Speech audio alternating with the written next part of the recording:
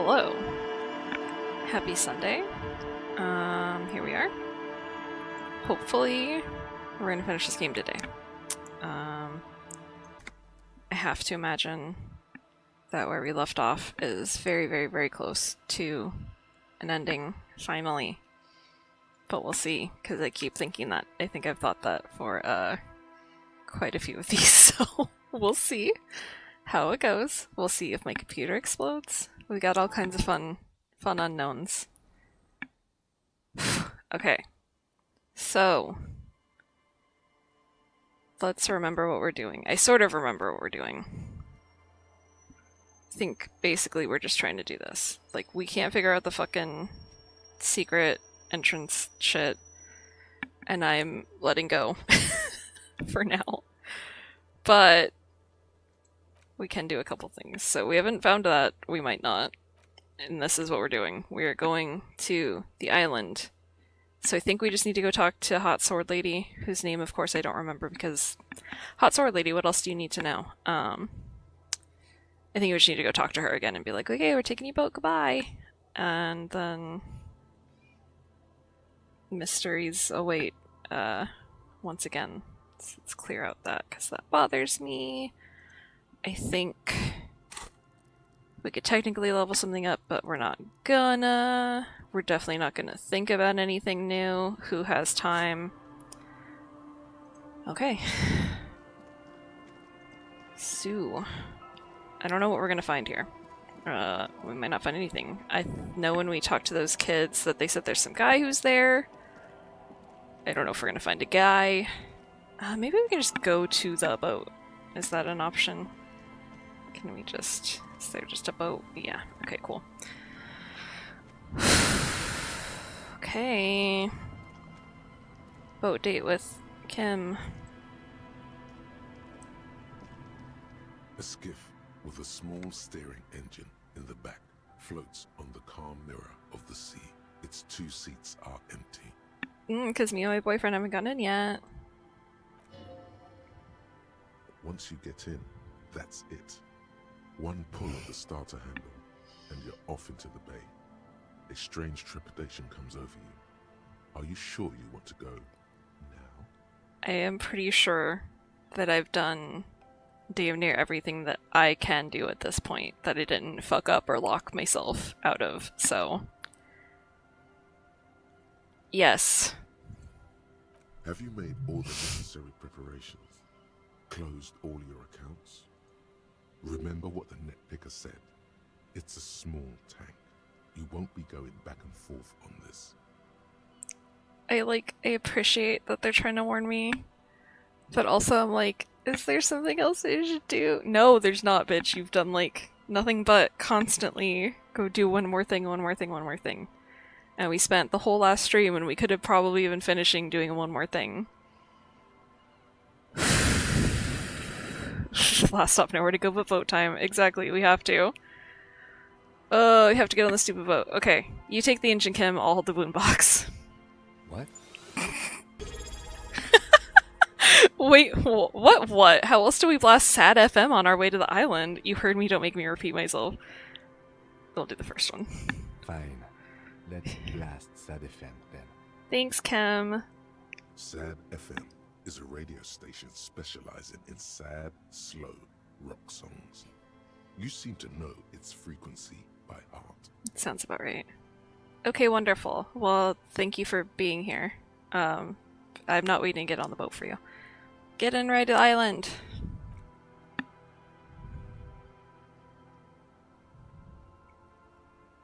Wow. It looks so cool.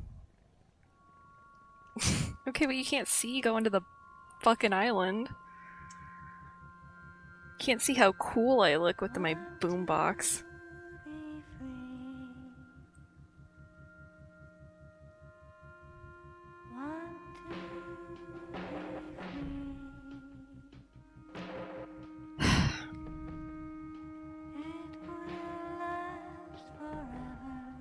Right now it's 100% me looking cool on a boat.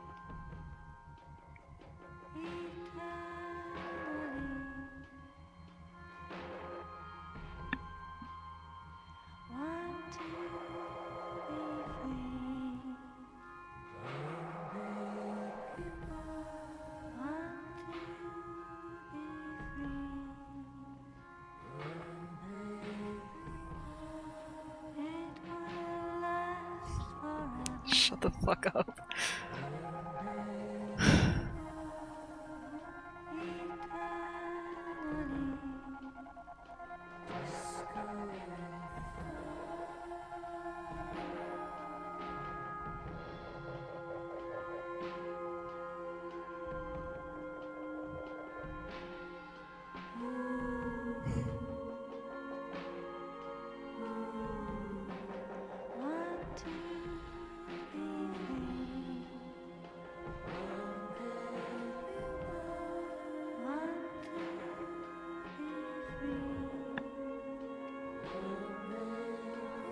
Really taking our time getting this island. Really getting cinematic here.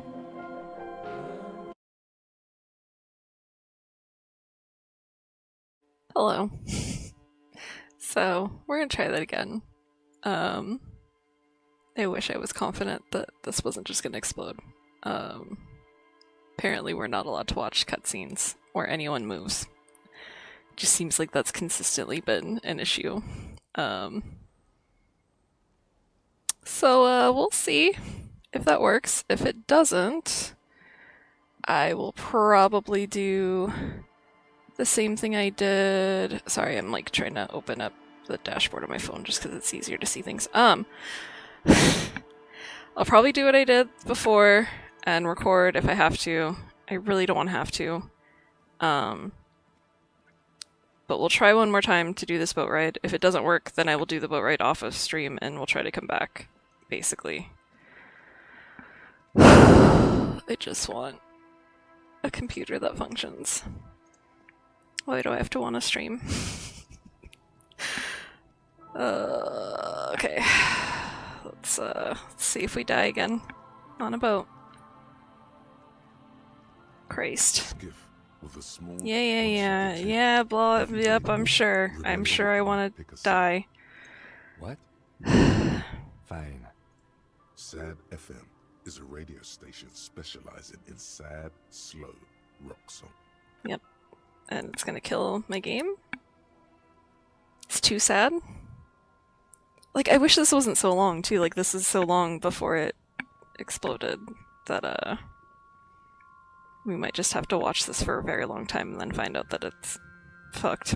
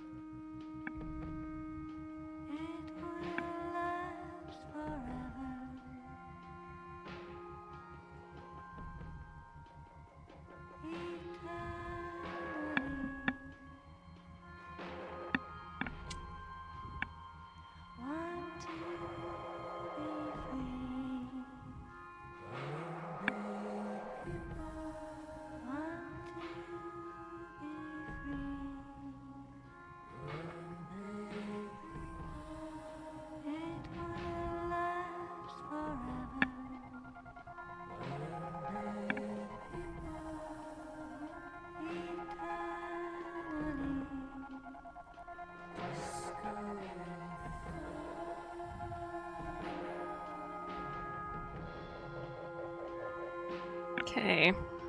We're still not as far as we were last time, so I don't know if I should relax or not.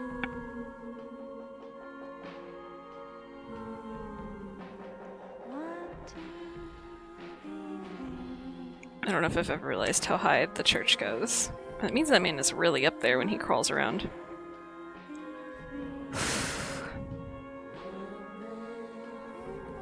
I don't know if anyone else remembers the man who crawls around in the church. We met him one time.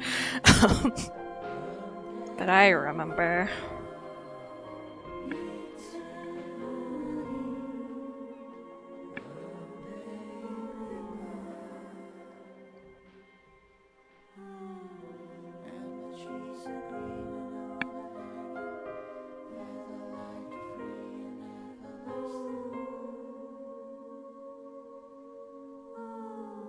Don't want to be overly optimistic, but I think we're doing it. Or at least better than we did last time.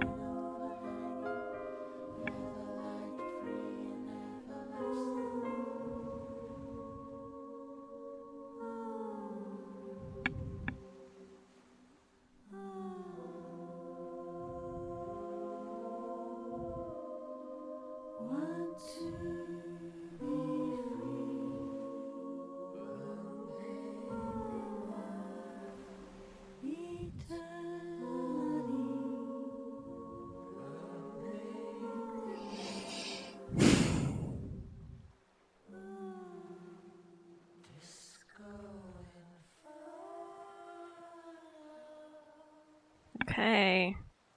Don't. The boat Okay. comes to a slow stop. The lieutenant turns the engine off. Then there's silence. Okay. We made it. It's all gonna be fine from now on. In the silence, a sputter of wings. A flock of quails takes off in the distance. Let's go. Okay. We didn't explode my laptop again. Can we save?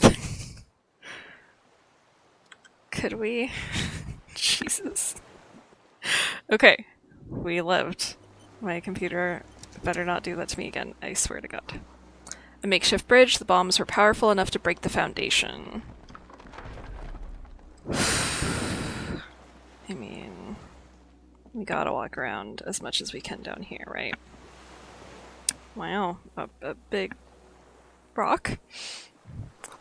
These tires are falling apart. They're at least 50 years old. Okay, I don't think I can walk further. Not really. Can I go up at all? No, doesn't seem to want to let me. Okay. Okay. Can I go to this? The rusted chain trails off into the ocean. Oh boy, I accidentally ran a little. I think all I can do is go up the stairs, but goddamn it, I'm gonna make sure.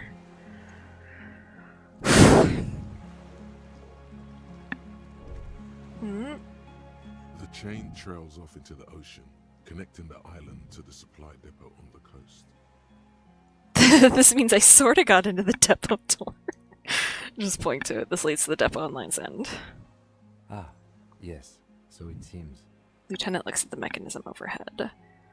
What do you think it was used for? For bringing munitions to the island, maybe? And supplies?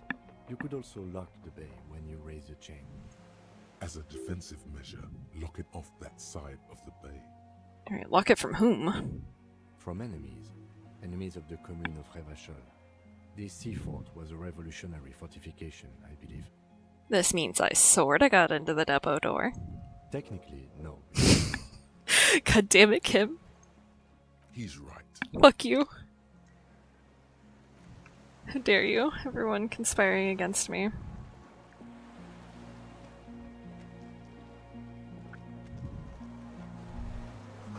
Some fuel has leaked out of the barrel, black viscous. There's a lingering trace of masnut in the air. Attention, inflammable. I feel like I saw something. Yeah, there. Thinking a lot of thinkies. The dry grass crackles under your feet as you stop. Far away, birds' wings touch the still surface of the sea. I don't know what that said, and it's probably fine. What is that flutter? The flock of quail departs, now more than 100 meters away. 102, 105. Underneath the flutter. On the islet, there is almost no wind, just the light movement of air through the reeds. Bulrushes swaying on the waterline. Long dried leaves chafing against each other. Like a silent orchestra tuning at the beginning of some major work. Of great importance to the few who attend. To the west? A silent hiss. Sea air moving through the needles of a pine tree. To the east?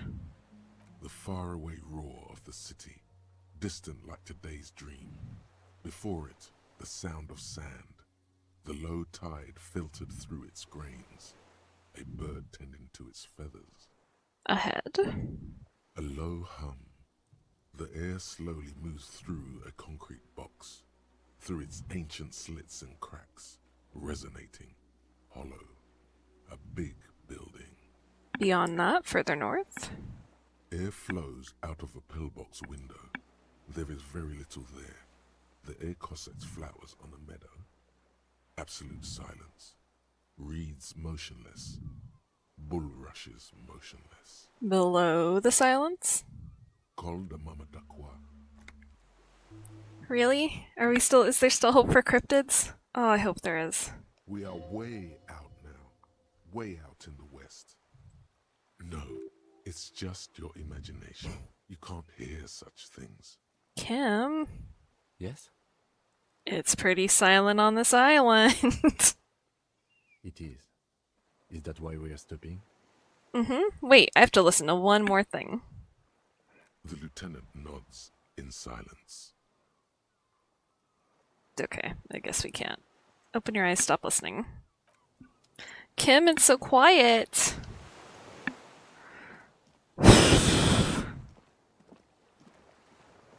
The little birch from the coin-operated viewer is still holding up. No way to get up there, the stairs are gone. Can we walk around anymore? Or does it just go in? We're thinking.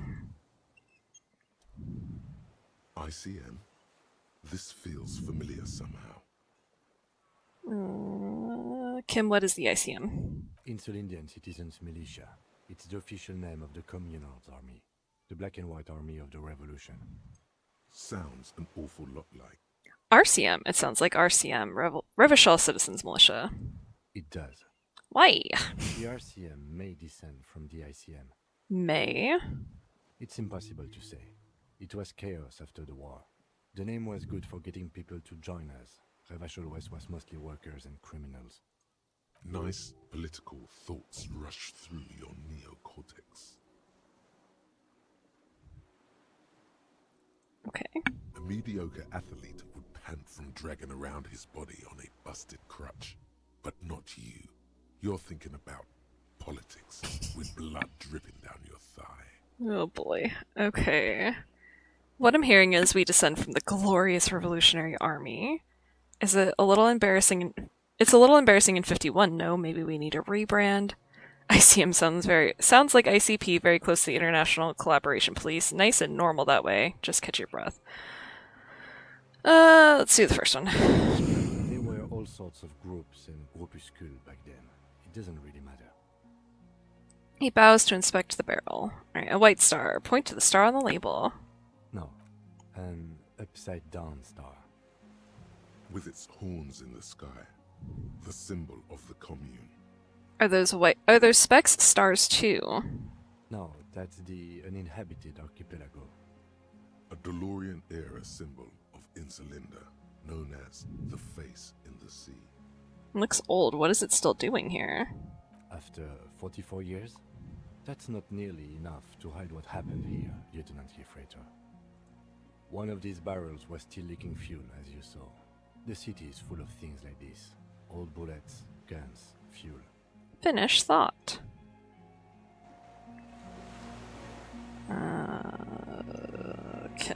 Can we go down there?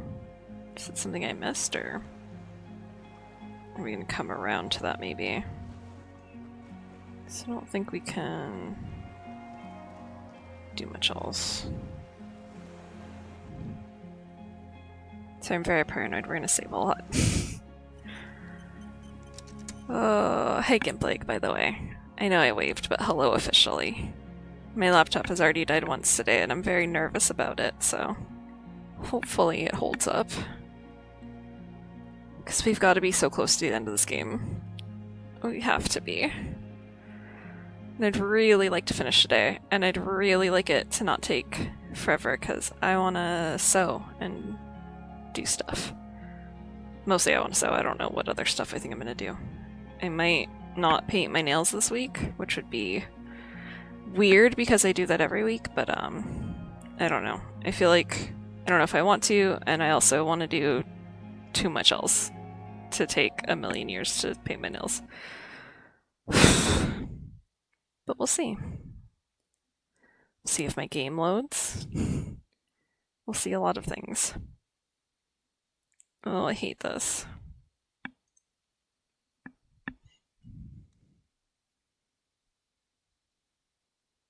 It's frozen.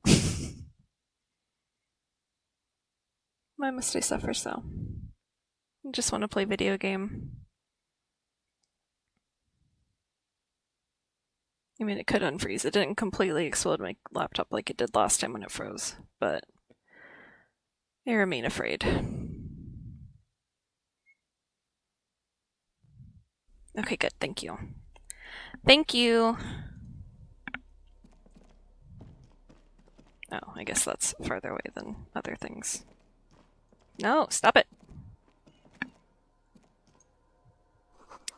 This was once an ornament rest. Oh god, there's too much to do. Twin cannons were attached to your medium distance, large caliber. An old cylindrical generator is nested above the ammo lift, with makeshift electrical wiring running out of its side and across the floor. The cables disappear into the wall to your right. The lieutenant puts his hand on the metal barrel, checking for warmth. It's cold now, but someone has been maintaining it. The wiring has been repaired. Wait, haven't you heard this before? Have I? Where do these wires lead? Downstairs, somewhere?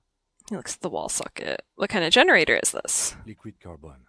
I would imagine it takes mazout. He points to the open fuel cap on the side of the dynamo. The kind that's favored by vagrants and fuel thieves. It's been a long winter. The lieutenant pauses. Something seems to be pecking at the edge of his concentration. He gives you a sideways look before adding, Long and cold. "There's no time to dwell on this moment. You've got to keep moving." Okay, tap on the side. A hollow ring. The canister is empty. Dust falls from the generator and down into the ammo lift. What does this mean? A generator here? I don't know. I'm not a philosopher. Fuck you, Kim. That is his idea of a joke. I love him. I love him so much.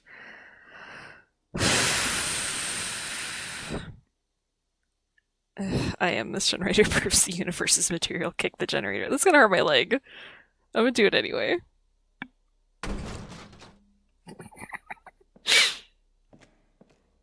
A small enemy.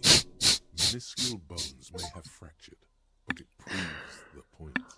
Oh god. Okay, ouch. Grab your wounded toe. He nods approvingly. He even smiles. Really? I mean, why is it here? Someone with basic electrical skills has restored it in order to keep the room warm. Maybe it's the fire guy. The fire guy. I feel like Twitch made a noise, but I don't know what it did, so we're gonna just pretend it's fine. The wind outside picks up suddenly, with a faint howl. Inside, it's warm. Leave. We have 2 skill points. I'm kind of like holding on to one in case I need something for something, but I feel like we might as well do something. What would we want to do?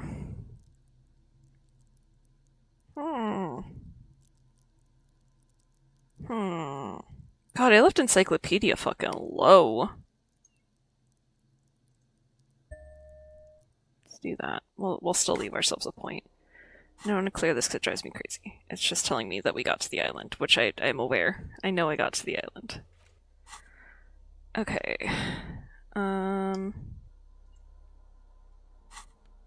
Let's put away our bag, even though it's my favorite.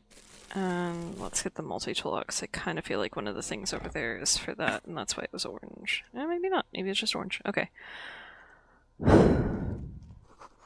Books, mostly fantastique and historical fiction.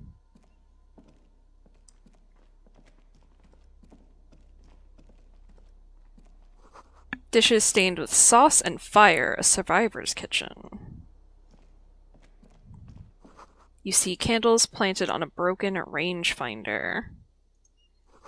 A moth-bitten bedsheet keeps the wind out. There's a greasy old spring mattress in the corner, resting on piles of soft cover books. White linen and a pillow are visible under a worn-out caracal blanket. Someone has been squatting here. The linen is fresh, recently washed. How recently?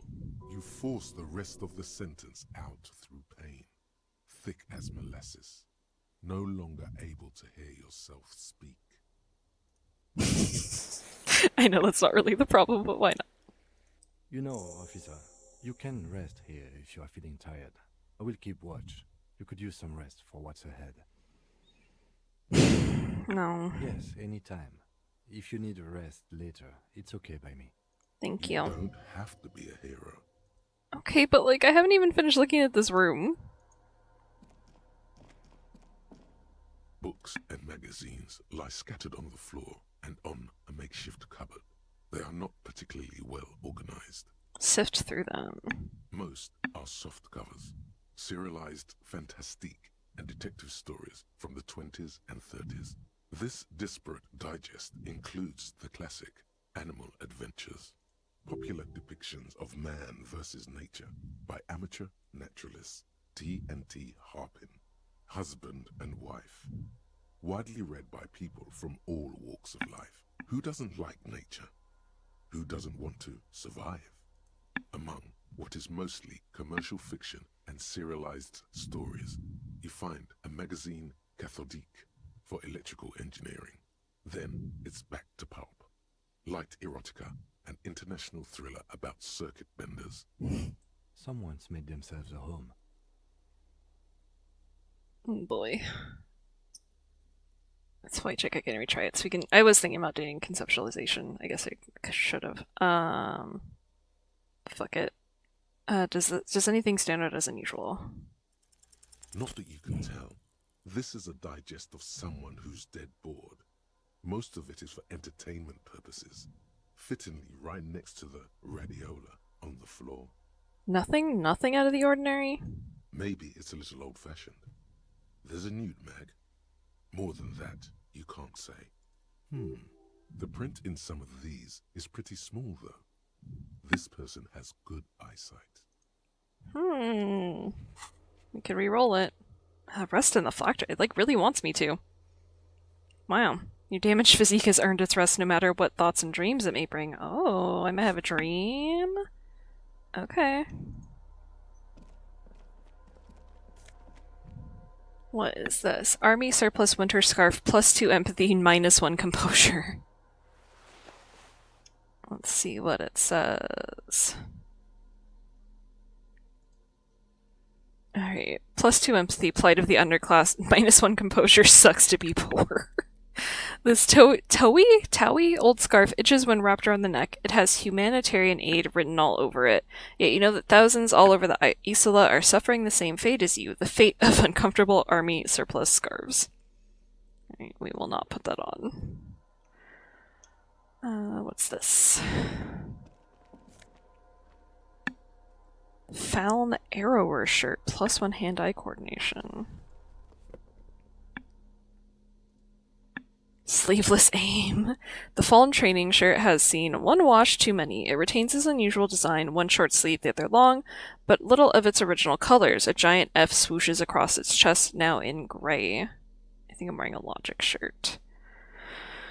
I think we will also leave that, even though I bet we look great in it. We'd have to take off our jacket to see. Wow. Wow, I'm so coordinated. That's actually like, I should get a set bonus. We'll stick to this though. Okay, let's go down here. And then there was stuff to the other side too. What are you? Magnesium. Magnesium and $1.15. Perfect. This great blast door must weigh over 10 tons. Rust peels off of it. Oh my god, there's so many places to go. Let's go back over here and see if we can finish out this side of the room at least.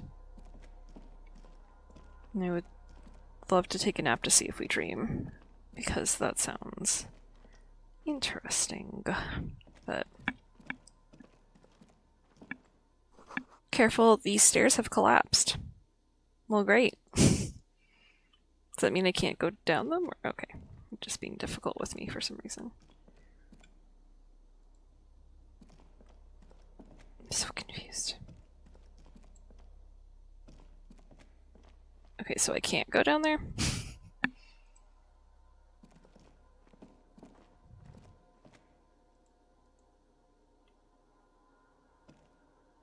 Okay, cool. It was just telling me they're broken stairs. Why didn't you just not put stairs there then, huh? How about that?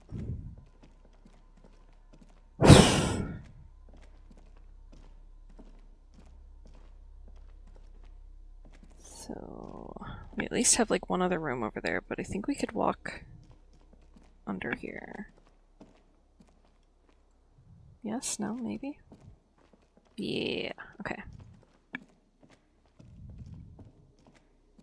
Green paint flicks off the monoblock aluminium cabinet. There are rows of switches on the front panel. A frequency band, Abby! and even a keyboard. Hello. I appreciate you lurking. I'm so excited. Okay, run your fingers across the keyboard. The keys rattle like teeth. This keyboard hasn't been functional in decades. Yeah, it did come back. I've been back for like a minute. We got to the island. We're in a weird bunker. We can take a nap, which we'll do in a little bit. I think technically you didn't miss much. But we're on the island. We're in a weird little bunker. Well, it's probably because it died horrifically and it just was like, you don't want to watch anymore. Whatever, we're here again. Everyone is here. Okay, keys rattle like teeth. Keyboard hasn't been functional in decades. What is this then? The console of an anti-computation device. The generator upstairs, with wires coming out. They terminate here. What does this console do? Urgence, ouvert, allumé, radiodiffusé. Sounds like this device was used to control the electronics here. Maybe it still does. J-pop.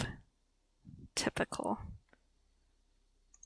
This device was used to control the electronics in the room. It could open doors, control lights, function as a radio computer.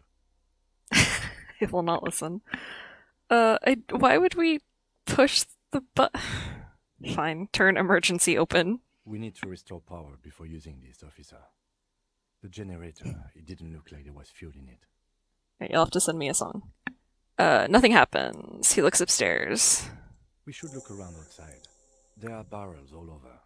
Maybe one of them still has something in it. He looks into the dim light to his right. The boat engine. We can get some from the boat, feeling that we could go back to the mainland and get some from...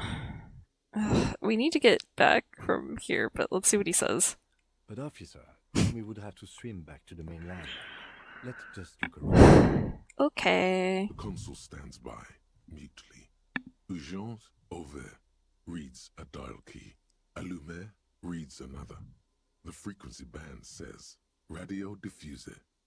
I mean, I think we already know nothing's gonna happen, but I have to push all the buttons. Nothing happens.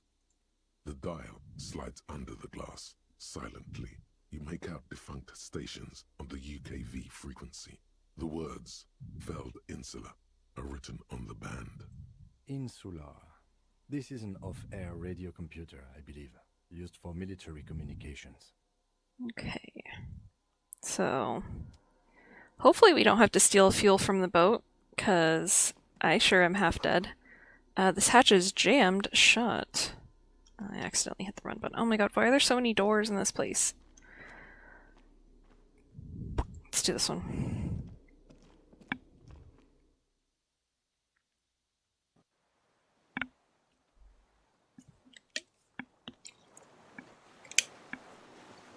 Sorry, I'm thirsty. Okay. A firing slit you can't see inside.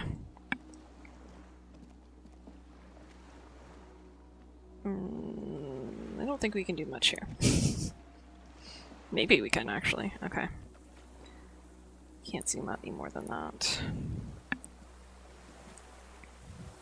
It must have been a direct hit to take out such a huge chunk. God, this island's gonna be like 3 more fucking hours a game, isn't it? The distant sound of cargo ships. Signal horns echo on the water.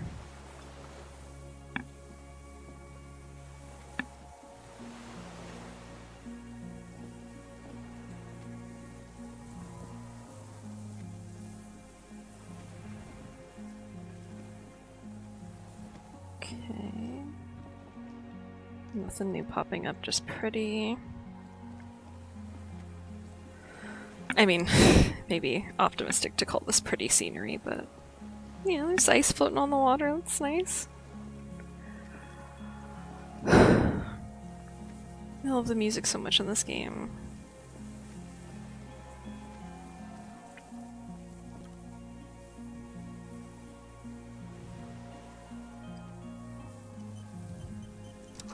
The winch is broken, rust has eaten what remains of the chain. Okay, so is that the end of what we can walk there? Seems like it. No, no, Yes. yeah, no. I was having a brain thought. Come on. A strange feeling looking at the water. Maybe you should just wander off into the sea. Leave it all and walk in. Buddy, we are at the end of this game. We're not walking in the sea. Perhaps there's someone there, under the water, waiting for you. Where it has always been. Why did thinking about someone being underwater heal my morale? This game's fucked up. Smelling of tutti frutti and betrayal. Just like all ex-wives smell like. Maybe you know it's going to hurt. But it's cold. Yes, cold and still. But love is warm, like the inside of her mouth. Why is this happening right now? No. Yes, yes, yes, yes. No, no, no. No, no. We're not starting with that. Not now. Not this time. This thought is over. Raise your sight. In the still mirror of the bay, you see Martinez, reflected.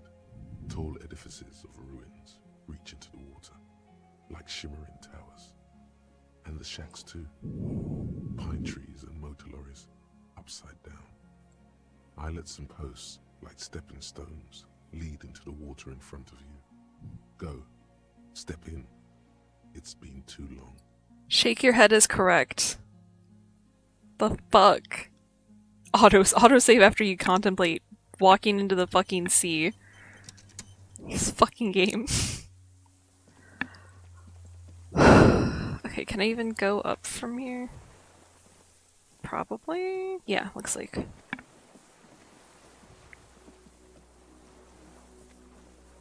I know this is just going to be telling me that I did something. Oh, no, it's not. It's technically new. Find fuel, then put in the generator upstairs to power the console to open the door. There could be fuel on the island tucked away somewhere. Explore, look around.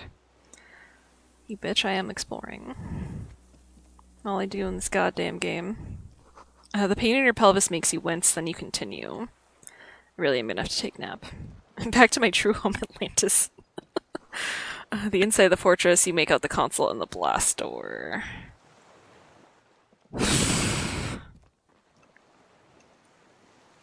Oh no, we're not accidentally hitting the run button. My body's gonna fall apart. The depot that supplied this chain is long gone from the coast. It's another bed. Is this place just covered in beds? There's a rain-soaked mattress on a concrete slab, only half covered by the crumbling roof. At the head of it, double embrasures, firing slits like 2 eyes in the wall. B triple prime. This looks like a good place to shoot from. Inspect the mattress. A single-person mattress, modern, civilian use. Brand name, Marjorie. There's a fuel stain on the cover, along with cigarette burns. And an empty can of beans on the ground next to it, filled to the brim with cigarette butts. Pick one out of the can.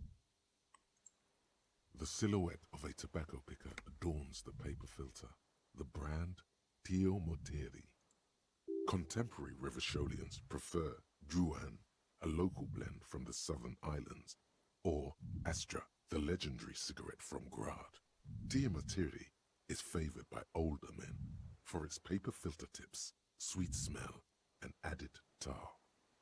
We're gonna find out that one of those two old men has been shooting people. I'm gonna freak out. I saw the same brand of cigarettes. It's Extinguish and Lens and... yeah, let's just say that one. Could be a coincidence. Or the same person has visited Lens and here. I didn't see any signs of smoking inside though. If people live there, they keep it tidy. This here may also be a smoking spot. Inspect the wall. There's a firing slit in the wall in front of you, like a little window. Touch the concrete first. Come on. Quite old and grimy from years without cleaning by anything other than the rain. Look through the hole in the concrete. The springs screech as you lean on the mattress and crane your neck to look out. Trepidation, a tingling feeling in your stomach. A small piece of Martinez coastline opens up in the square in front of you, like a tiny landscape painting. 1 kilometer across the water. The ruins look familiar. On the left. A towering skyscraper, its top floors shaved off by artillery fire. Capeside apartments. Rue de Saint-Gislain, 33A and 33B. On the right. The red chimney and collapsed back of the 4-story tenement in front of the Whirling in Rags. Rue de Saint-Gislain, 10. The doomed commercial area. And between the two. The box-shaped silhouette of the Whirling in Rags. Its sloped roof, a tiny fleck of light catches your eye on the rooftop. Sunlight reflecting off the upstairs window of Clausia's room. Motherfucker. What does that mean? Do you have line of sight to the window? More than that. Yeah, Kim, with a pair of binoculars, I would be able to see inside the room. A pair of binoculars? Or a scope of a rifle? You'd be prone, lying on a mattress, barrel resting on the embrasure. I think we have it. The origin of the shot. This is the sniper's nest. He pats you on the back, 3 small pats in a row. Oh, it's all I dream of, Kim, thank you. Affirmative. Why didn't we come here before? Why? We don't go everywhere in a 1,000-meter radius of the crime scene. That's not procedure. 6 people are dead, we could have prevented it. Don't beat yourself up, officer. We did not put guns in their hands or get them drunk. He looks north over the fortification, then adds. The lieutenant pauses. Regret comes over him. It made us both feel bad. We will make up for it. Here. I feel it. Could the shooter still be here? Where? On this island? He does not answer, just nods. With his back hunched, he looks around once more and says, he feels uncomfortable suddenly. We should move now. Okay, turn away. Should I go take a nap inside? Fuck.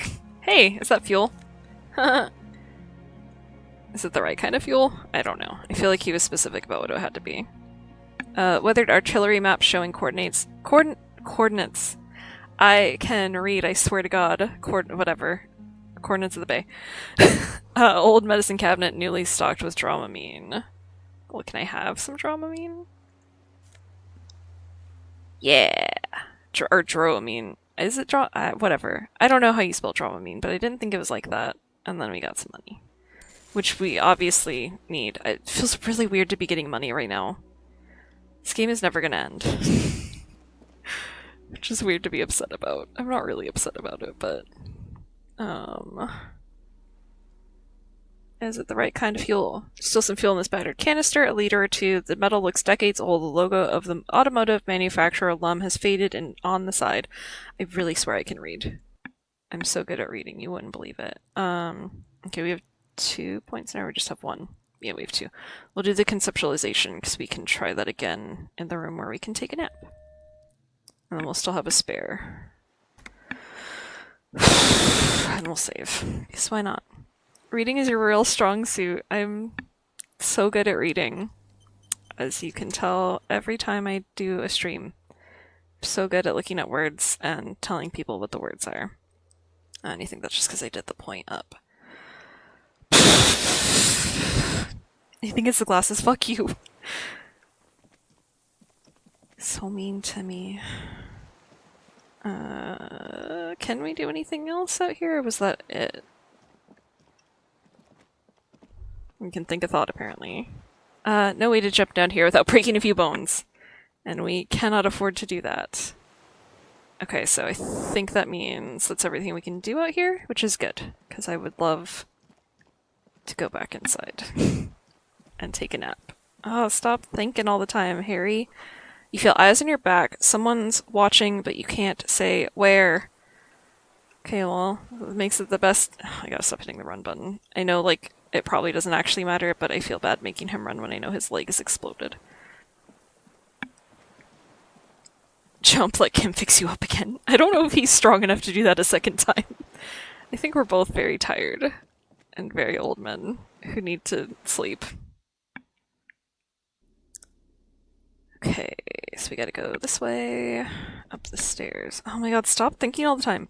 Water rushes below, far down below. Why this man gotta think all the time? Okay, so I think that's where we walked in. That's gonna be a whole thing. Let's do the conceptualization thing again, and then let's see what taking a nap does for us. I'm very curious. We'll save before the nap in case that's fucked up. Yes? Oh, no, I don't. I hate to say I didn't want to talk to you, Kim, but I was not trying to talk to you. Soft covers, serialized fantastique, and detective stories. Oh yes, under the bed, there is a rather extensive collection of critical theory, that is, dour, life non-affirming left-wing literature, published by small imprints such as Abattoir Firm and Ouzia. It's not exactly like reading. God. Look, Kim, powerful communist theory, rigorous and truthful. Look, Kim, deranged commie ranting. Look, Kim, downbeat dribble for people who can't get shit done. Look, Kim, a book, left wing. I have no comments, do you?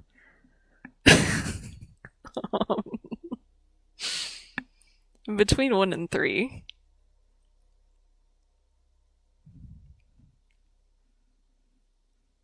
Let's do 3 just to be an asshole. Ouzia. I agree. Humanitarian sciences. It stands out. Not a lot of critical theory around in Ravachol West. Your incendiary remark has failed to provoke him. Good, because that was stupid. Wasn't there some in the communist student's room? A student in the apartment building... I can't read. A student in the apartment building seemed to have some as well. Well, yes. That one student did. Mm-hmm. The little books seem inconsequential next to the big pile of frivolous entertainment covering them. Critical theory books. What do you think this means? Again, I am not a philosopher, but whoever has lived here, they have some education and a certain set of interests. My glasses are driving me crazy. I don't know why. Interesting. Interesting. Okay, so we got like almost nothing from that, but it's fine. We're gonna save. And then we're gonna have a little sleepy sleep before we do anything else, because it seemed like it really wanted us to do that. It literally became a task. Greasy old spring mattress lies in the corner. Fresh linen under the heavy caracal cover. Can't remove the glasses, you'll lose your reading buff. I like really will though. Like, I am nearsighted, and technically I can read, but we're not making this any harder than it needs to be. I can't put them back on over my headphones. I'm falling apart.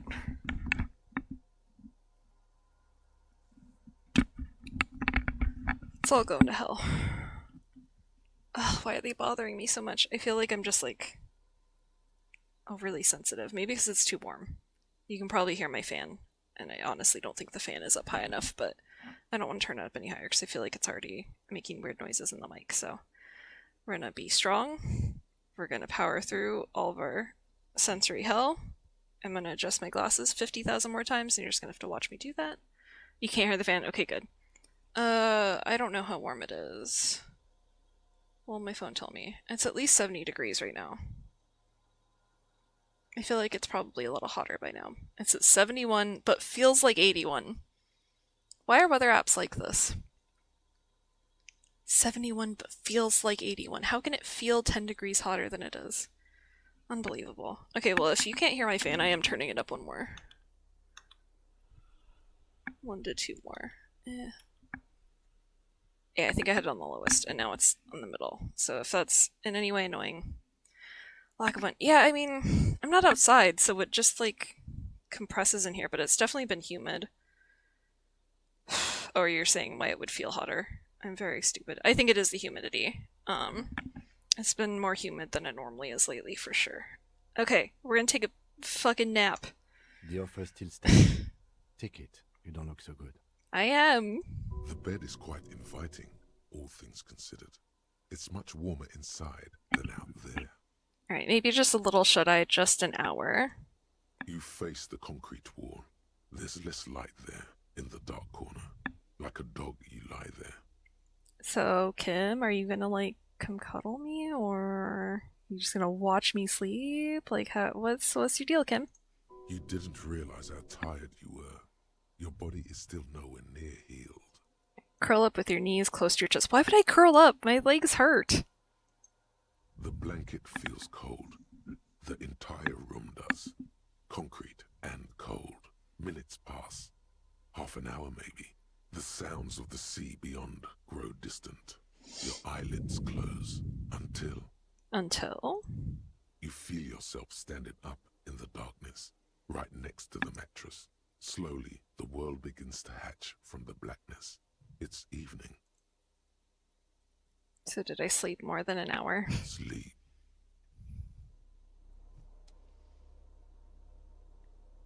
Kim, where you go? Kim?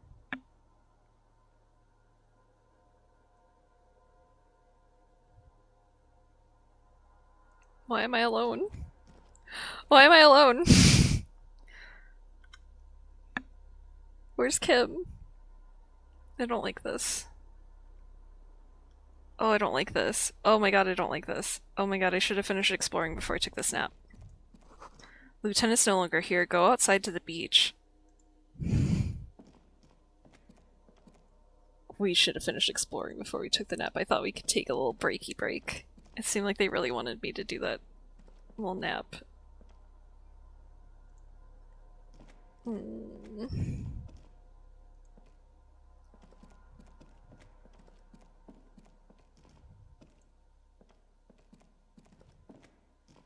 Where the fuck is the door? Wasn't there a door there? Because we can go back out through the bottom, but like we walked in through up here. Should not have taken a nap. He better not be. You're such an asshole. He better not be kidnapped. Don't toy with me.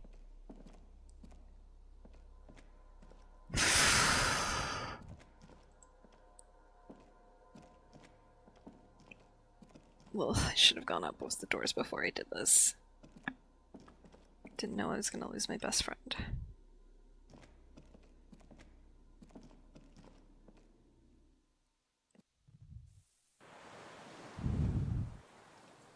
It's gonna be like, not this beach. You have to go the other way. Ugh. Where has he gone? Go down to the chain, there's something there.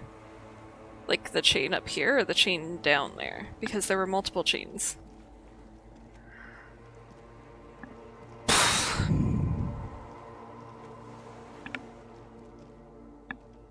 I feel like it's probably trying to tell me to go to the other one. Now do it, walk into the water. God damn it, no. Why does this game want me to walk into the fucking sea? Oh my god, can I?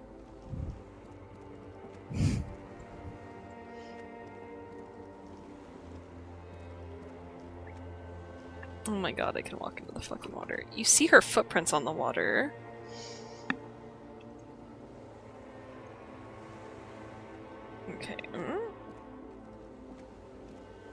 Oh god. Oh god, there was a whole area I didn't go to, apparently. Dolores Day, the innocence of humanism, internationalism, and the welfare state turns around to face you. She has an airship airbag in her hand. She seems to be in a hurry.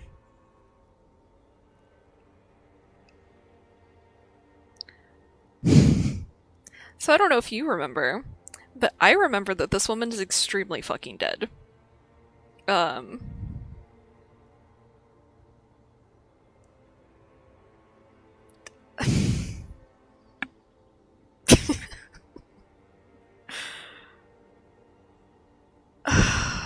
Okay, fine, it's fine, whatever. It's Dolores Day who's been dead for like at least 100 years, if I'm remembering correctly. It's fine. Who fucking cares? That's normal. Okay, don't say you need to talk right away. Melt the ice first. This way you're already talking. Like, are we still asleep? Are we having a dream? We could be having a dream. This could not be happening. You know, this place will become your tomb. I mean, that is the entire fucking game.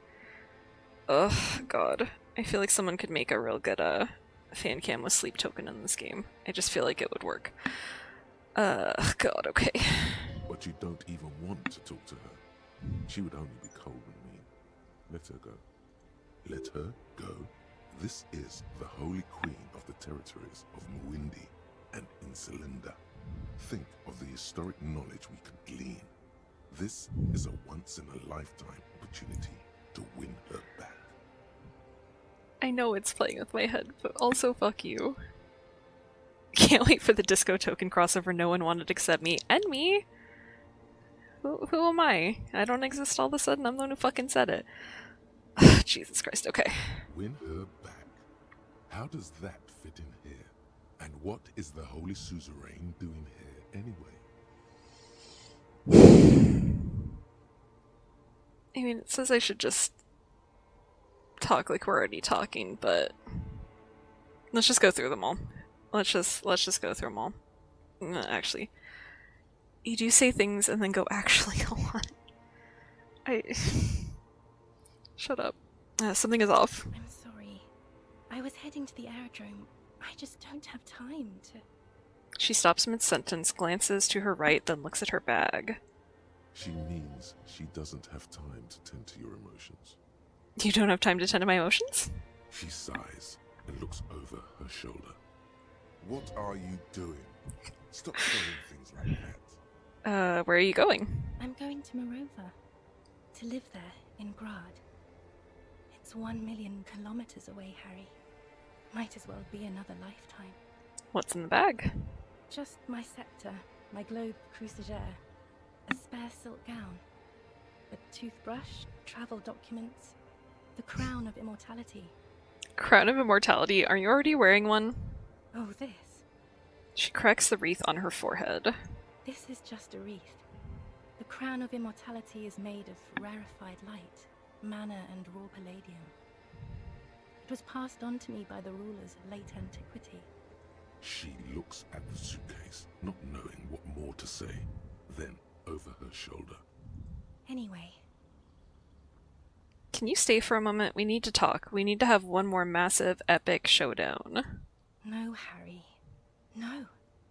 I don't want a massive, epic showdown. I want to go to the aerodrome. I have tickets for the 10:20 flight to Morova. Really. She looks at you plaintively.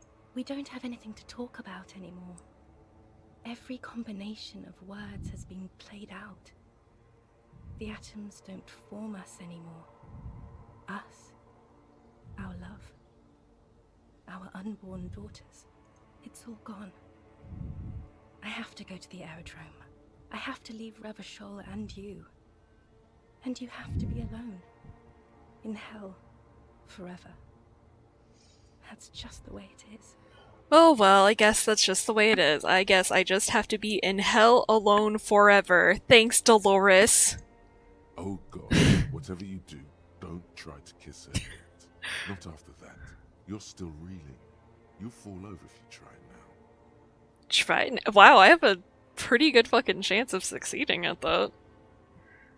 I will believe him. Ooh, yeah, we are gonna give her that figure. Okay, but that's not a very good way for things to be.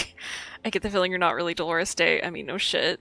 I know you still love me, which we have a really great chance of succeeding at, which I don't necessarily think it's gonna be good to succeed at, but, like, we could succeed at. I've taken responsibility for my actions now. I'm a new man, weighty and normal. They brought you this figurine, we're definitely giving her that. But you said I have a vast soul, and you will always come back to it. Mass murderer, you're not even human, don't go. Won't you fall for her? I mean, I'm apparently literally gonna fall over for her, which is not the most romantic thing you can do.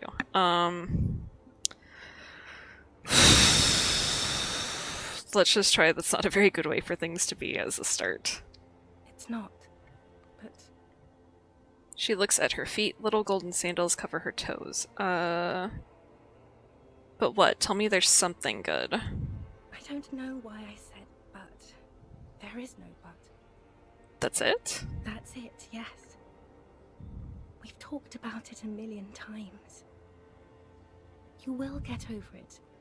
Just like I did. People do. Things will get good for you again. I mean, I have met Kim now, and Kim's definitely better than you. Where in hell?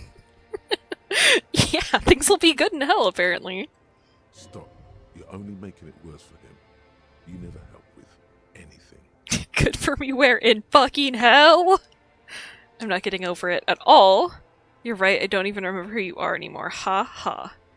Maybe I think I've reached the end of the investigation. And the first one's really funny. But I don't know if it's a good idea to yell that. It's either the first one or the last one, which is like two ends of a fucking spectrum, isn't it? What do you think? How deranged should we be? I'm gonna drink some water and wait like 2 seconds and then make a decision.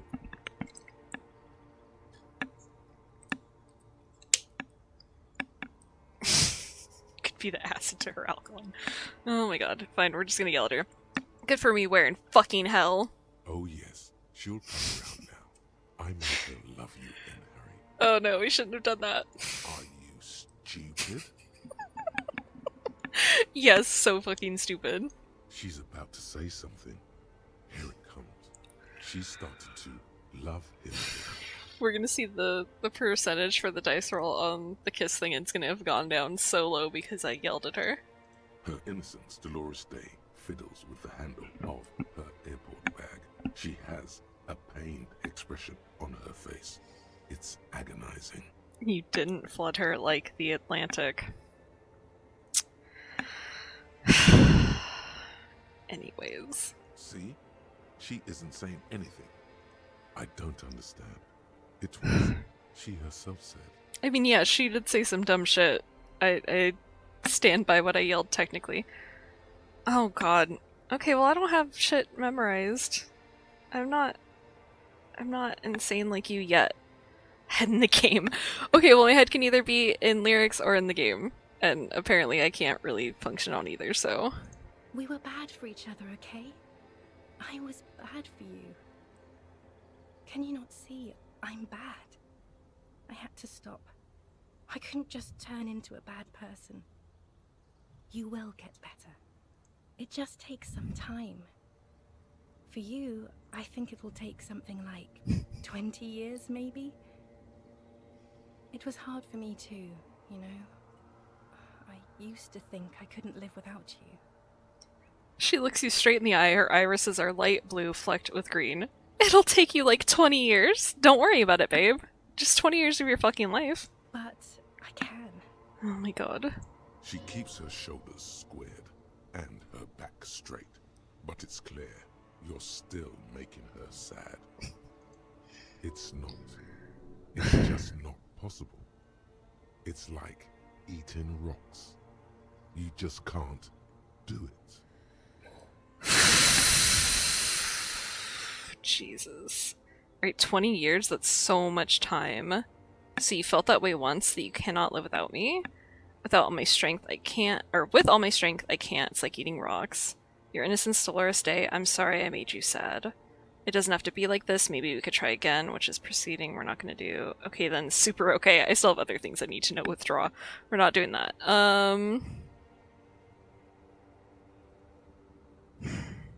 Let's tell her we're sorry we made her sad. It's okay. It's not okay. Can we just run through all of them then?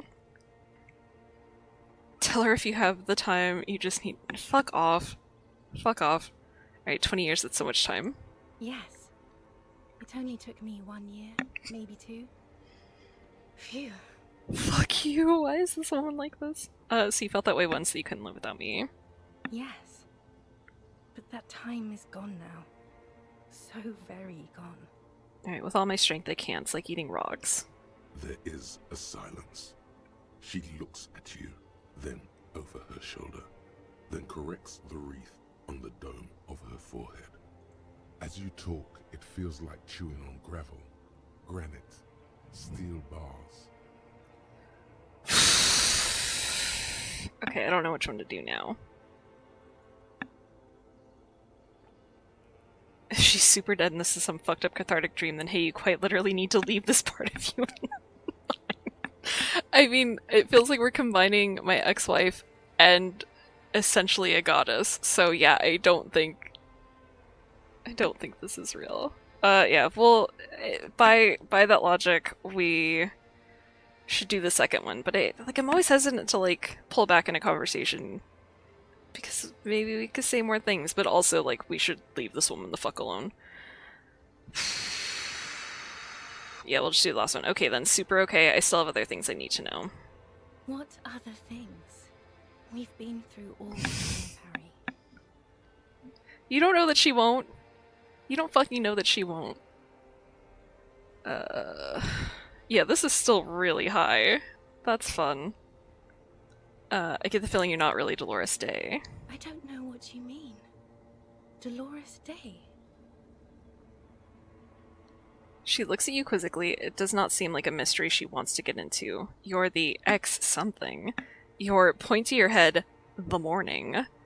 You're just an evil ape. We're all just evil apes. On second thought, you're Dolores Day, Queen Regnant? Weird. Queen Regnant of the territories of Mundi and Insulinde and nothing else. Well, I'm glad you're having fun. You piece of shit. God damn it. I'm trying to have a serious moment with the figment of my ex-wife, and you do this to me? Okay. You really like how dramatic the second one is. The morning? I don't understand. Like, maybe it's a little harsh, but it's too late. I can't take it back. No, I meant mourning. I'm grieving, but you're not even dead. Oh my god, Harry, stop. I don't want to hear anything about the morning. Mourning someone who's still alive. Any of that. Cannot stop making this woman sad. Now you commit to words. Well, you're not gonna feel better if I'm like, just kidding. I can't do that anymore. I'm not 80 years old, I'm 32. People my age are not supposed to mourn. She breathes out. It sounds more angry than a sigh. What? You can mourn anytime. It's not an age-specific issue.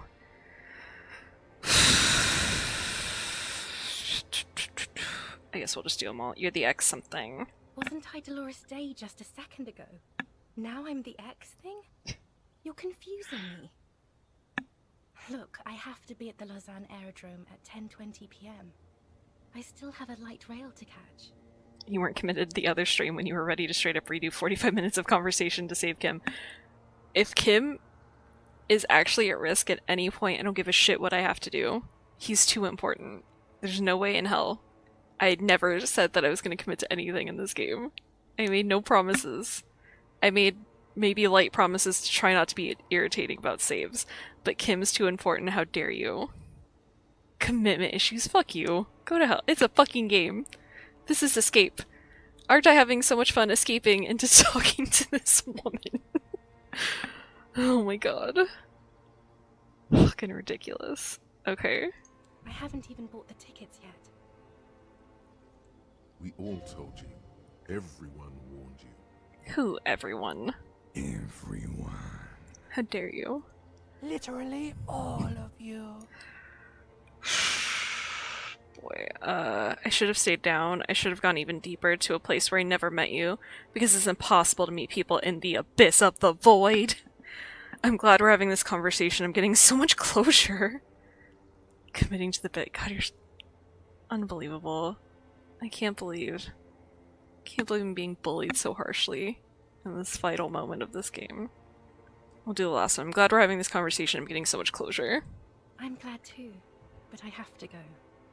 My friends are waiting for me on the platform. I can't let them wait. It's impolite. You're being impolite to me. What? You know what's impolite? Cause consigning a lieutenant detective of the Revachol Citizens Militia to eternal damnation. Cool, your friends. Say hi to your friends for me then. This is so grotesque. Say nothing, just look at her.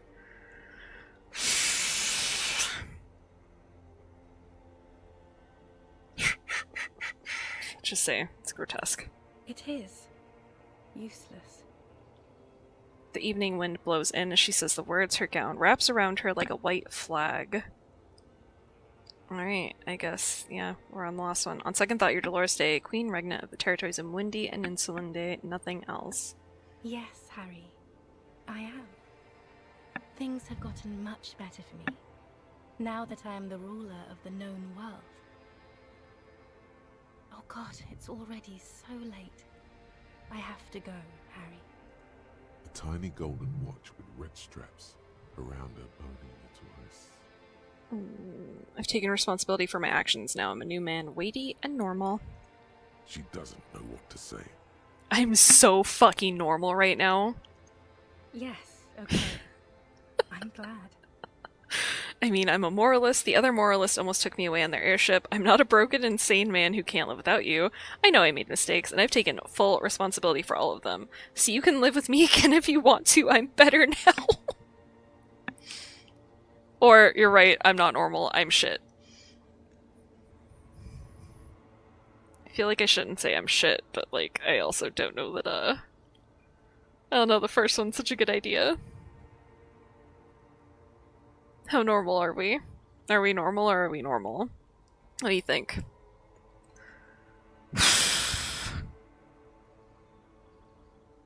God. I love telling someone I can totally live without you, which is why you should totally live with me. That's great logic, Harry. What's it with guys named Harry going to fucked up towns and then delving even deeper into their own psychosis?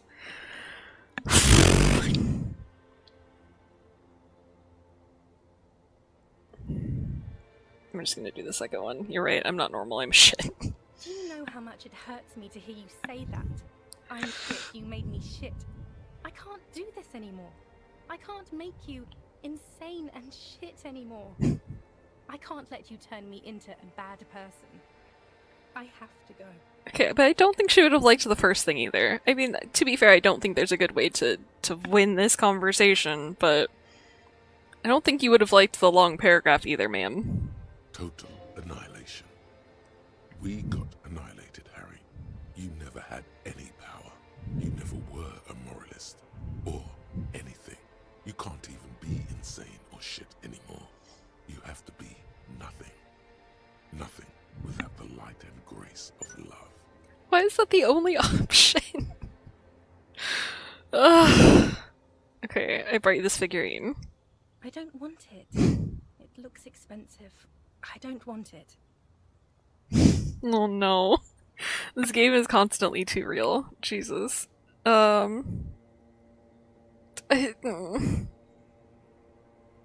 is a bad thing to say, but we're saying it. I thought you liked figurines. I thought the figurines were for getting you back. That's not what figurines do, Harry. You're telling me if I brought you an anime figurine, you wouldn't get back with me, babe. Come on. Get it together. But then the figurines don't do anything. She looks at the headless found rider between your fingers and doesn't know what to say. The figurines don't do anything? Anything at all? But I thought the historic figure she had She liked war games and figurines? Yes, I thought it would be good. A form of communication where words have failed. Yes. I'd get with someone for an ages statue. Oh god, well I hope you get your pre-order thing. It was a good idea, but she felt obliged by the headless phone rider to give you things in return.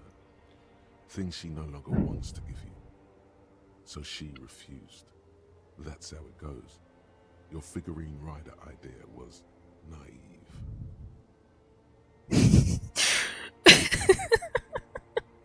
Thank god. Finally. Bully Squad can be like in proper order. I don't have to suffer so much anymore. Unbelievable.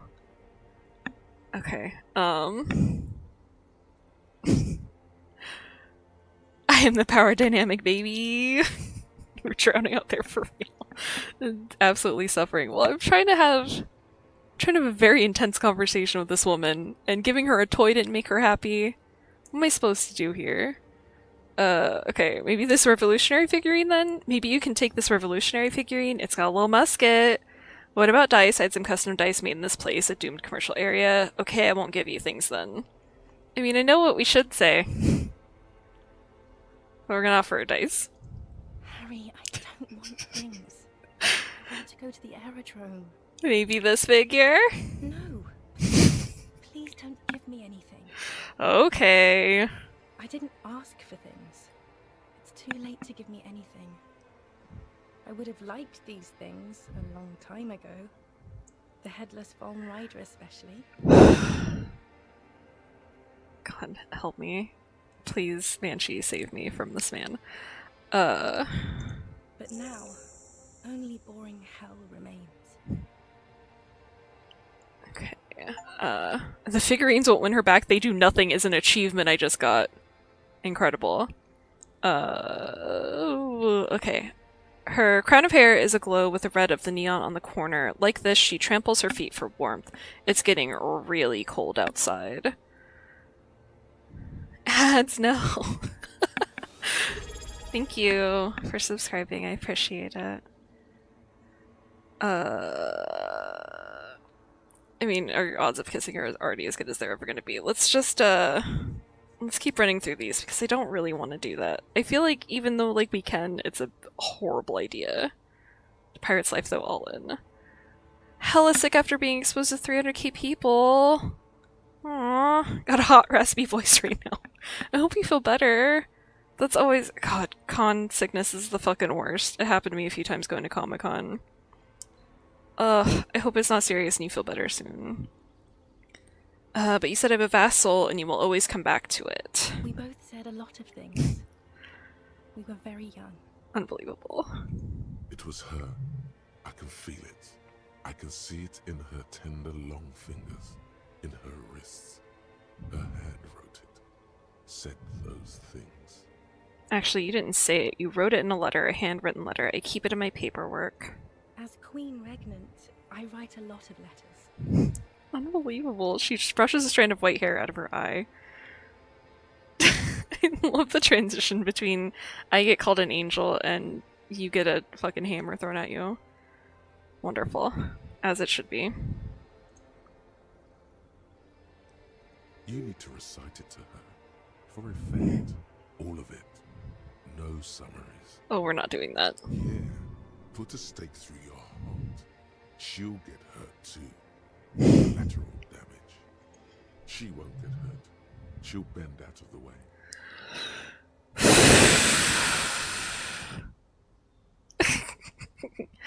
Alright, we're not reading her this letter. We're not doing that.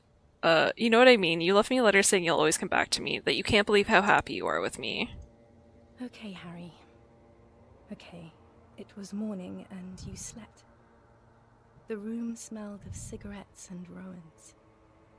There was hoarfrost on the ground when I left. It was autumn, the first one we had together. But you have to understand, it was 1,000,000 years ago. No, it was 100 million years ago. I was someone else then. filled to the brim with love for you, hanging on your every word. Oh, Harry, you were the coolest. But I am no longer that person.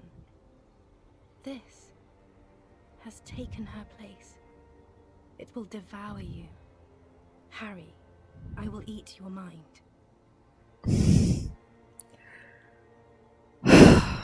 The light of the video rental shines through her dress now. A DeLorean figure, cut in black, moves below. It's still her. Her legs, her breasts, her hips. We are gonna absolutely focus on the most important thing of what she said, which I was cool. But can't you turn back to the person you were? I can see her in you under the gown and that wreath. Voyager Road, I know that place, where is it? What now? What happens now? Glad you're having fun. I was cool. The coolest. With your leather jacket and your boot-cut pants.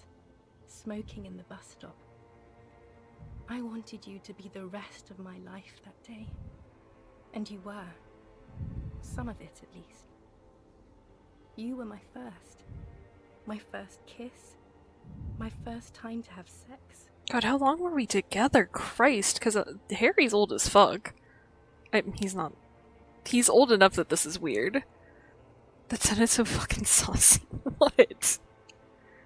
What did I say? Not you being in a good mood, how do I change that? I'm sure we can figure that out together. God, okay. The first and worst time I fell in love. I will always have that with me. It's a fact. But that is all it is. It's like a ticket stub, Harry. It doesn't do anything anymore. Unbelievable. Alright, a ticket stub. Yes, let's talk about that too. Let's bring it up, the zoo. In Le Jardin, the day we went east of the river. To the aquarium first. I was sad about my mother. I don't even know why. The shimmer of the fish tank on my face. The octopuses. Although I'm in my post-event life is good time to rebrand who I am era again. We love to see it. Damn, this is the 17th rebrand this month. Don't be fucking rude to her. How dare you? It was just a day then, but to think. Were we there now, you could touch my hair, kiss me. Talk to me about anything, go virtually anywhere in the world. Not like now. Now our interactions are limited to pain and regret.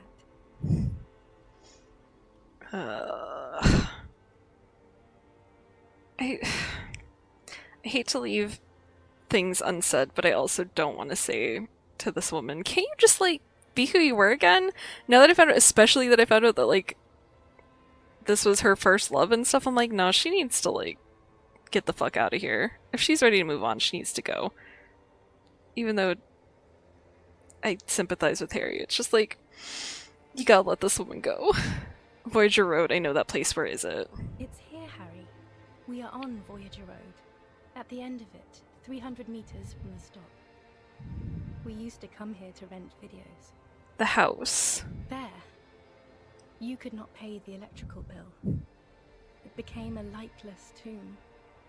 The years you spent training for the militia, my parents' money, it was not good. Surely the alcohol didn't help either.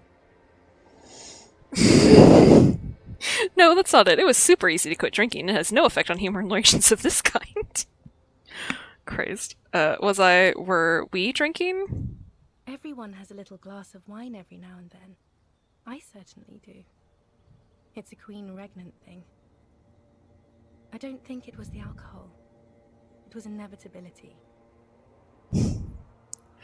Oh my god. Okay, yeah, I don't want to say that to her, even though I don't want to not say things, but we're just gonna move on. What now? What happens now? What is the next thing we talk about? Is there really anything left? If not, we can always repeat one of the things we have already talked about. Talk about it again. If you do not feel like doing that, you should let me go to the aerodrome. Okay. You guys have to help me decide if we should kiss her or not. I think it's a bad idea.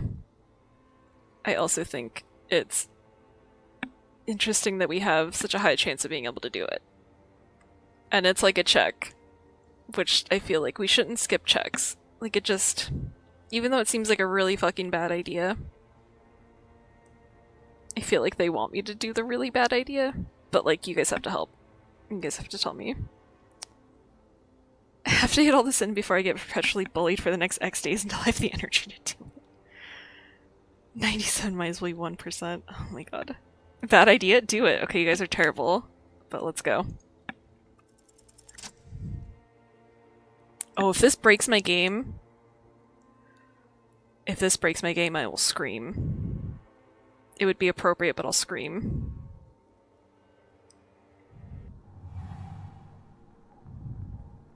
With your feet trembling from the steps you took, tepid and fearful, you stand against her, her body close to you, radiating warmth. With your eyes closed, you move your lips on her mouth. She is not kissing you back. But I succeeded! This was not about failure or success. This was always going to be horror. I should not have suggested it, and you should not have listened to me. I feel like the game knew that it was gonna make me do that and it was gonna be terrible, and I feel like that's very hurtful. Oh my god, I have to allow that. Apparently kissing us is inappropriate to my fucking auto mod. Held for sex-based terms, kissing. Not me being auto modded. Did I let it go through? Okay, I think it worked. Ugh. I guess my mod is very strict. I should get a real mod one day, but I'm not really doing this often enough. Okay, well, yeah, we made a horrible mistake, which anyone could have guessed was a horrible mistake, but... Okay, I feel her breath. Her chest rising like a pillow, warm exhalations against the side of your mouth, her tender soul moving through her lungs. Hidden, distant, kept safe from you. Her cheek against mine. Feels like soft fuzz, a bird covered in down feathers, brushing against your broken capillaries. Oh my god, my automod really does not want to allow speaking about kissing. That's hilarious. Oh my god, okay.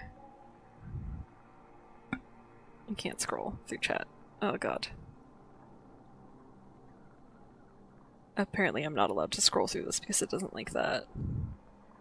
No, it's too real and you made him do that. Is this what it's like to be a man and I didn't even consider if she'd kiss us back? Yeah, apparently you can't talk about kissing. Kissing is banned from my chat. So disgusting that you would talk about such things. I don't know how to make my auto mod not that dramatic, but we'll work on it.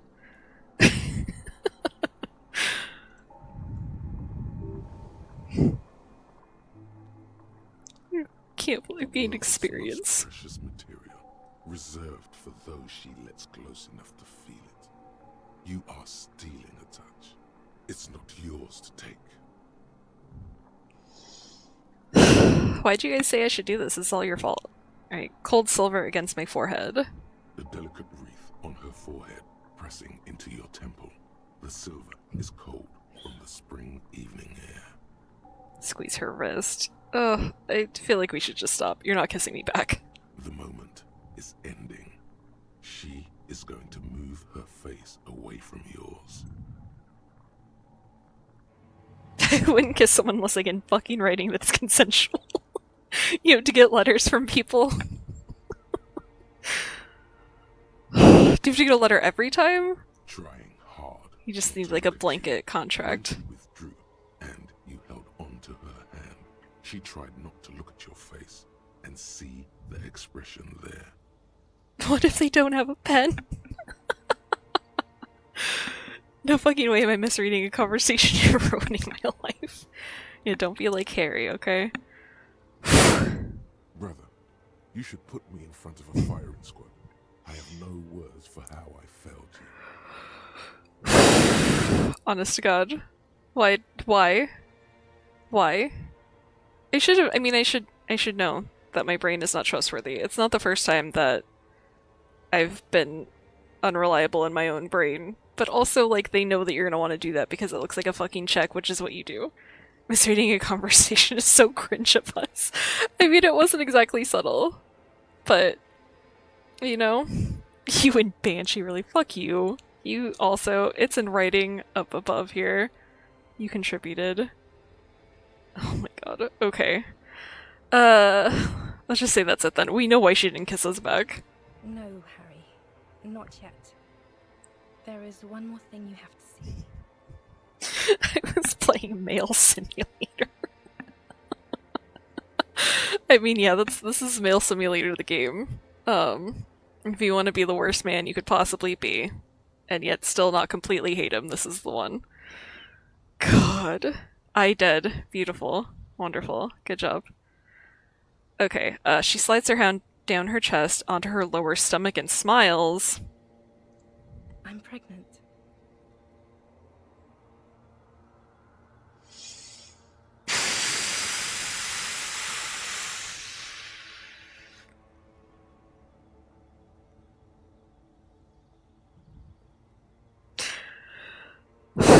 Is it mine? Of course not. She looks down at her belly, then up to your old eyes. I wanted yours. Don't you remember? You poor fuck.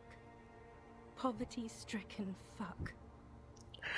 Look, I mean, your body, your choice, but you don't have to be this mean to me about it, Jesus. Now, go ahead.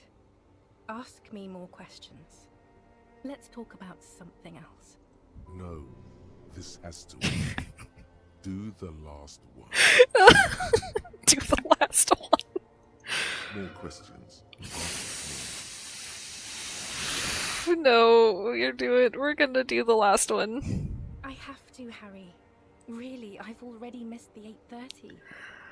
I'm gonna go now. I was wrong. You don't have power over her anymore. You shouldn't have said that. I am wrong about everything. You should go on without me. Okay, I love when it does this. Every once in a while, what gets put here is not what that man reads. You have sworn a holy oath, Harry. She herself begged you not to let her go.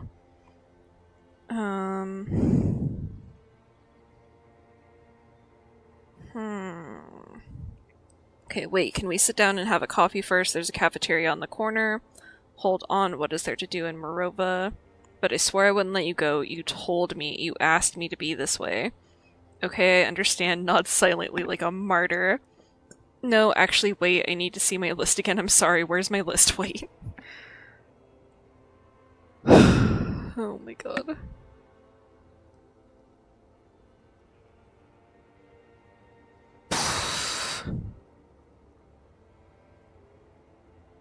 Let's just do the second one. Light, life, culture.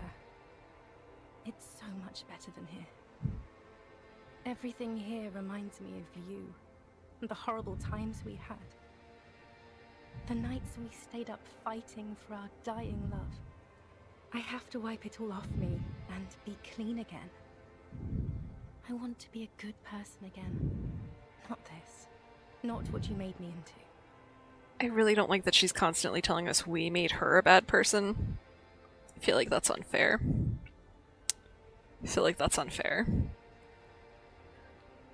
Alright, I swear I wouldn't let you go. You told me. Is she actually gaslighting us? I mean, like, I know Harry's not a good person. Like, he obviously is not a good person. And I feel like he's only recently, since I've been in charge, been trying. But, like, that just isn't ever fair. Like, it's always a two-way street in a relationship. And I don't think this woman can... I mean, and the problem also is that this is definitely in his head.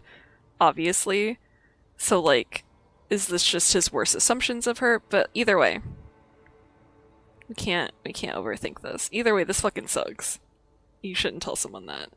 She's quite literally weaponized this man's guilt to ensure he's wholly wrong in this situation. And, like, we have been this dude. He already, like, thinks so little of himself that you can't tell him things like that. That's kind of shitty. I know it's instead of it yet. Like, I mean, because this could be real conversations they had, to at least some extent. Okay. That was someone else. I betrayed her, overwrote her, and I'm happier for it. And I'm really going now. The time is up. I must be on the 10:20 flight.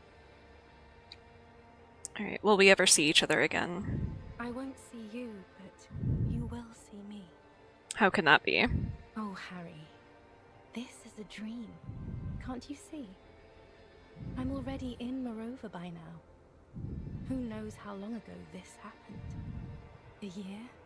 2? 5 years ago? Hope your 1020 flight gets lost again. Alright, how will I see you again then? Right here, tomorrow night. Once this dream starts happening, it keeps happening. 3 times a week, at least. And Harry, it really, really looks like it started happening again. There's the video rental. I'm suffocatingly beautiful and young. And I smell of tutti frutti chewing gum, like I did that time when I asked you for forgiveness, after leaving you the first time, so long ago. But this is intolerably bad. Oh yes, this is real darkness. It's not death, or war, or child molestation. Real darkness has love for a face. The first death is in the heart, Harry. What? See you tomorrow. Oh god, if the game breaks, it always breaks a shit like this. Please don't break. Is this lady okay? I don't think anyone is okay in this game. I feel like Kim is the most okay person, and he's not that particularly okay. Okay, we're gonna save. Yeah, that was such a weird sentence. Quick. How was your sleep? Let's solve the fucking case. My sleep was deep and invigorating. Try to cover up the blood seeping out with your hand. Actually, it was total annihilation, Kim. Swallow the blood and conclude. Let's comb the entire island, centimeter by centimeter. That's the next step in the task chain. Just spit out the blood and get back to work. You're badass like that.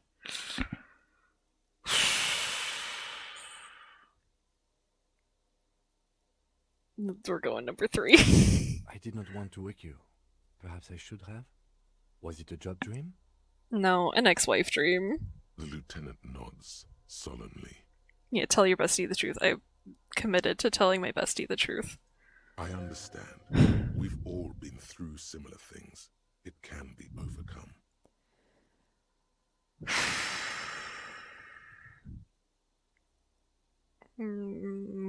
I guess this one. Swallow the blood and conclude. Okay. He's still worried. You must have threshed and squealed in your sleep. Okay. We're gonna save the game. I don't think you've been through a Dolores bestie, but sure. We're gonna save. I know I wasn't badass. Honestly, I should have spit out the blood and not swallowed it, but also seemed very dramatic. I'm going to take a quick break. Because I have to pee. Okay, bye.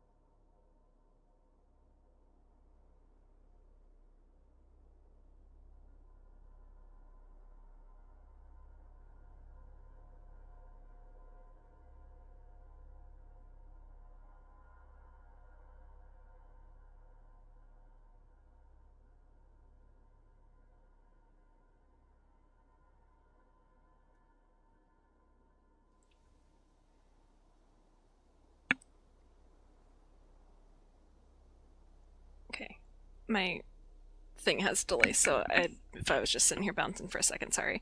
I totally forgot to pause the game. I should have done that. But, it's fine. It probably didn't pass that much time. We'll find out. Well, why'd I sit like this? I can't ever just sit like a normal person. Okay. Yep. So that was fun. That was a good time. It was really fun for everybody. Time to go look at this door and see if it opens. You see a small metal door nested inside a larger one. A heavy steel blast door. There is a conventional keyhole above the handle. It's very small. Okay, what's on the other side? Another part of the island, probably. The lock looks like it could still be usable. Alright, how do we open it? Maybe this is one of the doors we don't open? He looks at the door, then at its bigger brother, then at the lock. He's right. It would be better to open its big brother. A powerful engine hangs under the ceiling. We must control the blast door. Alright, you're right, we open the big one. Do you see controls anywhere? No, this isn't one more door, we're opening it. I find us not opening it highly unlikely. Sure, you're right, we won't open it. I find us not opening it highly unlikely. Alright, I retract my statement. It was naive. Let's look around and get it open. Okay. So we can try that fuel and see if it works. Alright, large blaster box your path forward, have to get it open. Find fuel, we might have found some. Okay. Oh, no, it's doing it because I finished something. Okay. Let's see if it's the right fuel.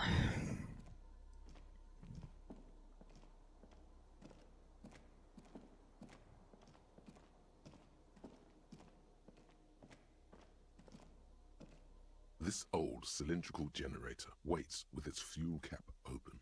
Makeshift electrical wiring runs out of its side and across the floor. Pour fuel into the tank. The lieutenant assists you, holding the canister up to the fuel tank as you tilt. Dark brown, viscous fluid pours out, and the room fills with a chemical smell. Why are you doubling up your existential crisis right now? Come on. There's a red starter switch on the side of the cylinder and a start rope on the other side. The lieutenant flicks the switch. Pull the rope. The recoil start wakes the old generator up. The machine sputters like an old warhorse before settling down to a rattle. It was an accident. A choice you made completely aware of what you were doing. A complete accident. You're right. That should do it. Okay. Leave. And then we probably go down here. And then we press some buttons.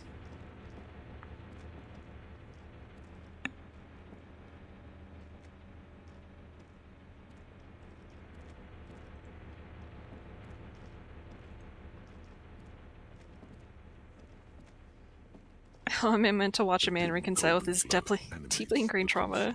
Ugh. Faint, like a ghost light. Urgence ouvert reads one dial key. Allumé reads another. Unbelievable. How am I meant to watch a man reconcile with his deeply ingrained trauma and then listen to a song about one man's struggle fighting God in a world that has left him destitute? I mean, nobody told you to do any of these things, to be quite fair. It's on. Turn emergency open. Automatic boot. I mean, he told me what to do. Could this open the blast door? I think, yes. Let's see. That one. The emergency open. The blast door opens with a series of clicks. A shaft of light appears, then widens as the light shines in.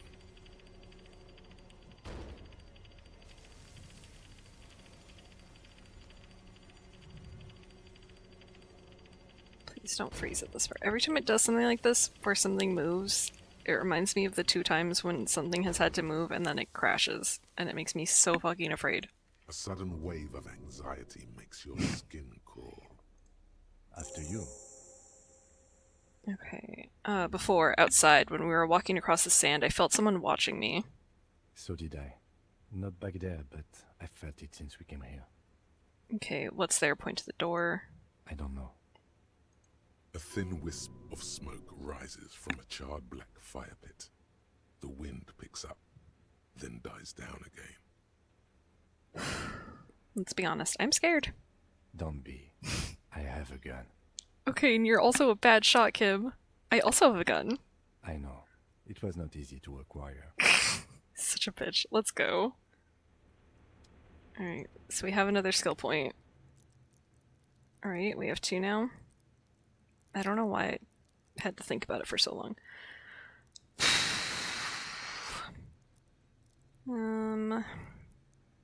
Maybe do logic.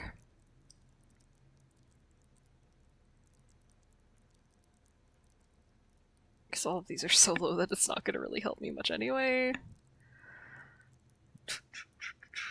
Might as well be super, super logical.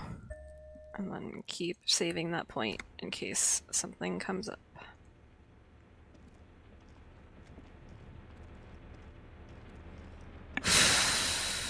And we're also going to save. Because I'm afraid of my game exploding.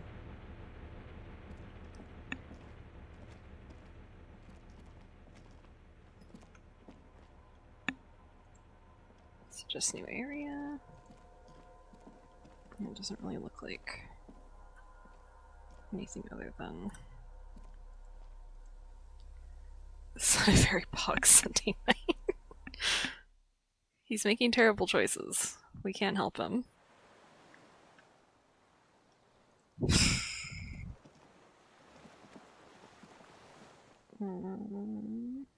Okay.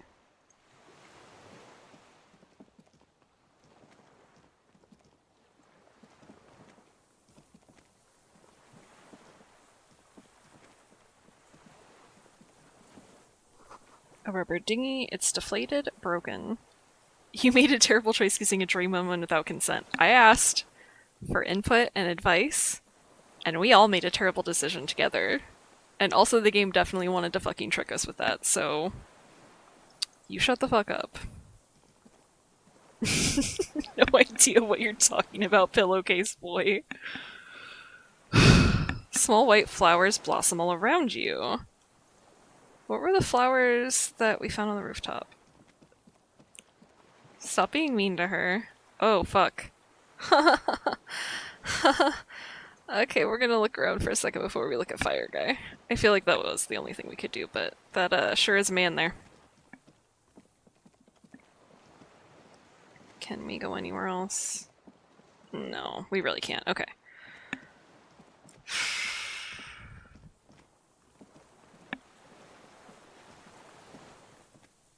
Okay. We're gonna talk to the fireman. We found him. There really isn't anything else that I can see. Honestly, I thought you had 30 minutes left of this. I keep thinking that. I keep thinking I'm gonna open up this game and it'll be like, okay, well it's done, and then it never is. Which is fine, it's good, but also... An old man wearing tracksuit trousers leans on the frame stock of his rifle. He gathers a big ball of spit in his mouth, then spits it out into the extinguished fire before him. He raises his black eyes, hooded by creased eyelids, to meet yours. Keeps going, here's the end, but also, what if? Unclouded by cataracts, his eyesight is sharp. He's practically tearing up from spite. Hatred got the best of him a long time ago. This man hates everything. Surely there's no more bullshit. Oh, no. So, you know, some games are just never-ending bullshit, and here we are. Alright, are you the fire guy? The what now? I can't hear you. Did you recently tell 2 kids to put out the fire? 2 twins? I may have. All sorts of little rats have come sniffing around, trying to give up the position. The position sounds like a hiding place. Fire guy. Regressive bourgeoisie henchman. Can't even talk like a grown-up. You've retained your eyesight. My eyesight? Yes. Helps me see all the shit. Wow.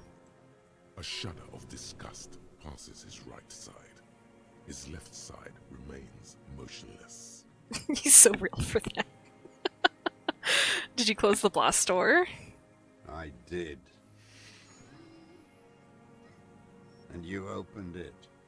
How? I fueled the generator, then used the console. I should have burned that console down. Yeah, probably, if you really didn't want to be found. How'd you know I was coming? Reactionary rock and roll music. Playing on the water. Oh, whoops. Told you we shouldn't play sad FM. But you didn't say that, Kim. I did. We have entered a world where he said you shouldn't.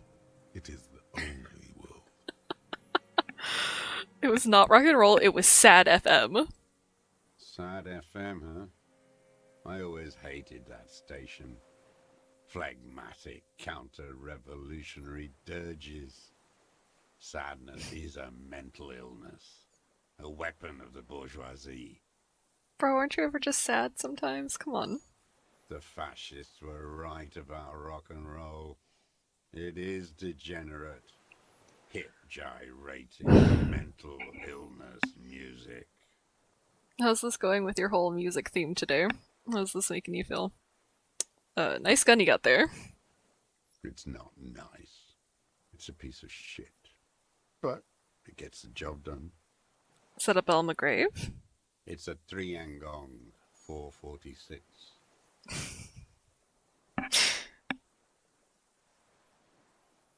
You can pop a bullet in him? Not I'm him. Okay. Why are you in a musical today? Southeast Samaran made. Exotic.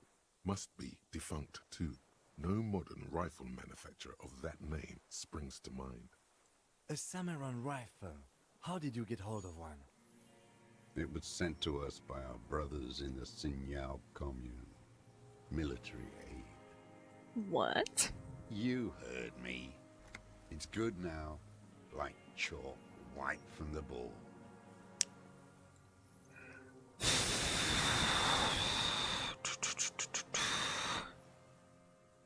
I need you to put up that gun so we can talk further with the police, or I'm with the police, you can keep the gun but keep it down. No, not one move. I think that one's probably better.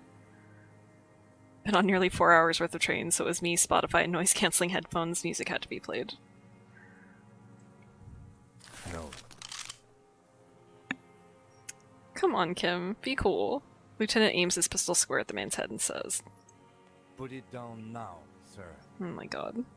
Or you're gonna blow my brains out before you question me. To hell with it. It's a walking stick anyway.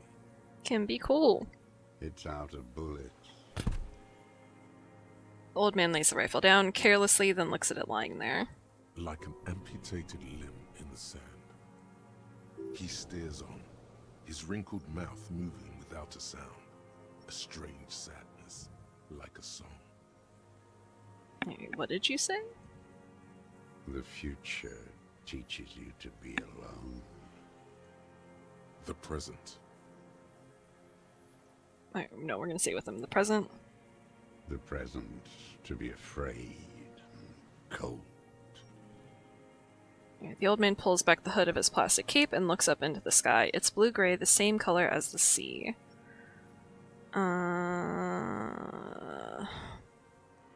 Ooh, let's just run through it all. Those words, the future teaches you. Real music. Real Prolet cult. That's La Revacholière, not your rock and roll misanthropy. Chanson de soldat of the black and whites. You need to address that remark. I'm not a misanthrope. I'm a half-dead police officer who's doing his job. The job of a shitlicker. I mean, we can't argue with him. It is the anthem of the world revolution. One of 3. In Grad, they sang brave children, favorites of history. And in Sinyao, it was some Samaran shit, I guess. I've heard that name somewhere else in a dream. Everyone has. They named a fucking perfume after it. No, that's not it. I've talked to her. Talk to her? He raises his bushy brow and looks down from the sky, straight into your bloodshot eye. Yes, in the church, point southwest. God, shithouse. Should have taken it down like they did in Grad. Dismantled it for firewood. All around you, the air slowly circulates the islet, carrying little swallows and black-beaked seagulls in its slow drift. They all, every one of them, every bird, mammal, and crustacean, What? keep their distance. How does it go, the song? How did it go? He looks at his gun on the ground and shakes his head slowly. Something about shooting rabbits. I don't know. I can't remember. It doesn't matter. It's gone now. He waves erratically with his hand, annoyed that he can't remember. A little tremor passes through him. It was dear to him. He resents forgetting it. I guess we'll pick up the gun. His gaze follows your motions. The rifle feels surprisingly light in your hand. Frame stocked and patched in places with tape and wire. Inspect it closer. The rifle's in a shabby state, like a crutch that's seen too much travel. Hieroglyphs are embossed into the forearm, made of walnut. On the butt, you see Vespertine writing, burnt into the wood. Triangle, 4.46mm, made in Sinyao. Okay, it's as he said. Trig. I can't read him. I'm done. It's as he said. No one said it has to be Belmagrave. We were just guessing. From ballistics, it could easily have been a triangle, too. It doesn't matter if it was made in Shanti Shanti. All it has to do is use jacketed ammunition. And it does. Okay, this uses jacketed ammunition, 4.46. The right type and the right calibre. Lieutenant nods, glancing at the gun. He's liking this. Alright, stow the gun. The old man keeps following your motion with his gaze. His right arm twitches suddenly. Some kind of involuntary response? Something is slightly off with his motorics. This looked very much like the murder weapon. It could be used against him to get a confession. In time. Alright, who are you? My name is Josef Lilianovich Dross, Political Commissar of the 114th Anti-Aircraft Division of the 4th Army of the Commune of Revachol. I am a deserter, a partisan, and a prisoner of war. This is my termless surrender. His eyes turn to the reeds again, dead and dull. The commune of Revachol? Do you mean the ICM? Your holdover from the... From the Insular Indian Citizens Militia, the army of the revolution. I was recruited in Jamrock in '07, trained in the École de Contrôle Orient, and consigned to emergency defense duties in '08.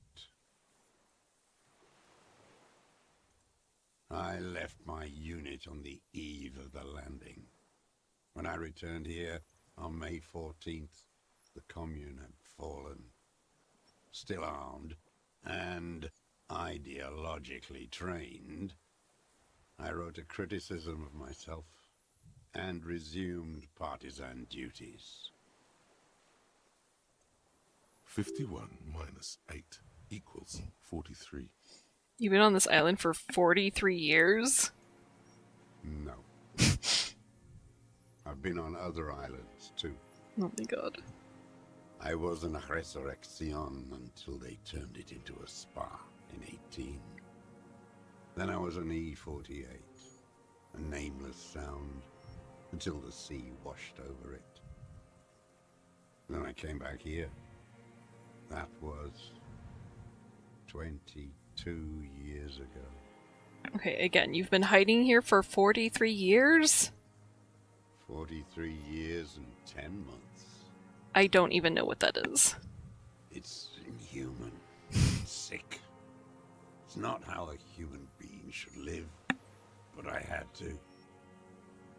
I couldn't just forget. I couldn't just forget what I saw. You know, I'm trying to let you guys have your nice little conversation. And you have to come in here and attack me. Just don't understand. It's so fucking rude all the time. He just couldn't. You couldn't give up. He nods. But he can now. What have you been doing during all this time? Hiding, fishing, waiting.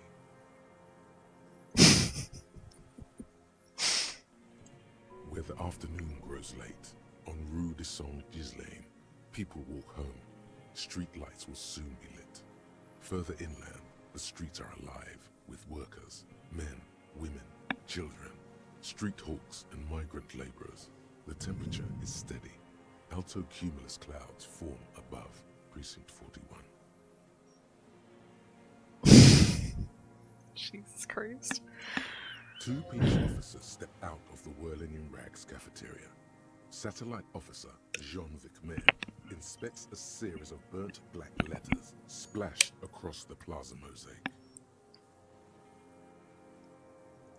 Patrol officer Judith Minot points west. The fishing village. She glances at her watch. We meet in 15 minutes. It's a 10-minute walk. The officers go, leaving behind the writing, still smoldering. One day, it says, I will return to your side. Always waiting. Alright, the old man turns his eyes from the shore and back to you. For what? For her to return. Oh, aren't we all? Her who? Girl, child, revolution. Alright, I come from there, point to the mainland. I can assure you that is not what the people are planning. I've been there. The city is a tinderbox. It may still happen. I've seen it. Shake your head. Capital is too powerful. The rich are very well organized. Or 4. Women will always betray you. This fucking game. The crowd did start chanting, "Bring back Twitter." We're not doing 4. Get the fuck out of here. Get the fuck out of here.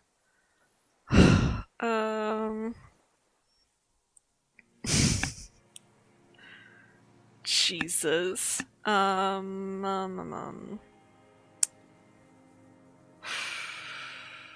Kind of between 1 and 2. Like, we did just have like a whole horrible fucking firefight. But also, I don't know that anyone's really gonna do anything big.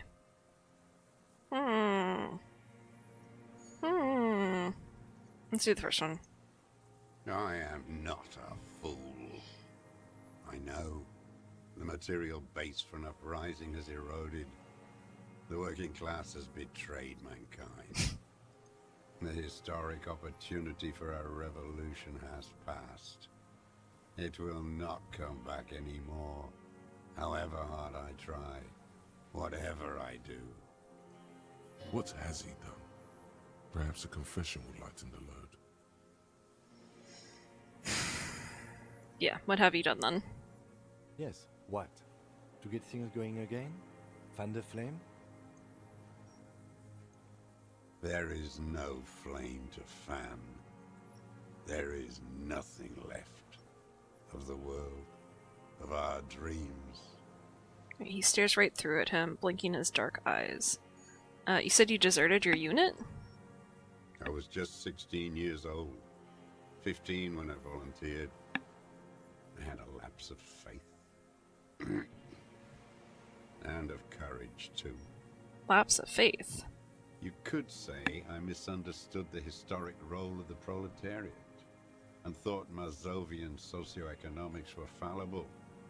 For a second, I doubted the irreducible laws of historic materialism. A second is all it took For what?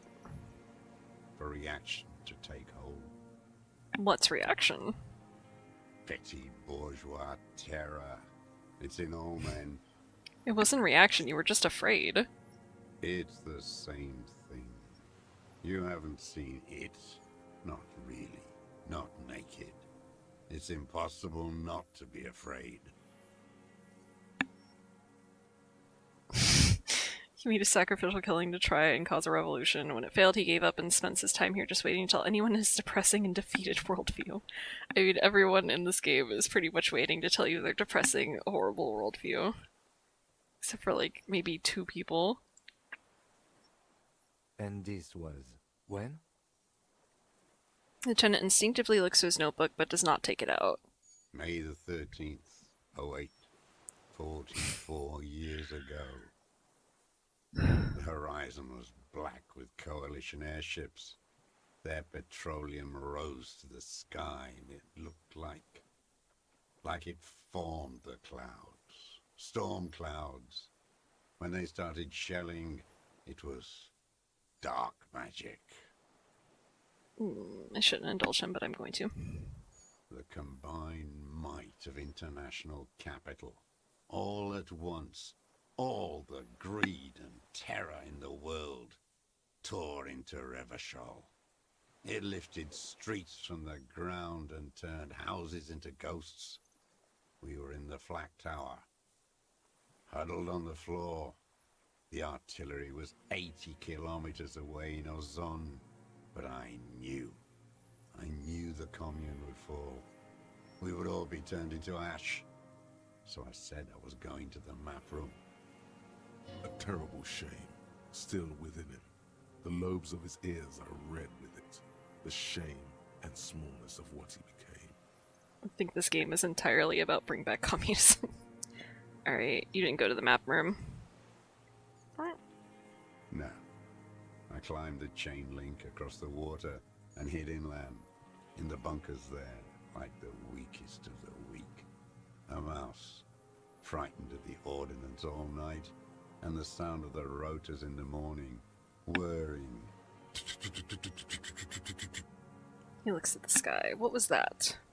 Airships. I climbed out into hell. The landing was complete. The chain was submerged. I had to swim back. The fortress was half submerged too, shattered. They'd all drowned in the lower levels, or got torn to shreds above. The anti-aircraft gun had malfunctioned. So had I. I left them without ideological direction. It was real. I'd seen it. I'd seen it in reality. Seen what? I thought, no, oops. The old man does not say more. I thought I clicked it Those and then I didn't. I red clicked the eyes wrong of thing. his keep piercing you as he looks to some great distance and shakes his head slowly, retreating from it. Alright, we can run back through that and I can make him say that, but I'm gonna have to skip through a lot. I was just 16. You could say a second for reaction to take hold.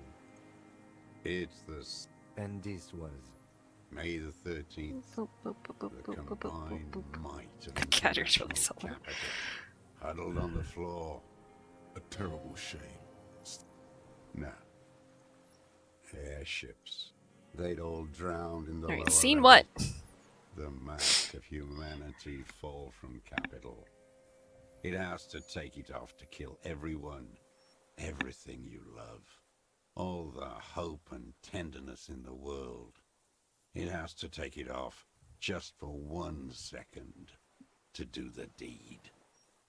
Hat time. That means I have to go find a hat. God damn it. Okay, give me a second.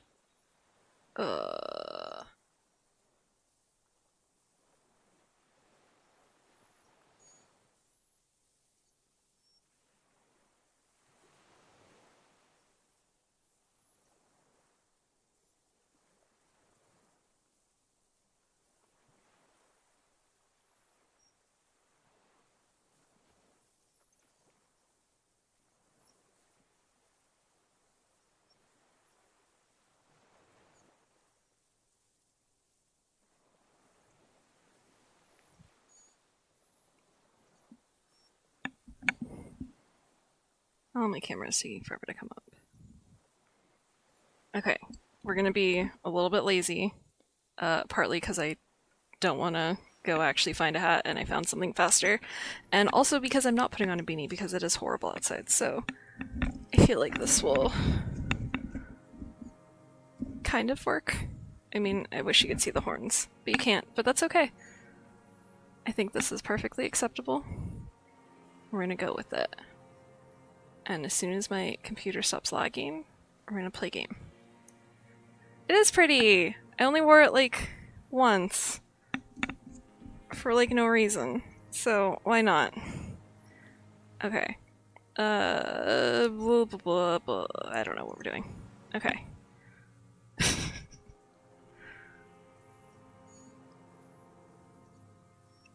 Oh my god. I stepped away from the game in 2 seconds and broke. As it strangles and beats your friends to death. The sweetest, most courageous people in the world.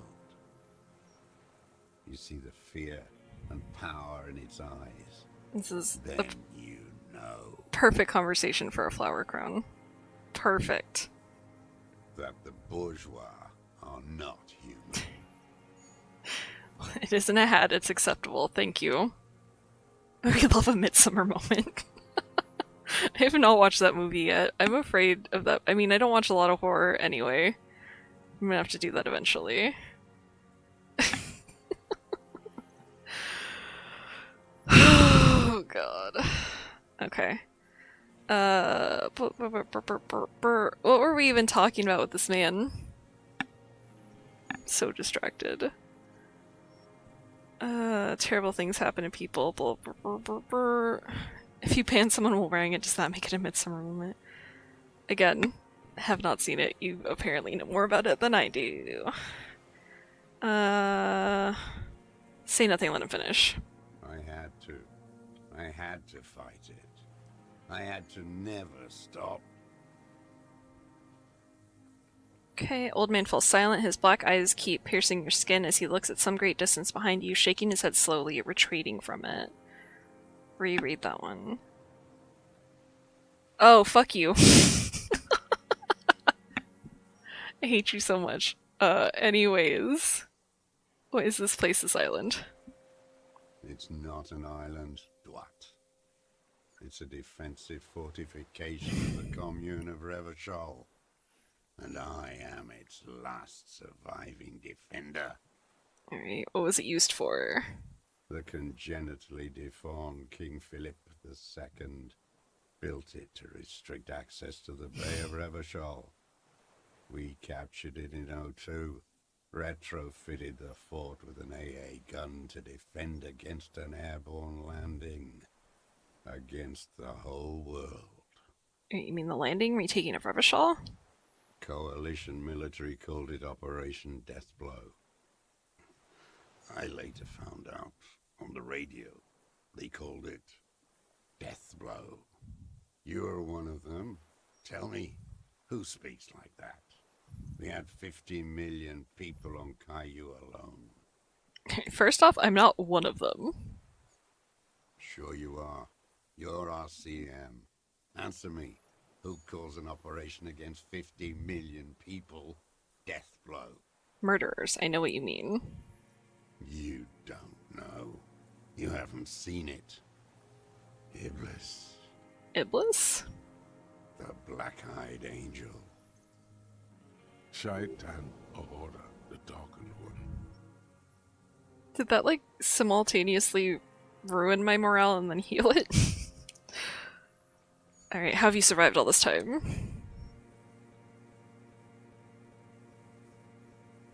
How does anyone survive? I steal What do you steal?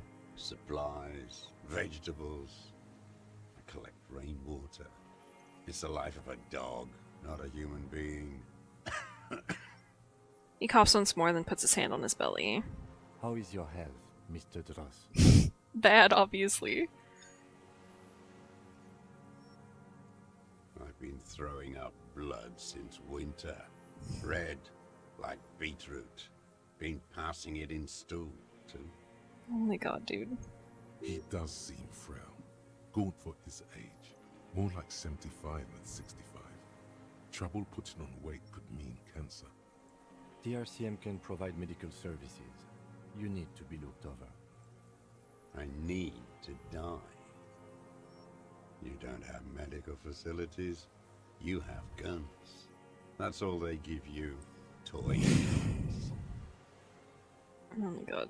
We have Dramamine and other opiate-based painkillers. You must be in pain.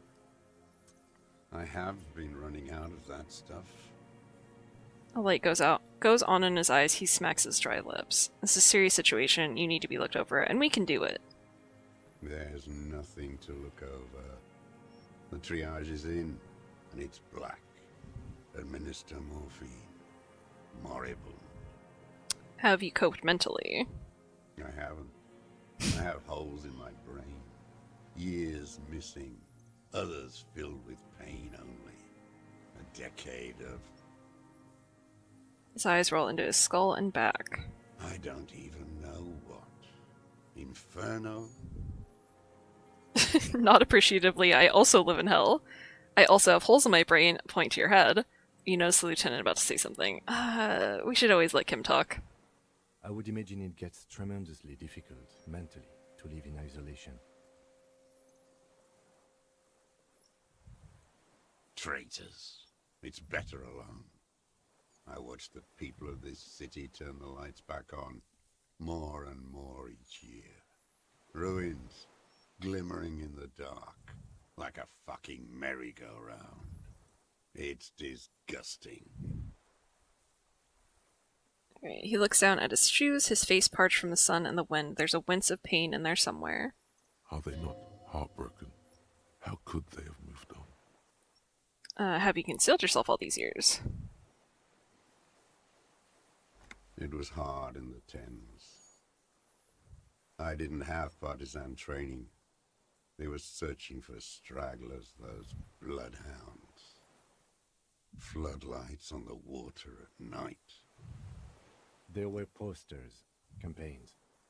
We communards still hoped, and they needed to snuff that hope out. The East capitulated. Martinez and Cold City were turned to dust.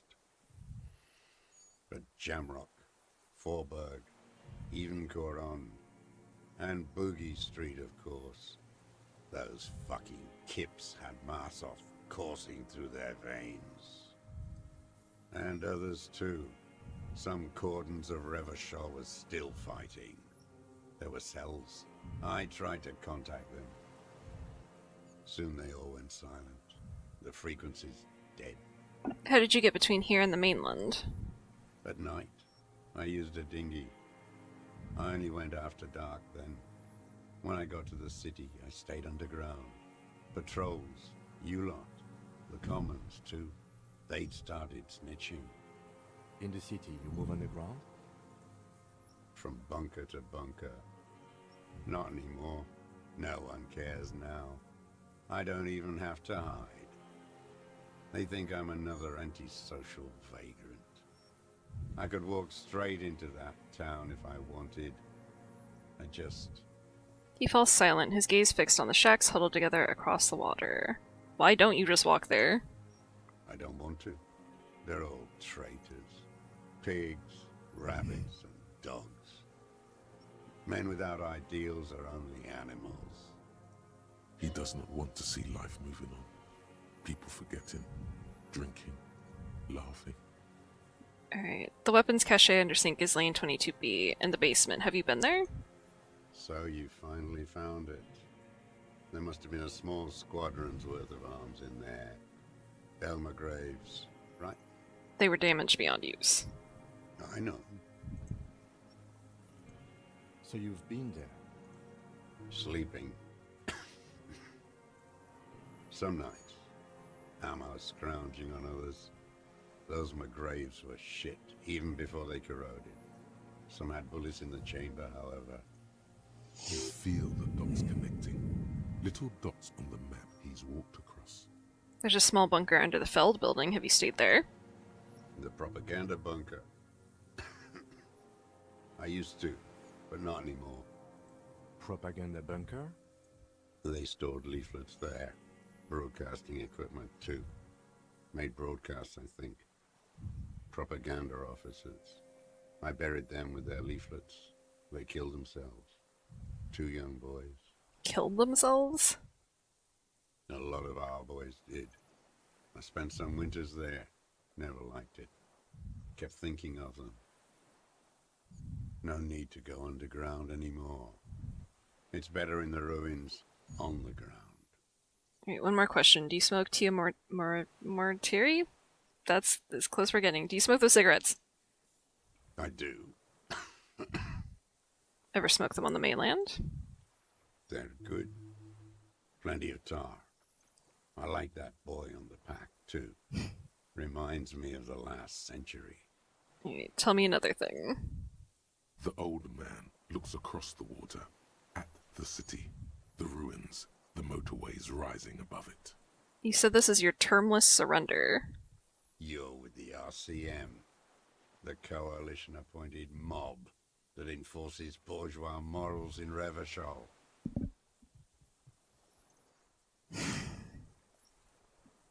We're not coalition appointed, we're just trying to help people. You're the RCM.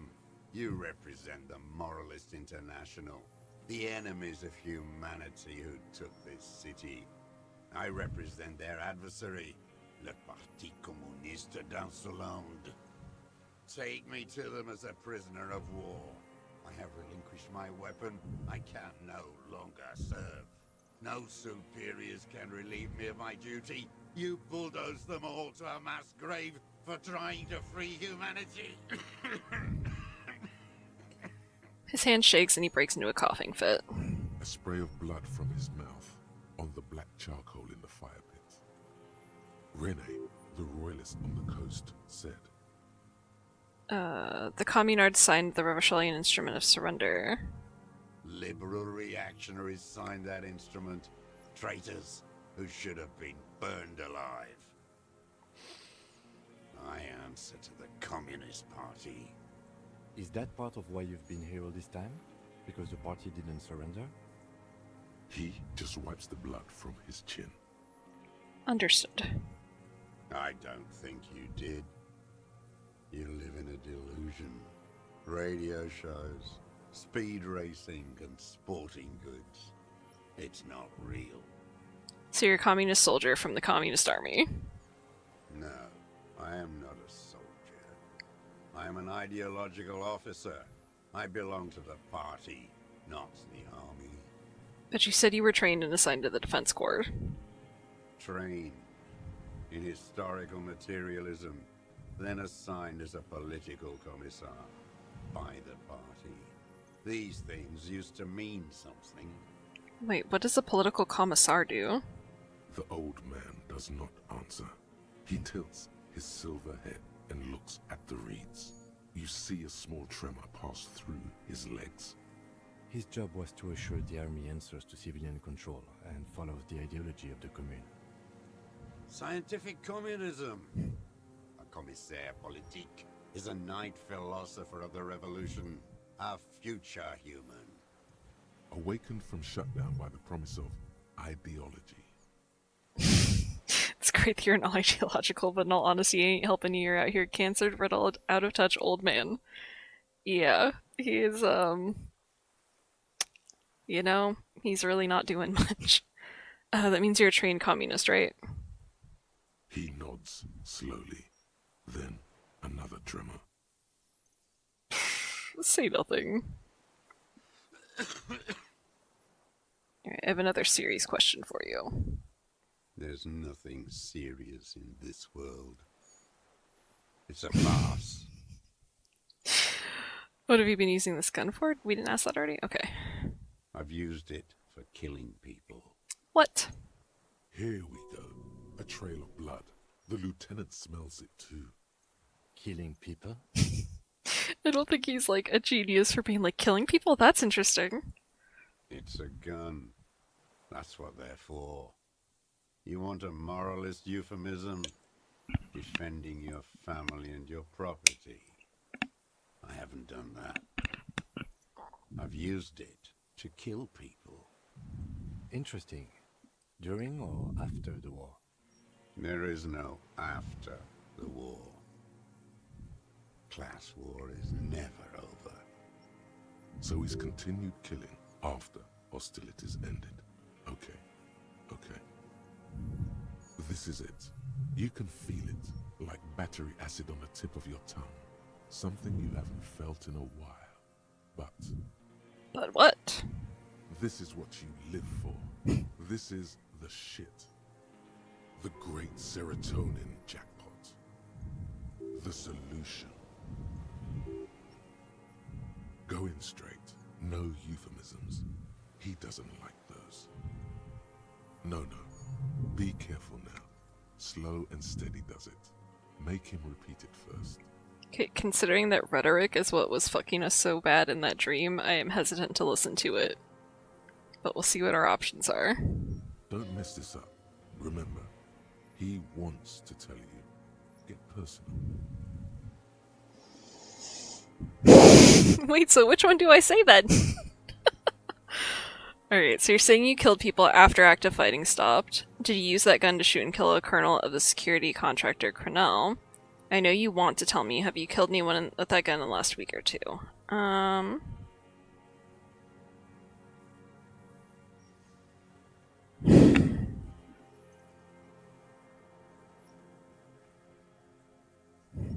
like afraid of being too direct.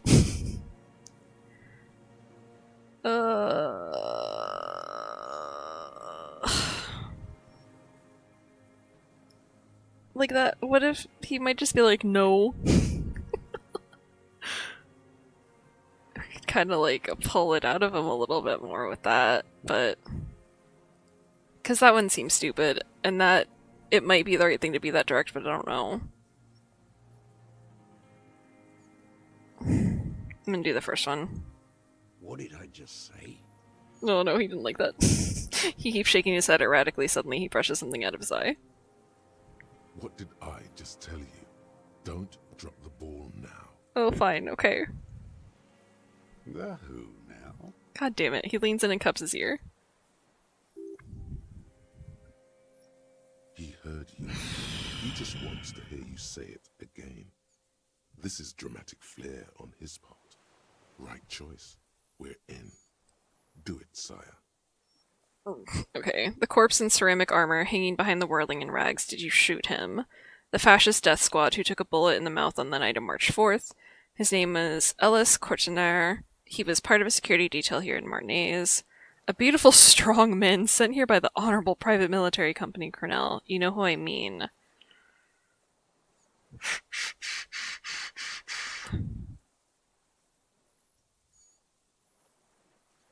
We'll do this one. Oh yes, that one.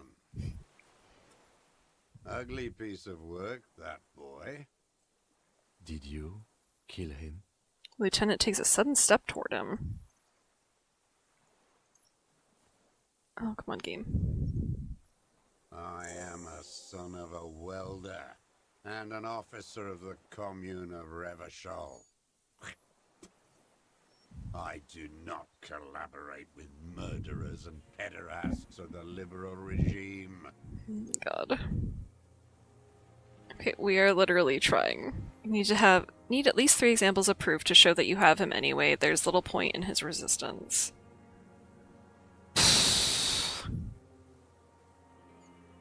I love that that reopened for me. I do not care about the sunglasses. Okay. A drop of blood in the saliva. Exhaust him with proof. Pile it all on him. Get a confession. The scent of blood in the air. But what else? There was something you can't remember. Okay. Alright, I don't need your cooperation. I've got this. Show him the gun. Not a lot of guns around that use military-grade ammunition, are there? It's a real gun. Not like your little musketeer pistols. I've seen you prance around with those. Jumping hoops for the liberals. You look like imbeciles. Why don't you ask them to give you real weapons? Going against automatic rifles with these toy guns. Of course you got those boys killed. Damn, he saw it. He's watched it happen. I mean, yeah, of course he fucking did. He would have a good view of the tribunal from here. It's not just empty boasting. So he saw you. Okay. So what? Don't let it divert you. I mean, yeah, stop changing the subject. We have the murder weapon. You know what? You're right. I'm convinced this made the shot. Should we call it? Dramatically ask, you think we have the murder weapon? 4.46 jacketed ammunition, modified for range. We have it. This is it. I'm calling it. We have the murder weapon. Good. Lieutenant takes out his notebook and draws a single line. New skill point. I mean...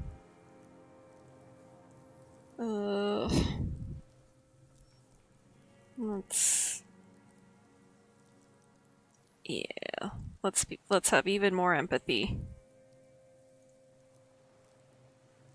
Wait, what did I just do? Did that work?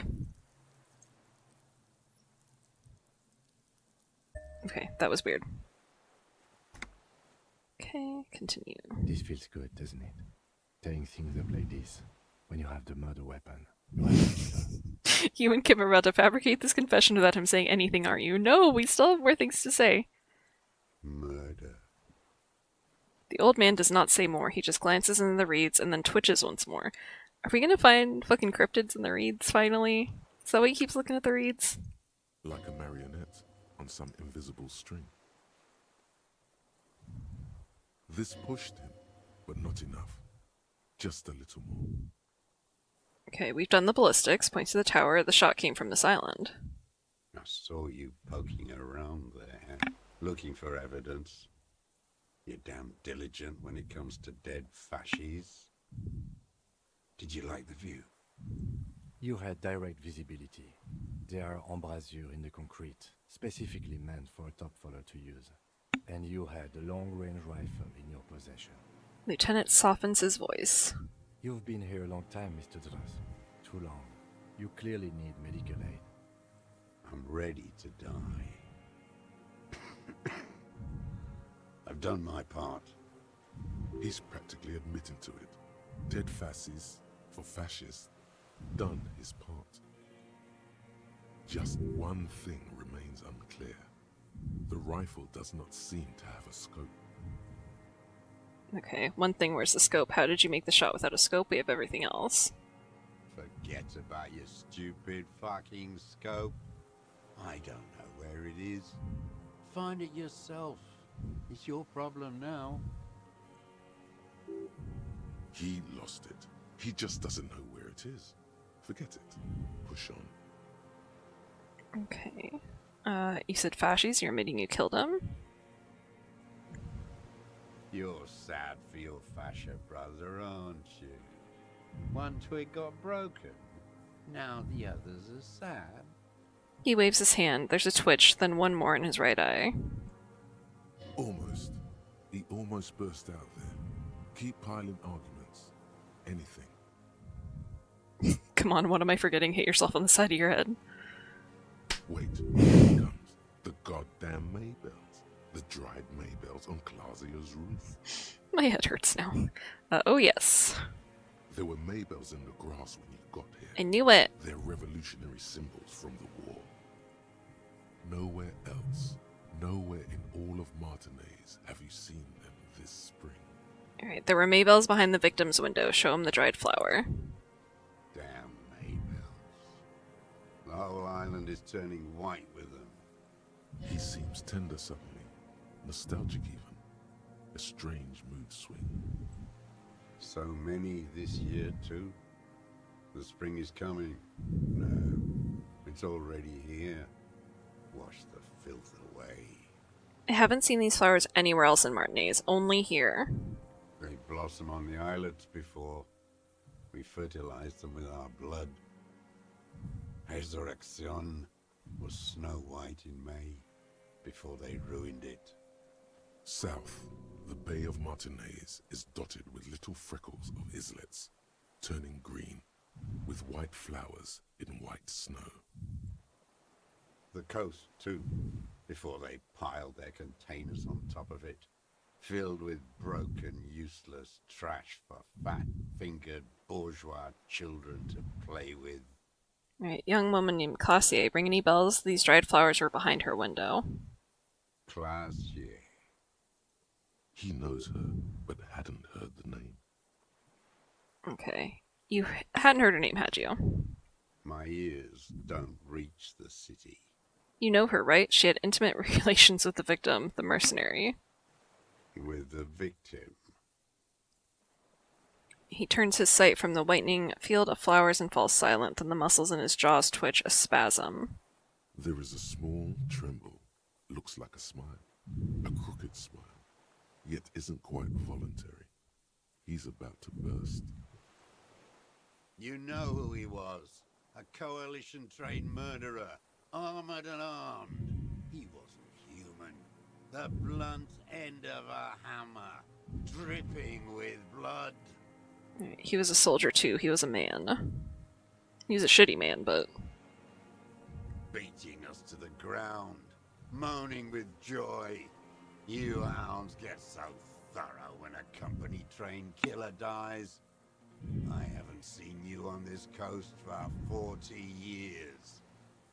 You know, maybe I should have killed one sooner. Got your attention. Now you stop eating druggies and prostitutes in your basement. Now you come to investigate. Not when they die by the hundreds. This is it. Shot him. Shot him. Say shot him, not killed him. Okay, so you shot him. Oh, the inhumanity. One paramilitary less in Revachol. You can almost see him squeeze a tear out of his eye. His fists begin to tremble from the anger. The lieutenant raises his right arm to hush you. Hush. He does not need to be pushed anymore. The ball is rolling. While the lieutenant listens, holding his breath. Alright, hold your breath. I had them in my sights. Both of them. Him and the whore. I was breathing with them, in phase. And I pulled the trigger and flew on the air until I landed in his mouth. Gross. I didn't think I had a shot like that in me anymore. I did. I saw him kneel there with his mouth full of death, and that stupid look on his face. And his dick still in her. I gotta stop reading ahead. Then what?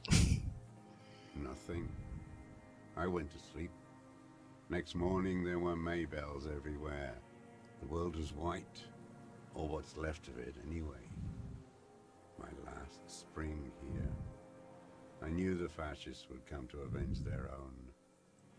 And so they did. Mr. Dross, are you aware you're confessing to murder? Lieutenant asks after a second of silence. Yes. A single word is all he gives. And you were looking at Dan, the victim and a young woman, having sex, through the scope of your rifle that night, before you shot him? The lieutenant takes out his notebook slowly, very slowly. The old man nods. Why? Because that's what they were doing. The motive. This is where the motive is going to come from. You can coax it out of him. The lieutenant's preparing the ground. I don't understand. Do you, detective? I don't understand this part. Why were you looking at them that night? I'm always looking. He cocks his head to the side, then turns his eyes to the city. Another tremor passes his right side, lower in intensity. Are you always looking through the scope of a rifle? I'm just trying to understand. A rifle scope has the best magnification. Helps him see all the shit. And if you don't like it, If it's part of the shit you see? then you pull the trigger? Yes. Think of it as a form of critique. He will not stop now. These dialectical materialist types never do. Exploit it. You got him going. Connect every little piece now. Wrap this up like a gift. Start with when he first saw him. It will give him a chance to ramble. Okay. When do you first see the deceased?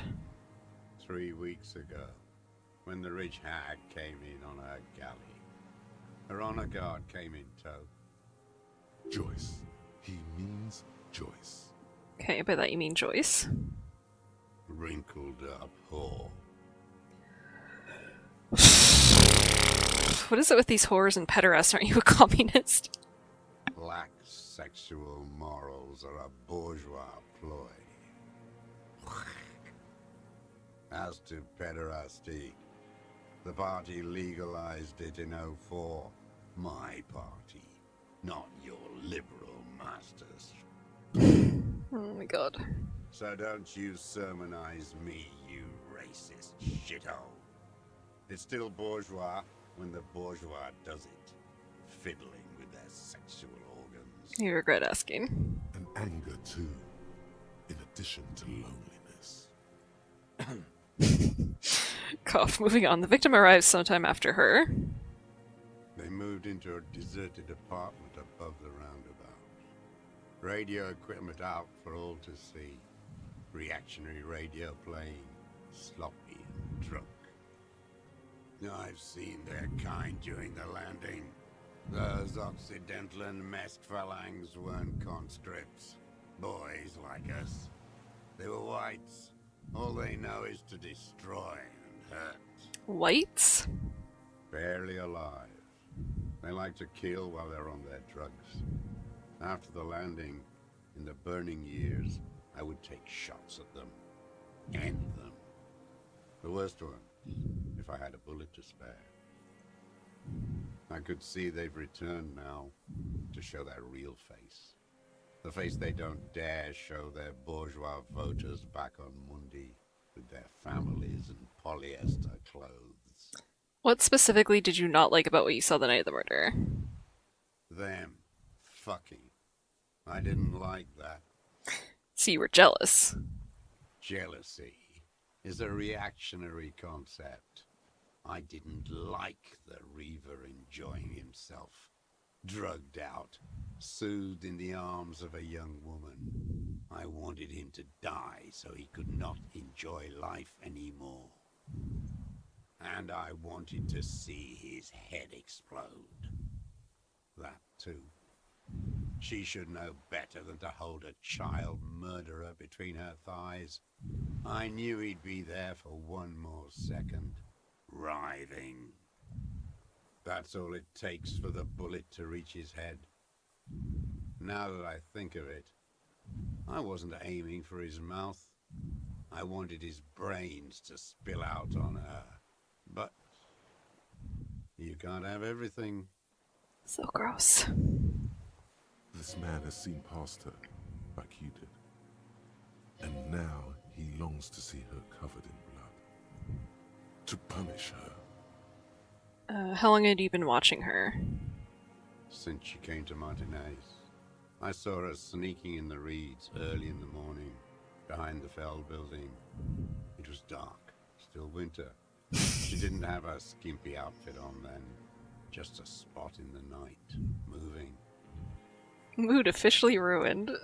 You know that this is not a fun time game. We have to make our own fun in this dark-ass world. Past the Feld building on a ghost? What was she doing there? Putting her shit in a buoy. We already know that. Hiding something in the water. She had a fag after she'd done it. I was up in the ruins there. She couldn't see me, but I could see her, smoking. She was nervous, but not scared. What do you think she hid there? Her passport and ticket to Villiers. And from there to Cachet Bleu.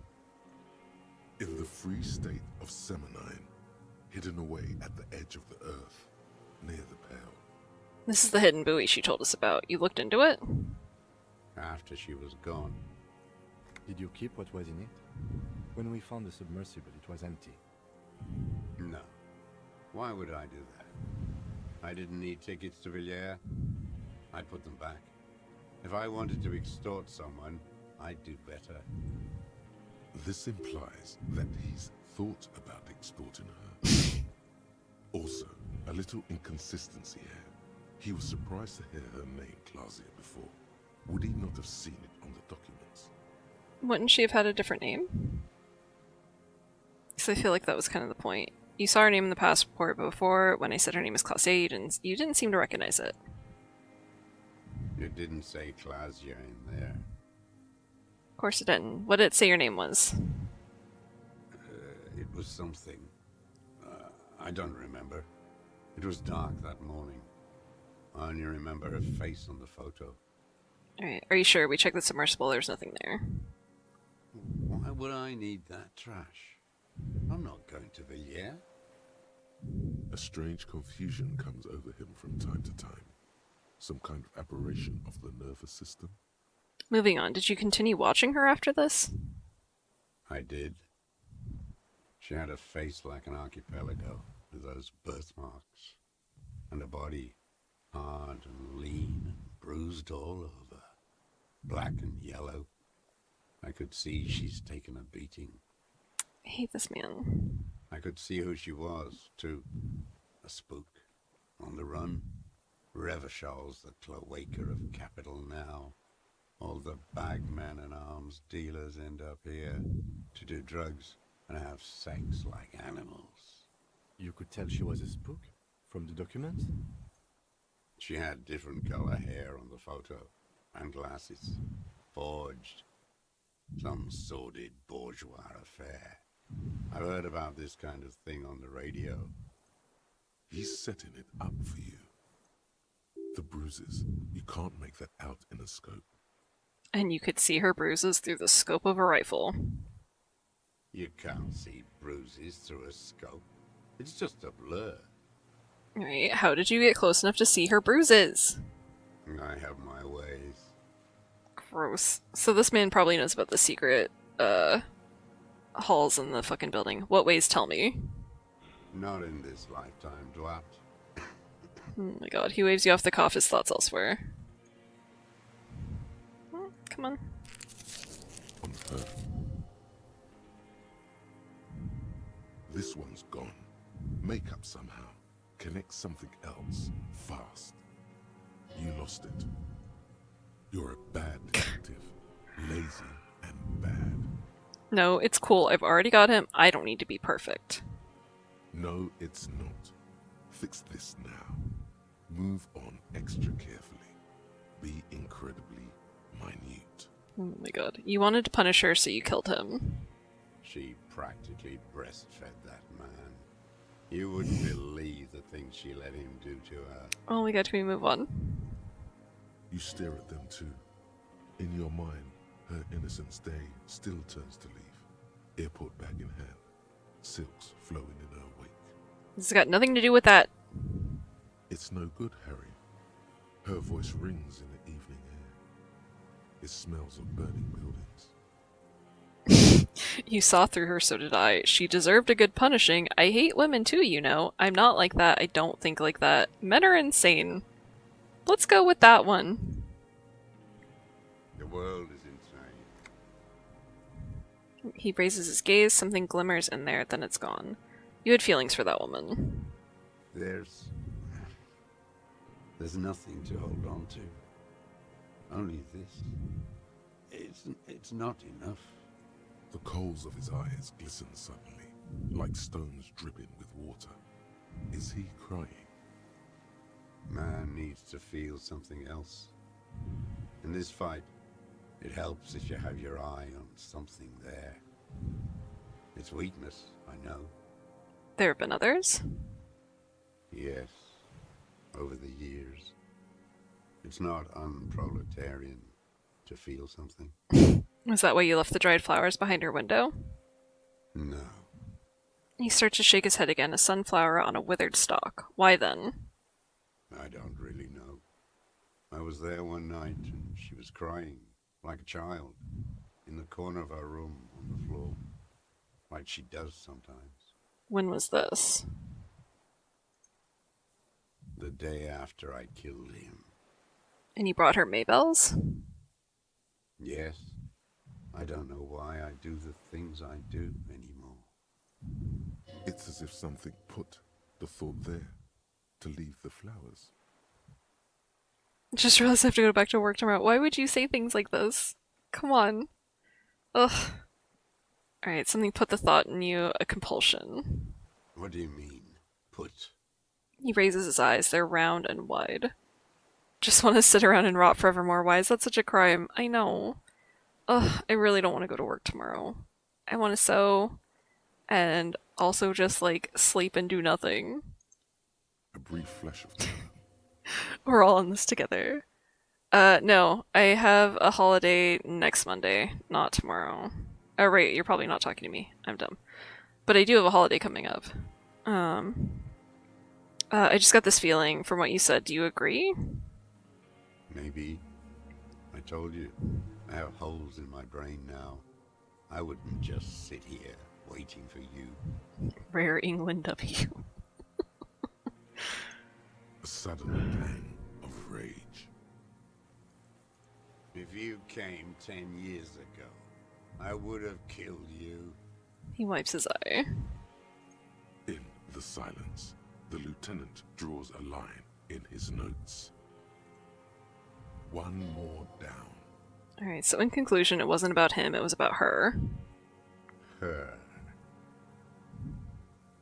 Alright, he repeats, staring at the ashes, then the reeds. There's a twitch in the corner of his eye. This man keeps staring at the fucking reeds, and we know there are cryptids in the reeds. And if they've just been on this fucking island the whole time, then we better fucking find them, I swear to God. The lieutenant nods at you in acknowledgement. Oh, I literally forgot I was still wearing this, Jesus.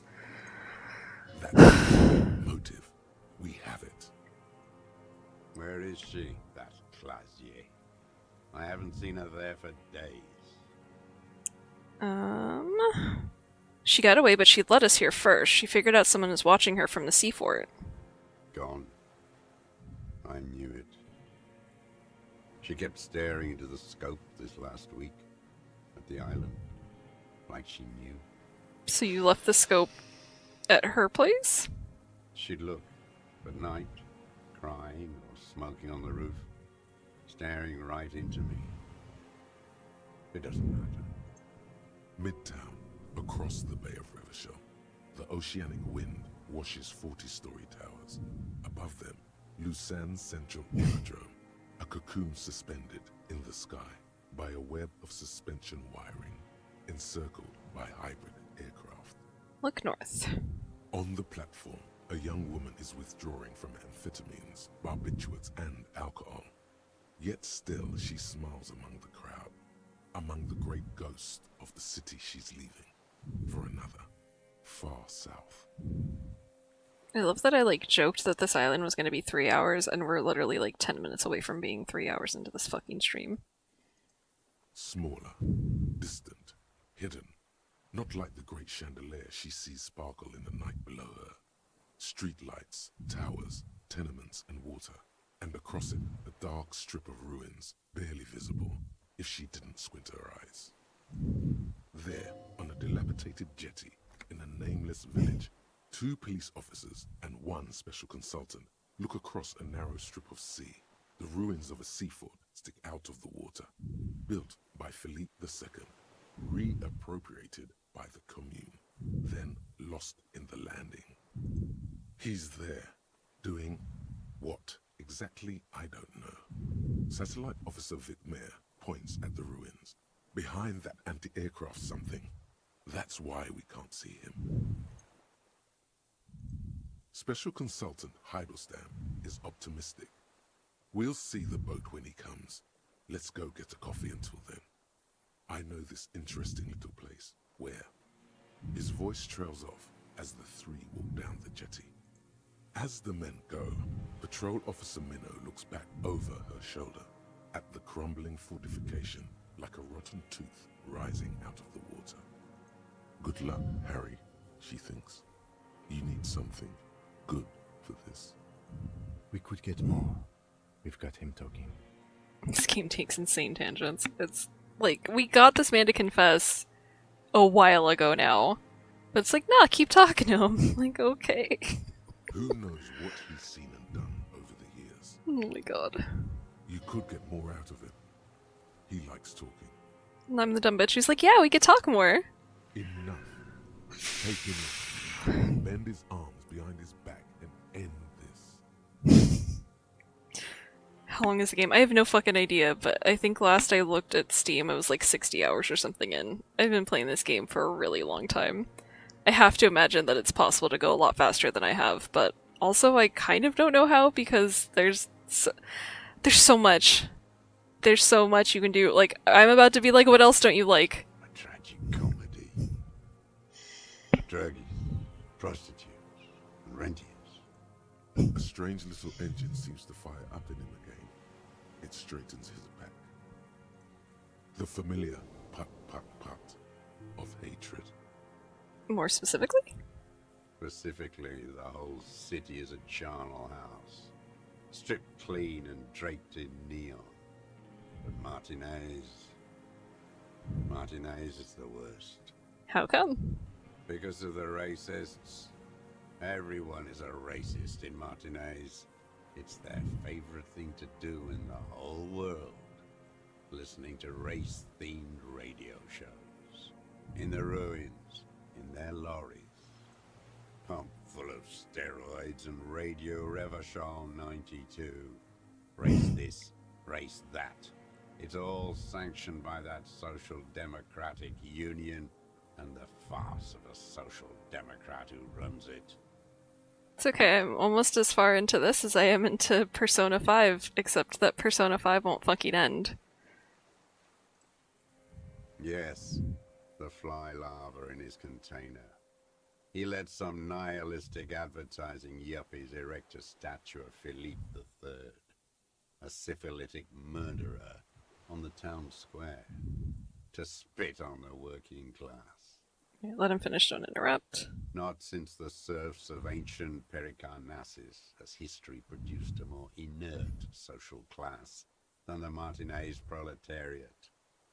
The rest of Revachol at least pretends to rebuild. These people still live in ruins.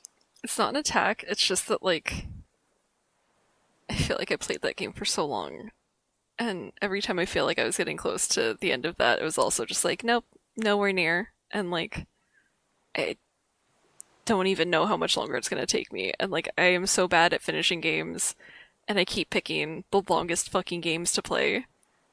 Go for Futaba and you'll face consequences. I'm not going to. I mean, it's my own game, I can do what I want, but she's too young. Intense, like animals. Like those boom morons on the ice. A pity they didn't drown in that tent of theirs. Oh my god. That all? The worst of them is the blood-drenched Sucrion on her yacht, licking her lips. The old whore's gone now. Her gun-toting porcelain men are dead. So, actually, no. The worst is that old cock parading around in his uniform, throwing balls all day. It's not enough that the racists and liberals are dancing on our graves. The old loyalist ghouls still parade the ruins too. Ooh, you're really over there trying to justify some shit, aren't you? Every morning he's there, while the parasites he fought to protect are off in Ozon, or Quayamoran, or some other island they built their palaces on. feeding on drugs and having sex with their own children. This man. Okay. That's all the rich really want. Oh my god. Sex with their own No. children. Stop. Throughout Okay. history, Dev. we did good when we pushed him under the horsepower. Until, in the 30s, those disco whores. Oh my Disco god. halls are too much. Hatred shuts down his brain's language center, leaving only a nonsensical sputter. There's something about a statue and nihilistic advertising agency people might be worth investigating. What? Yeah, why do we have to keep Ask about investigating? that cock on parade too. Make sure you get everything here. This game doesn't run on your schedule. It doesn't run on my schedule either. I mean, like, I kind of don't want to talk about any of this. Like, I hate to not talk about everything we can possibly talk about, but, like, I don't care. Glad. It's all gone. Okay. Odd flower behavior! And we can retry it, so we'll up our composure if we don't get it, I guess. For a 60-year-old man with stomach trouble who spent his entire life alone on an uninhabited island, he seems surprisingly fit. That's it? He's prone to erratic hand gestures and clearly malnourished. But that's it. You can see no more by looking at his slouched frame. The moment passes, and you say, Yeah, let's do that one, because this is what I saved points for. Where's composure even at? I'm in bed watching. Yeah, you guys, it's late for you. I am sorry. It was composure, right? I think it was. Oh, I can't up my composure anymore. Okay. Oh, slightly delayed because mobile. Yeah, mobile sucks, man. Alright, we just have to live with that feeling. I don't care. You're under arrest. What? But you said I would be taken to the... I mean, we can do both. the sum of all the erratic movements, fidgeting, and mood swings he's been exhibiting. I guess I shouldn't have said that. The wind picks up. The silence on the water is broken all around you. Little shivers of waves appear. The lieutenant continues, like an incantation. Your wayfarer rights have been suspended. Information provided to the officers on the scene will be used against you by the prosecution. You will be given legal counsel within 1 week and must face court in 44 days. Do you understand? Do you understand? But Kim, he's afraid. no, I don't want to. I have to stay here. He looks at the reeds, eyes submerged in growing terror. He's sweating. Beads are forming on his forehead. Your confirmation is not required, sir. Now on to the boat. First, he doesn't have room for 3. Okay, can I up my perception? I mean, it looks like I could.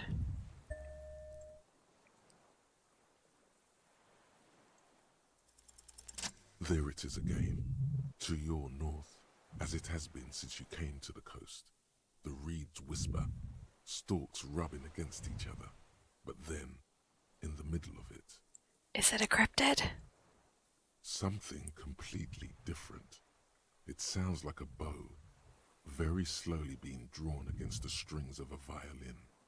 A very small violin, made of reeds and rushes. I mean, I literally feel like I have been hearing a weird sound this whole time. Maybe there is room for 3 on the boat. Okay, shush, Kim. Do you hear that? What? What are you talking about? Is this really us? Your skin crawls. Please don't break my game. That was such a long conversation.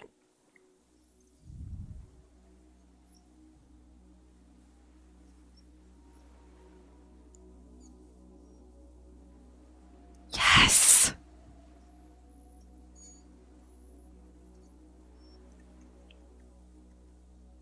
A delicate tangle of arms and legs unfolds from the reeds, limb by limb, to then just stand there, moving its scythe-like arms in ghostly silence. I'm so fucking happy right now. I'm so fucking happy right now. I'm so fucking happy right now.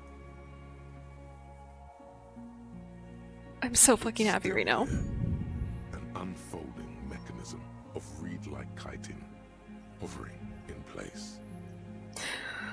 I'm so happy right now. I'm so happy. Okay, so there was, as a recap, there was an old lady who fucking ruled, who was telling us about cryptids, because her and her husband, like, met because she had seen a cryptid and he was, like, super fucking into them, and she knew everything about them, and she ruled, and they were here trying to find this fucking thing, because they heard, I think she saw this one, if I'm remembering right. I think this is the one she saw, and they had heard people who'd said stuff that, like, sounded like it was a sighting. Like, they didn't really know what they were talking about, but it sounded exactly like this. And they had traps set up on a different island, and we tried to help them, but, like, we couldn't find anything. And it's here, it's here, it's here, it's here, it's here. I'm so fucking excited right now. Oh my god, look at it! It's so much bigger than I thought it would be. Okay, what is that? Point to it. What are you talking about? The giant stick insect! There's nothing there. There's something there. The stick insect is over 3 meters tall. It looks straight at you with its tiny pinprick eyes. And I'm its so grotesque happy. head. I'm so happy. You feel your neck shaking under you, and your gun hand moved to your holster to grab the gun. Why would I grab my gun? There is. I see it. Tell me what you see, damn it. I can't make out one small thing in the reeds. You're supposed to have good eyesight, you bastard. Kim, can you see it? I can see it. Yes! Because Kim didn't fucking believe in this. Kim was like real bitchy every time that we talked to Cryptid Lady. And never wanted to do it. And like I literally had to talk to her to get more stories without him because he was so grumpy about it. And he can fucking see it. 4 simple words. Thank God. If he can see, then you're not insane. I'm so happy. But that means it's really there, spinning slowly, in absolute silence. Its limbs long and slender. I just realized this man carries around a camera too. Kim, you better take a fucking picture. Be very.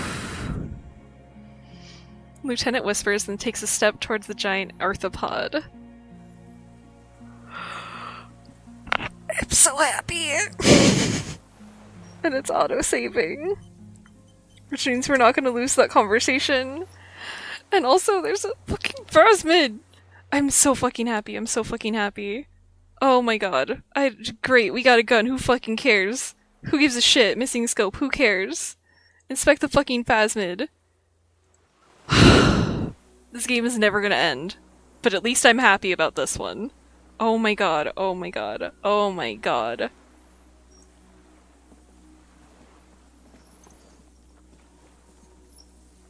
Even the closer we get, the harder it is to see, weirdly.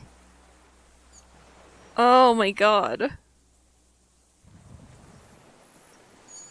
The creature stands on long stilt-like legs, antennae hanging from its head like a woman's hair, white and curled at the tips. It is no more than 5 steps away from you. We finally found the guy who did the murder that we've been investigating this whole time, and I'm like, whatever, who fucking cares? I have more important things. Oh my god. Oh my god. The segmented antennae move with apprehension, searching for something that's not there. Oh my god.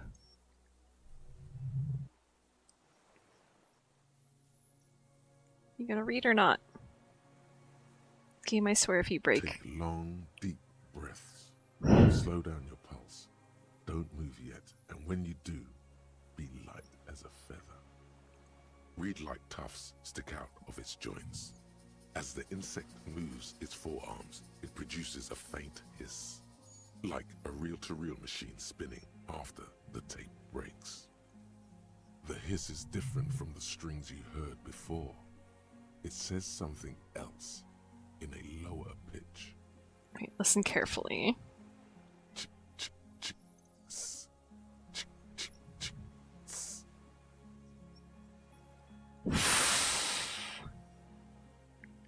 pheromone on thick. I'm so afraid. I'm so afraid to fail this check. Even though, like, we shouldn't. We can't retry it. We did get to save right before this, and I know you hate that I need to redo things, but I will do whatever is gonna happen here. We are going to do it. Okay, let's just try it, and if it doesn't work, we're fucking saves coming. I don't care. Oh, thank God. Slowly, with your breath held, you take 2 small steps toward the phasmid. The creature lets out a series of ultrasonic clicks that swarm around your head like swallows. Like laughter, a sort of happiness. Oh my God. Sweat drips from your brow, soaking your chest. You reek of it, your chemicals. Hissing and clicking, it extends its mandible-like antennae to greet you. You're right below it now, looking up at the colossal chitin of its white limbs. The head of the creature is crowned by reeds, and its eyes are like small droplets of water. Raise your hand slowly. The insect stops its stridulation, seeming to observe you. Below its crown of reeds, little pinprick eyes detect motion, glittering. The world stands still around you. Suddenly, there is silence. No, stop. Be afraid. I don't care. Raise the other hand. As you do, the invertebrate comes to life, its limbs moving independent of each other, as if each has a mind of its own. They are white, like stalks of porcelain, knitting above you. Wouldn't it be fucked up if I died right now? Praying to you.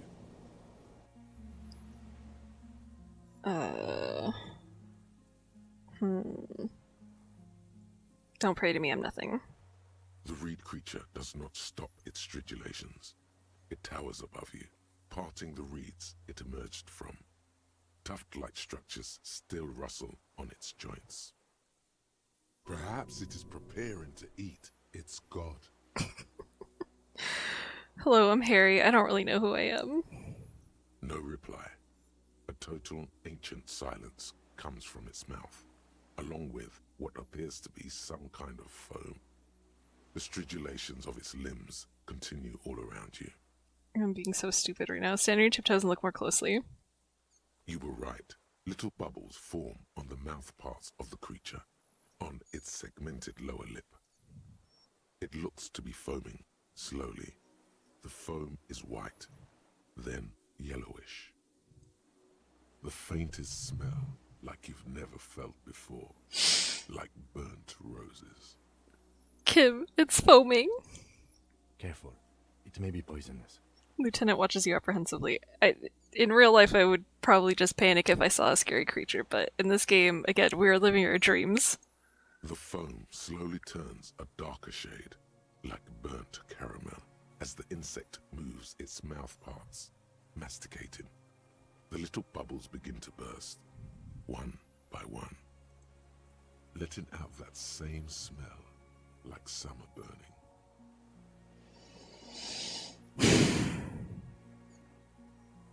Okay, tell me, what are you doing? I exist.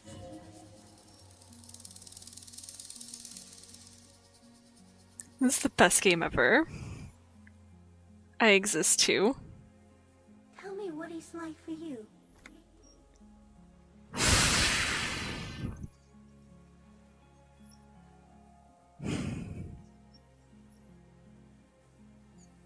We'll say it's wonderful even though it's not. Yes, holy is the Lord of hosts, and all the earth is filled with his glory. Now, I will tell you what it's like for me.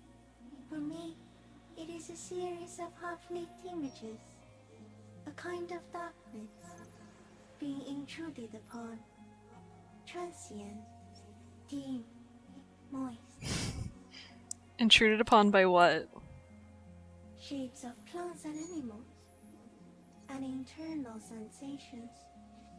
A swarm of sounds, Tiny vibrations on the inside of my forearms all speak of complexities totally beyond my understanding. I am at the end of a narrow funnel, weightless, so light, it only feels like something to be me. In truth, perhaps I'm nothing. I certainly do not have a soul, and if I did, it would never ache.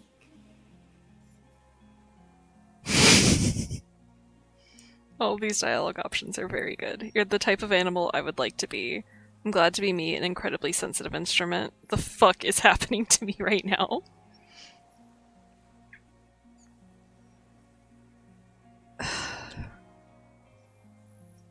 I keep trying to make Harry different than he is. I think he would definitely say that, but we're gonna try to make him be happy to be himself.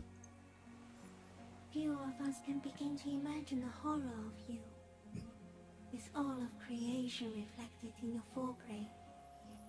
It must be like the highest of hells, a kaleidoscope of fire and writhing glass. Eternal damnation.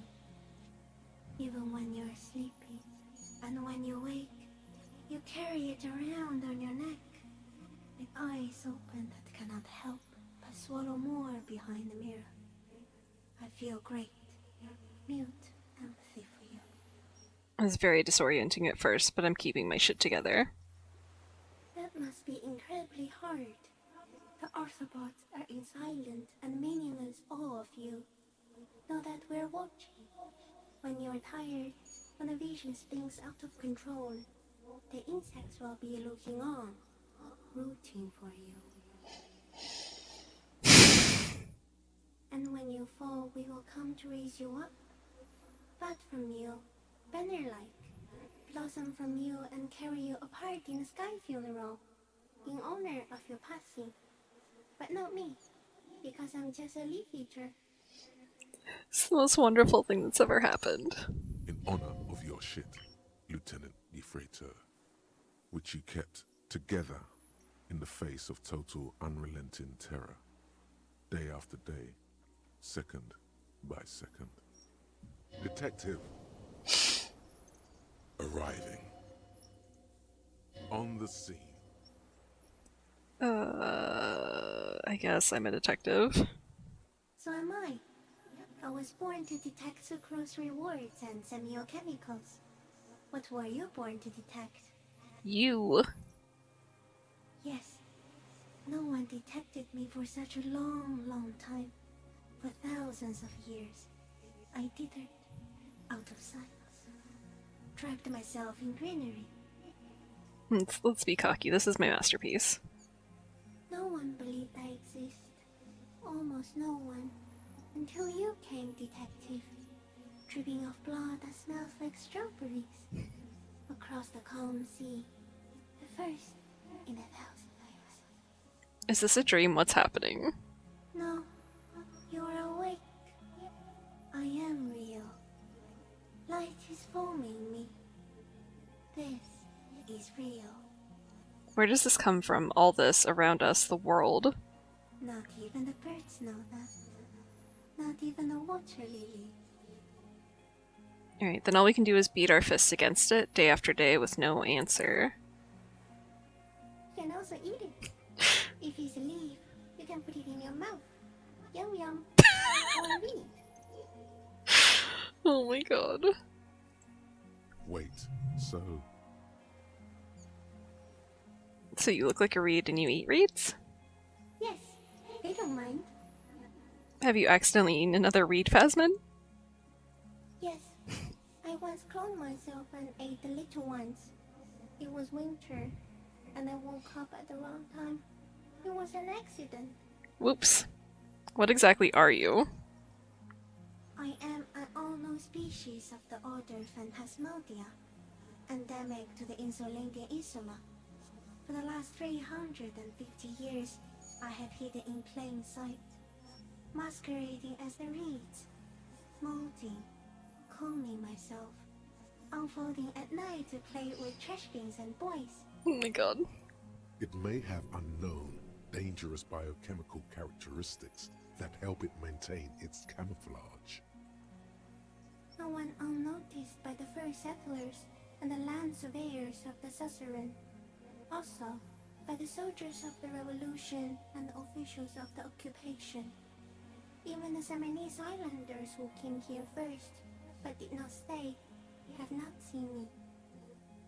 I have stayed hidden through 4 forms of government and 2 scientific revolutions, until I was accidentally discovered by a detective of the citizen militia in Rebelshaw, district of Martinez, March 51.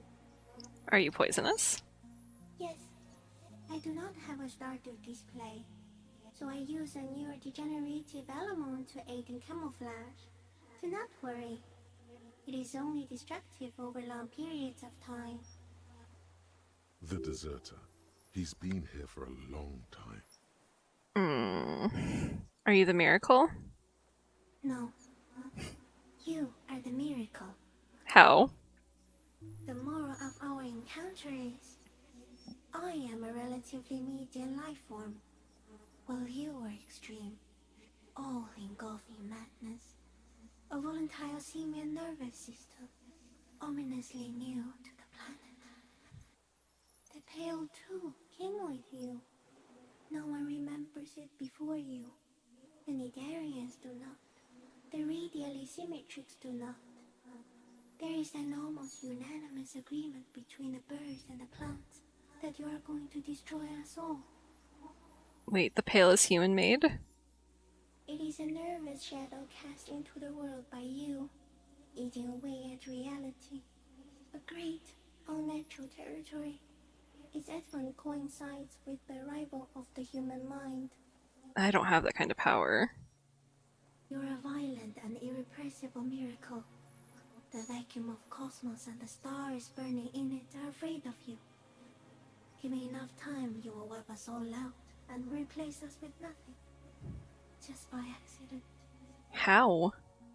We suspect it will be something like the oxygen holocaust that wiped out anaerobic life 2.6 billion years ago, when organisms first started breathing. Only much worse.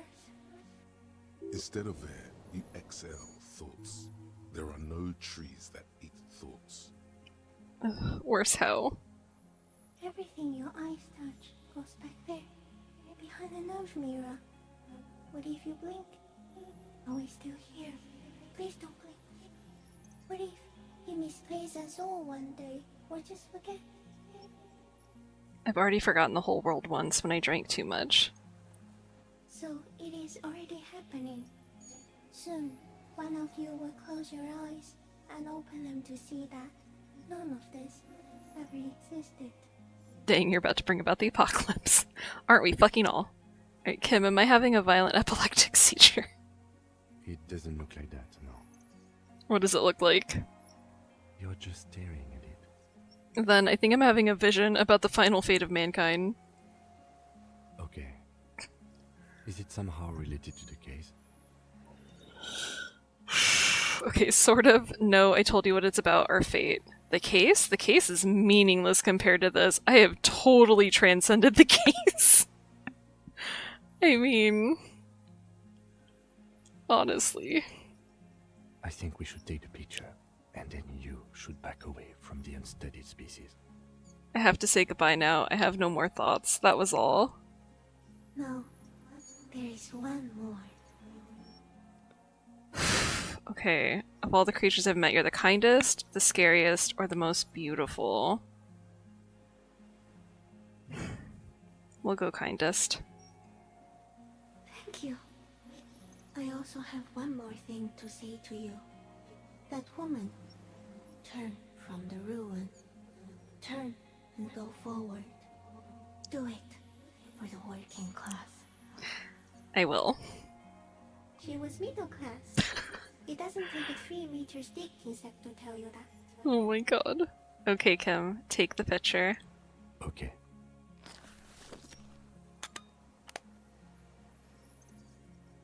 Thanks, Kim. With a slow ring of metal, the lieutenant slides the lens open and raises it to eye level. There is no change in the insect's motion while it's being aimed by the camera. It remains fixated, on you. In 3. If it moves, you jump back. I'll shoot. Here we go. 3, 2, 1. The shrill flash of the camera cuts the air like the blade of a sword. The phasmid freezes in its bright light. Head turned toward the lieutenant, hypnotized by the flash. It stands frozen before you. What a beautiful picture! I got it. You hear the lieutenant whisper as the creature's shape develops onto photo paper in his hand, a polychrome ghost of white streaks against the reeds in the sky, and you as a shadow before it. Ooh, reach out and touch its whisker, pet its forearm.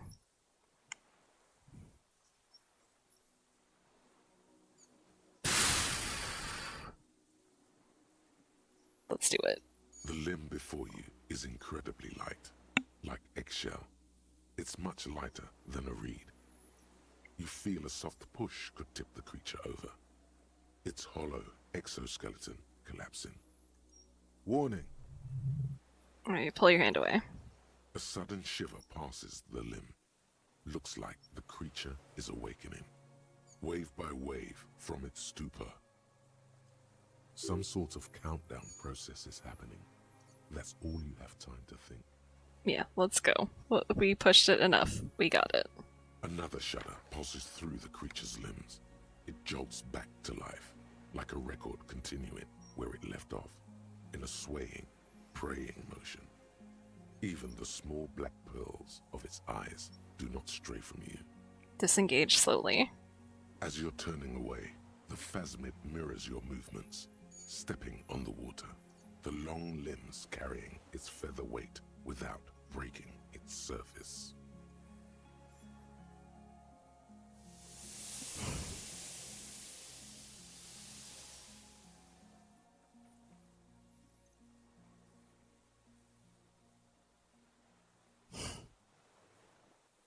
And just like that, it's gone, skating away across the sea's calm mirror like a skipping stone, leaving nothing but circles on the water.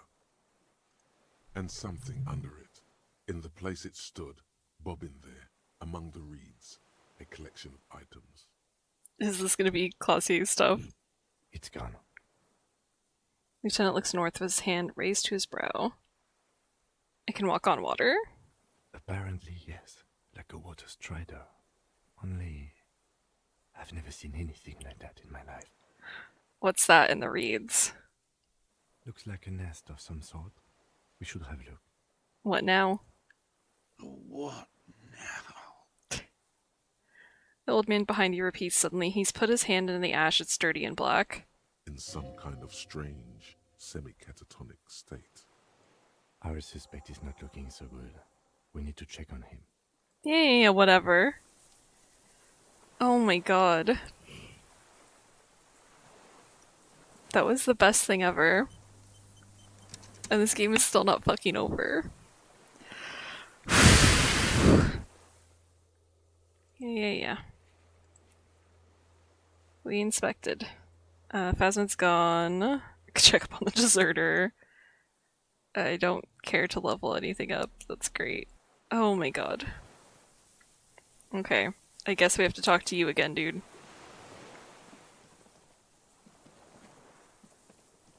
What is it? What do you want from me? I can't go. Something is very wrong with him now. How could you not see the Phasmid? See. He stares at the reeds and falls silent. Mr. Doras? The man does not respond. He keeps staring, black eyes glazed over and bulging from their sockets. His gap-toothed mouth shaking. I also just realized I should have looked at what fell in the reeds. With fear and longing. Alright, touch his shoulder gently. The plastic cape feels coarse. A light shiver passes the man. Other than that, no reaction. He feels small and frail. He's going into some kind of psychomotor immobility. The good news is, this solves our transportation problem. Doesn't it, Mr. Doras? The trembling mouth appears to sigh.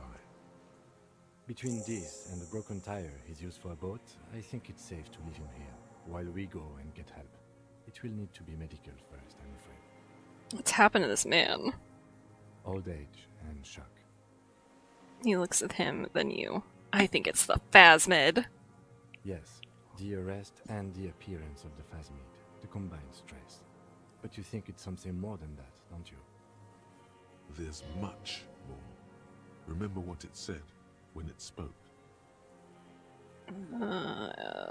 He couldn't see it, Kim. It's just the reads for him.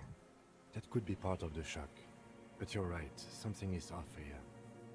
Mr. Dross, Touches the man's shoulder. No response. Maybe this is how the phasmid has stayed hidden all these years. then how did we see it? Oh, you mean, whatever does this, does it over time? Teenagers, kids, drunks, sightings are brief, and hence not credible. But anyone who spends a long time with it. Yes, you forget it's there. Mr. Dross, have you ever seen a stick insect pretending to be the reeds? The doctors will have to look at this. I hope your station has better medical personnel than 57. This is a little advanced for a nurse. It's definitely toxic. The phasmid, it told me it is. Told you? Yes, good. During your long staring match, I understand. He looks at the man, then you. He's been here for a long time. Who knows how much of it in its company? He did seem distressed when it finally came to arresting him, like he didn't want to leave this place, and the insect maybe. I have absolutely forgotten to take notes. I hope I remember all of this.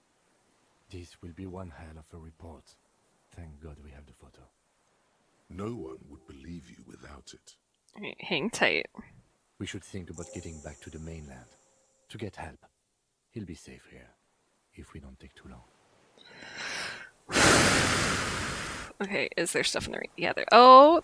Is that a trap? That's funny. Fairweather T500 helmet. Is that the... I think that's the fucking armor helmet. And a scope! Oh my god, little piece of shit. And then I think that's one of the fucking traps. Evidence, Classius... Oh, maybe it's the buoy. But, yeah. Her passport. Oh my god. Is that it? That's it. Okay. This game never fucking ends. And I have to go to the bathroom again. So I'm gonna take a break. I just... Like, surely there can't be that much left now, right? Except that I've thought that every fucking time I've played this. I can go to the bathroom and come back and see what happens next. And if it is not fucking credits in the next, like, 20-30 minutes, I have to stop, even though I just... Oh my god. Okay. Jesus. I need my computer to stop lagging. Okay, I'll be right back.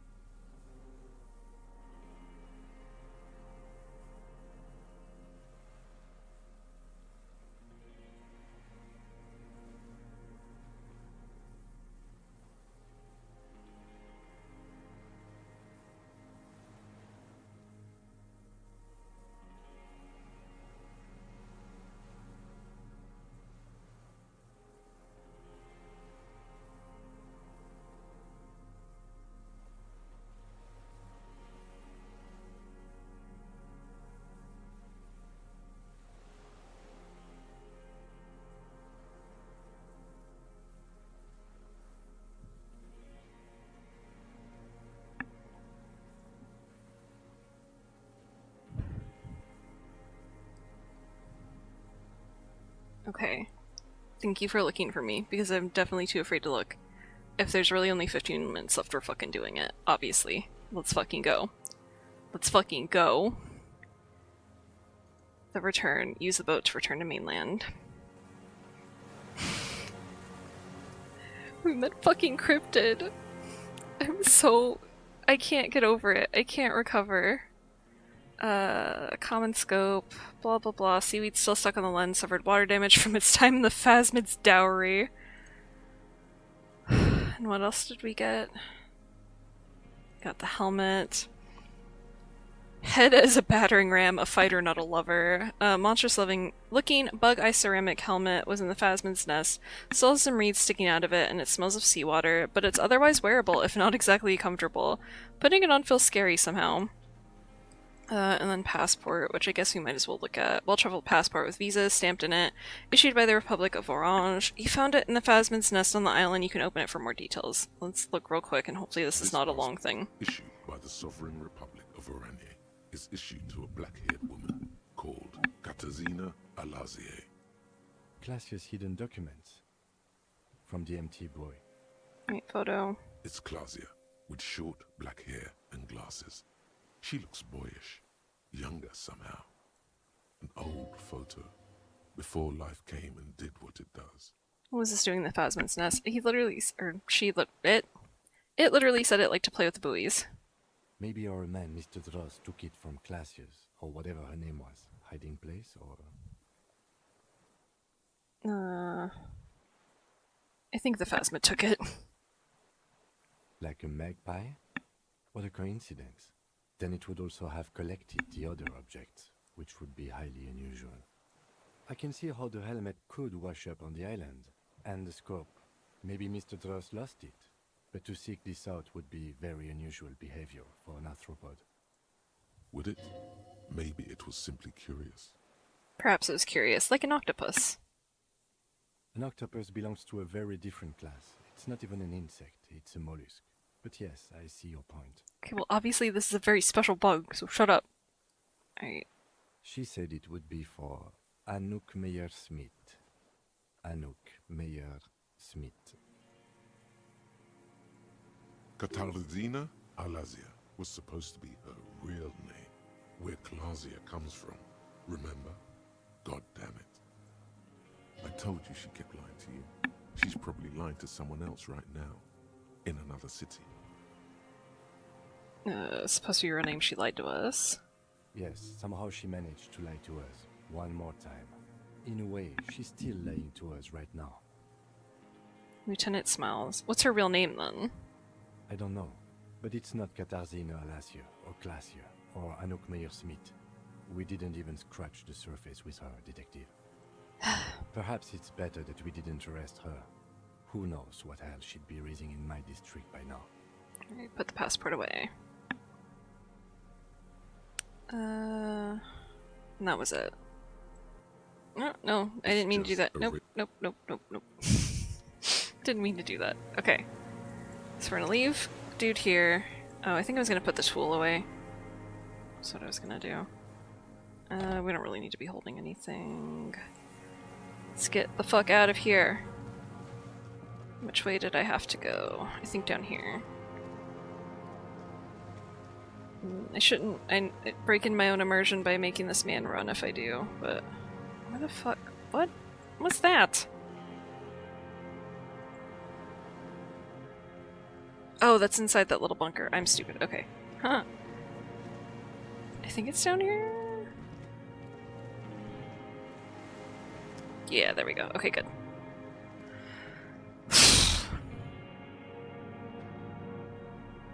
Okay, saving because I'm terrified. Saving is freezing my game, which would be the kind of fucking karma I deserve. I have to go up here to get out.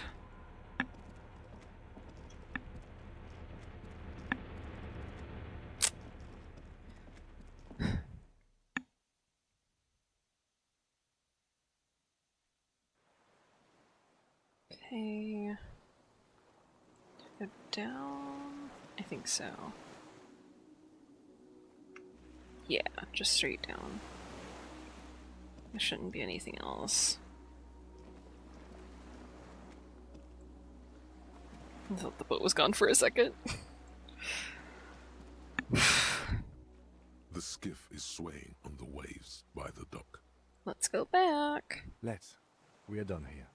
He says, adjusting his glasses as he looks out over the water. The skiff rocks gently under your weight as you get in. The ride back is uneventful and quiet. But for the sound of conversation on the water, there is someone inland waiting for you. 2 men and a woman stand on the concrete square of a nameless village, looking at a small yellow boat as it draws closer. The sea is calm. You reach the jetty and climb out of the skiff. Little save. I'm so afraid this is gonna die before we finish, but we should be able to get through here. God help us.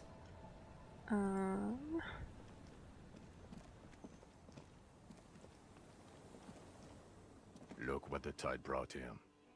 This is the man without sunglasses. Suddenly his expression changes and he tilts his head. Harry, you're bleeding all over the place. You're half dead. Mm-hmm.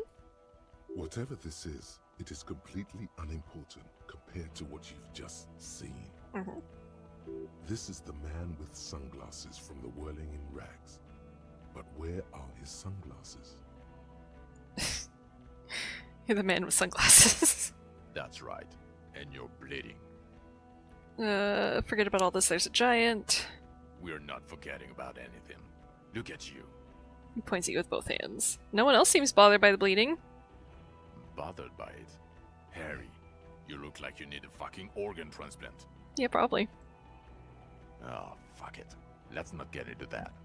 Who are you people? Hello, I'm Trent Heilerstein. I believe we've met on several occasions. I don't remember nothing. I'm your goddamn partner, Jean Vicomar, and this is your special task force. Or what's left of it. Special Consultant Trent Heilerstam, Battle Officer Judith Minot. Hi. We've come to scrape what's left of you off the pavement. Lieutenant Kim Kisuragi, Prison 57. We've just come from the island, where our investigation led us. The scene is making even him feel as though he has to justify your actions. We might need your help with something later. Yeah, it's suddenly regaining his confidence. As if he recalled that he's in fact a decorated police lieutenant and not a naughty boy. He's the best boy. Come on. But this is clearly a departmental matter, so I'm going to leave you to discuss it among yourselves. No, Kim, you got on my back. Let's destroy them. It's good to meet you, Lieutenant Kitsuhagi. She says warmly, flashing the lieutenant the tiniest of smiles.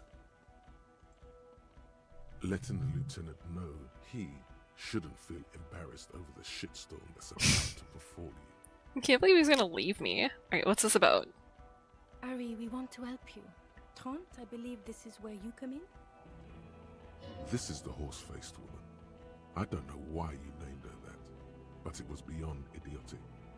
You should never address her using those words again. I don't quite know what I'm doing here. I was asked to participate as an expert. I think I need to manage your expectations a little. I'm at best an enthusiast in cognitive science.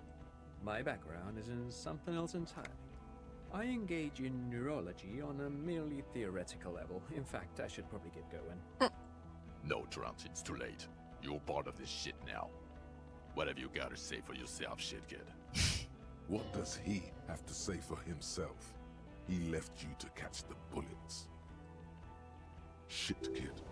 What an interesting moniker.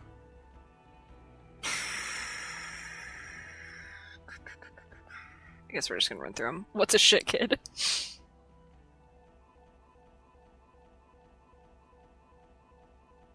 Why is it freezing now? You. Shit kid, that's you. Maybe you've deserved it. How did you know I was here? The cafeteria manager you fucked over told us where you went. After all that Sylvie stuff, he betrays me. Shit, kid. He didn't betray you. He just told us the direction you went in. Who's Sylvie? Oh my god. Sylvie's a girl I hooked guard up with. I did that and saved his establishment. Strange. He didn't mention that. In fact, the establishment didn't look saved at all. There was a giant aerograffito in front of the building. It was on fire. It was this one junior delinquent. I don't know. It had shit kid written all over it. You aren't even the man with the sunglasses at all. You're not even blonde. Guilty as charged. I heard you'd lost your mind and your memory. I wanted to see if it was true. And it was. Good work, Harry. You're insane now. There's one less person for me and everyone else to rely on. I get the feeling I was insane before, too. He was too sarcastic for you to realize who he was. I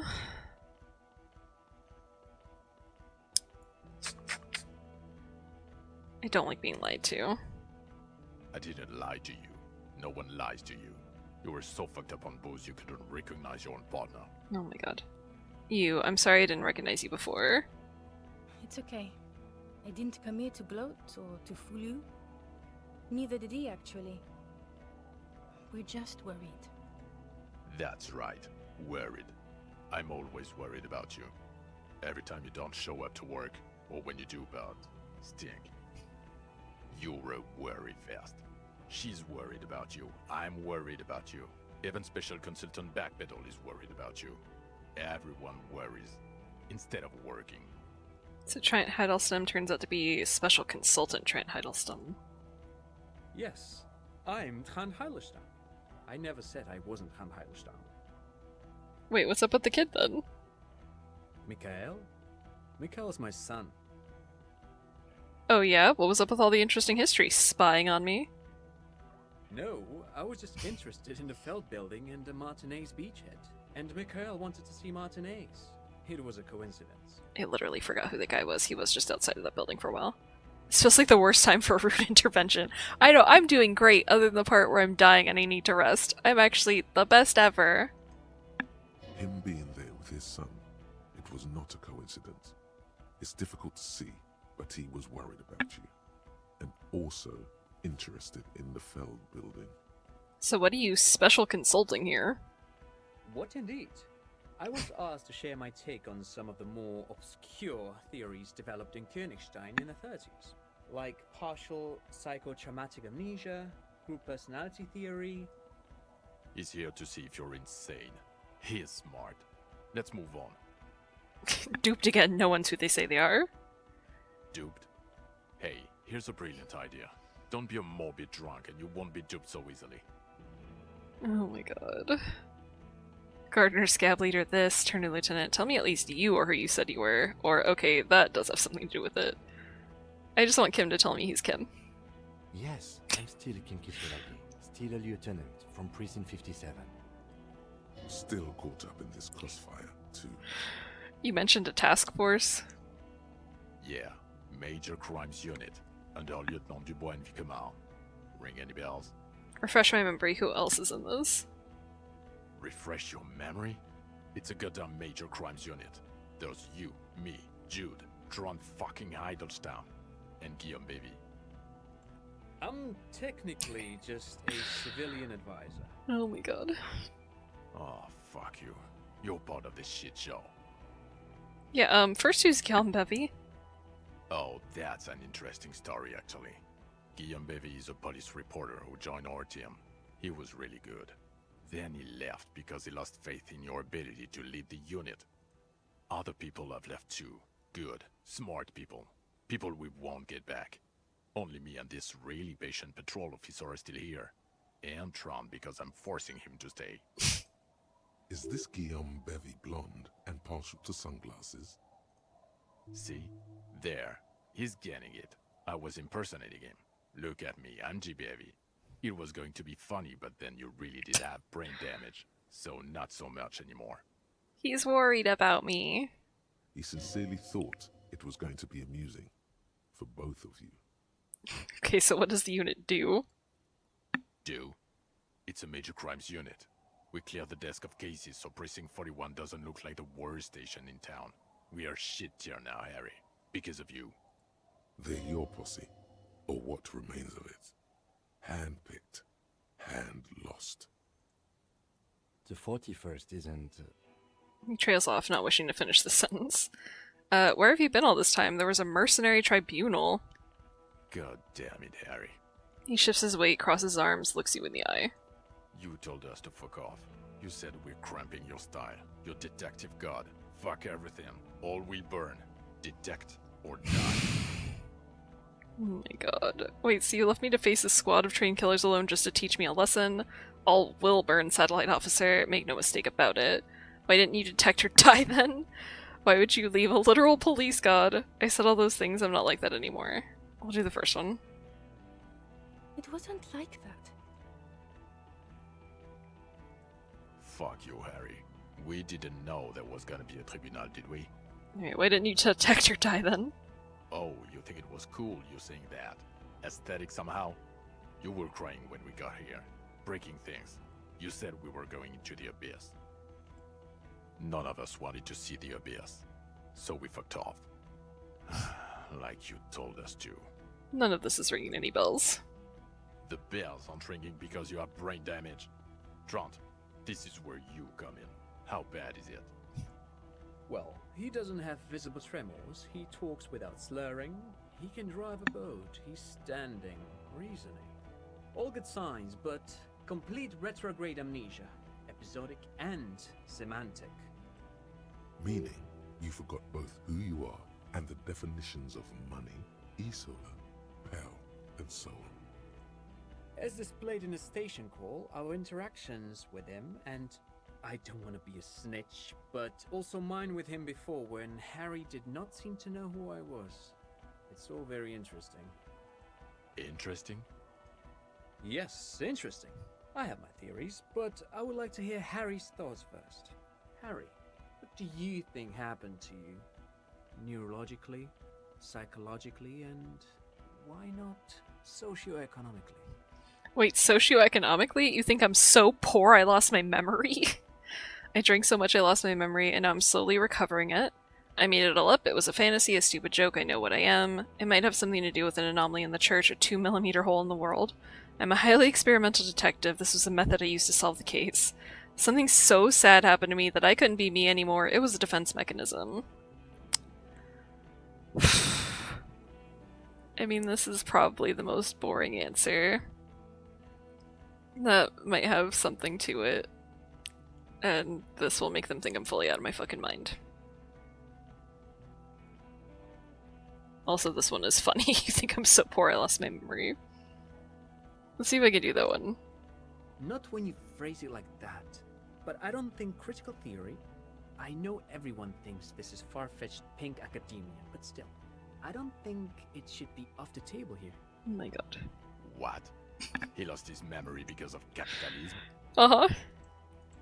No, Oh, shit. not like that. I'm not talking Vrede for school here. But Harry, I asked you, what do you think happened?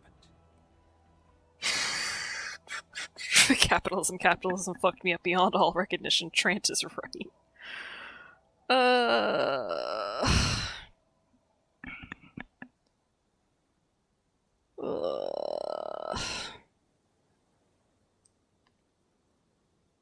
We'll just do the first one. He is. He's getting better. And I can confirm that he drank a lot of alcohol prior to it happening. I believe he drank. People do that, especially this one. What they don't do is forget their whole life because of drinking. But Detective Vigmer, he has blanked out before. I have? Yes, a couple of times. After some of the more serious benders.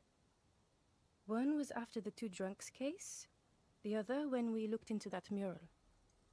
So you don't remember not remembering. Beautiful. Interesting. So at first he dipped his toes into it, prepared. That's where he would have gotten the idea, yes. Practice. And then he used alcohol to get there, so to speak. What do you mean? Well, here's my theory. What if this is an absolutely normal reaction to the world we're living in? What if this is not a significant anomaly at all? Something to be explained, approached as a defect. Look at the sensory input here. Look at the ruins, the neon. Listen to the radio, the multitudes, the people. Live here for 40 years. As a police detective, he's like a magnetic reader on the world tape, to borrow a known metaphor. Harry's been pushed flat against it. Total input. Hardwired to the free market. He just needed for its end. Okay, Trent, thank you. That's absolutely meaningless. I'm glad we brought you. Will he or will he not be able to work in the major crimes unit? Is he a cretin now? I want to know that. He's not a cretin, and he is able to do work. If not in his previous leadership role, then as a line detective. I'm ready to lead again. Line detective is good for now. He's wrong, I'm too far gone for work. Fuck all of you, I don't want to be in your unit. I think line detective is good. For now, I misphrased my question. It should have been, is he able to put his clothes on and use the body? Or do we need to get him on a disability pension? They can keep that pension. You're rock solid. You can put your clothes on hard. What now? Now nothing. Now we're just going to stand here. Really? No, now we discuss that. What the fuck did you do to a motor carriage? Why is it there, Harry? Hold on, in the ocean? That wasn't me, it was Ptolemy traffic hooligans. I drove it in the ocean when I was drunk. I thought the killer would be underwater, he wasn't. The time had come. Tequila sunrise. I don't know what it's doing there. I mean, we'll just be honest. Ah, so refreshing. He just admits it. Thank you for your honesty. Thank you for destroying 45,000 real of police property that's coming out of everyone's payslip. It doesn't matter. Your badge, Harry. Show me your badge. What would I do with this futuristic armor? I got my badge right here. In a rush to demonstrate Aw. your badge, your eager fingers can't sustain a grip on the smooth plastic. The badge slips out of your hand. You're proficient in catching objects. Thank God.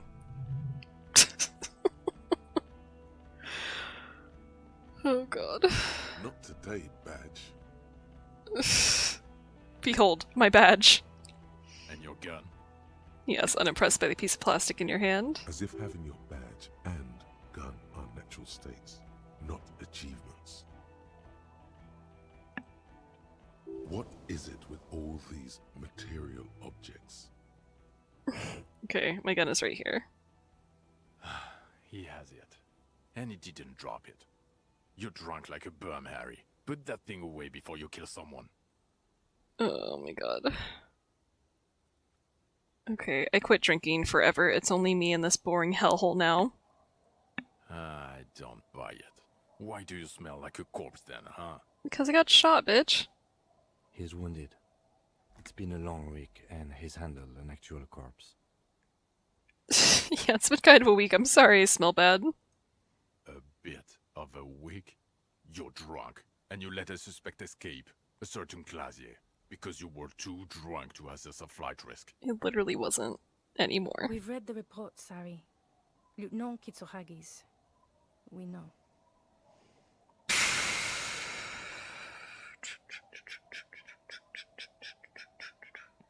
Alright, not taking her in was the right thing to do. She gave us a vital clue that led us to the island. Oh well, if she was nice. I'm not even gonna get into the other suspect, who also escaped. Yeah, Ruby something? Or the fact that you're Everard Claire's little peony now, doing I don't know what for him. That's small-time stuff. That's nothing. That's a humorous anecdote. Compared to the 7 people who were gunned down, the streets are literally red with blood, Harry. It was fucking mass murder. Not my fault. He did everything he could. We did everything we could. The company hired unvetted mercenaries. Lieutenant Dubois got between them and the locals.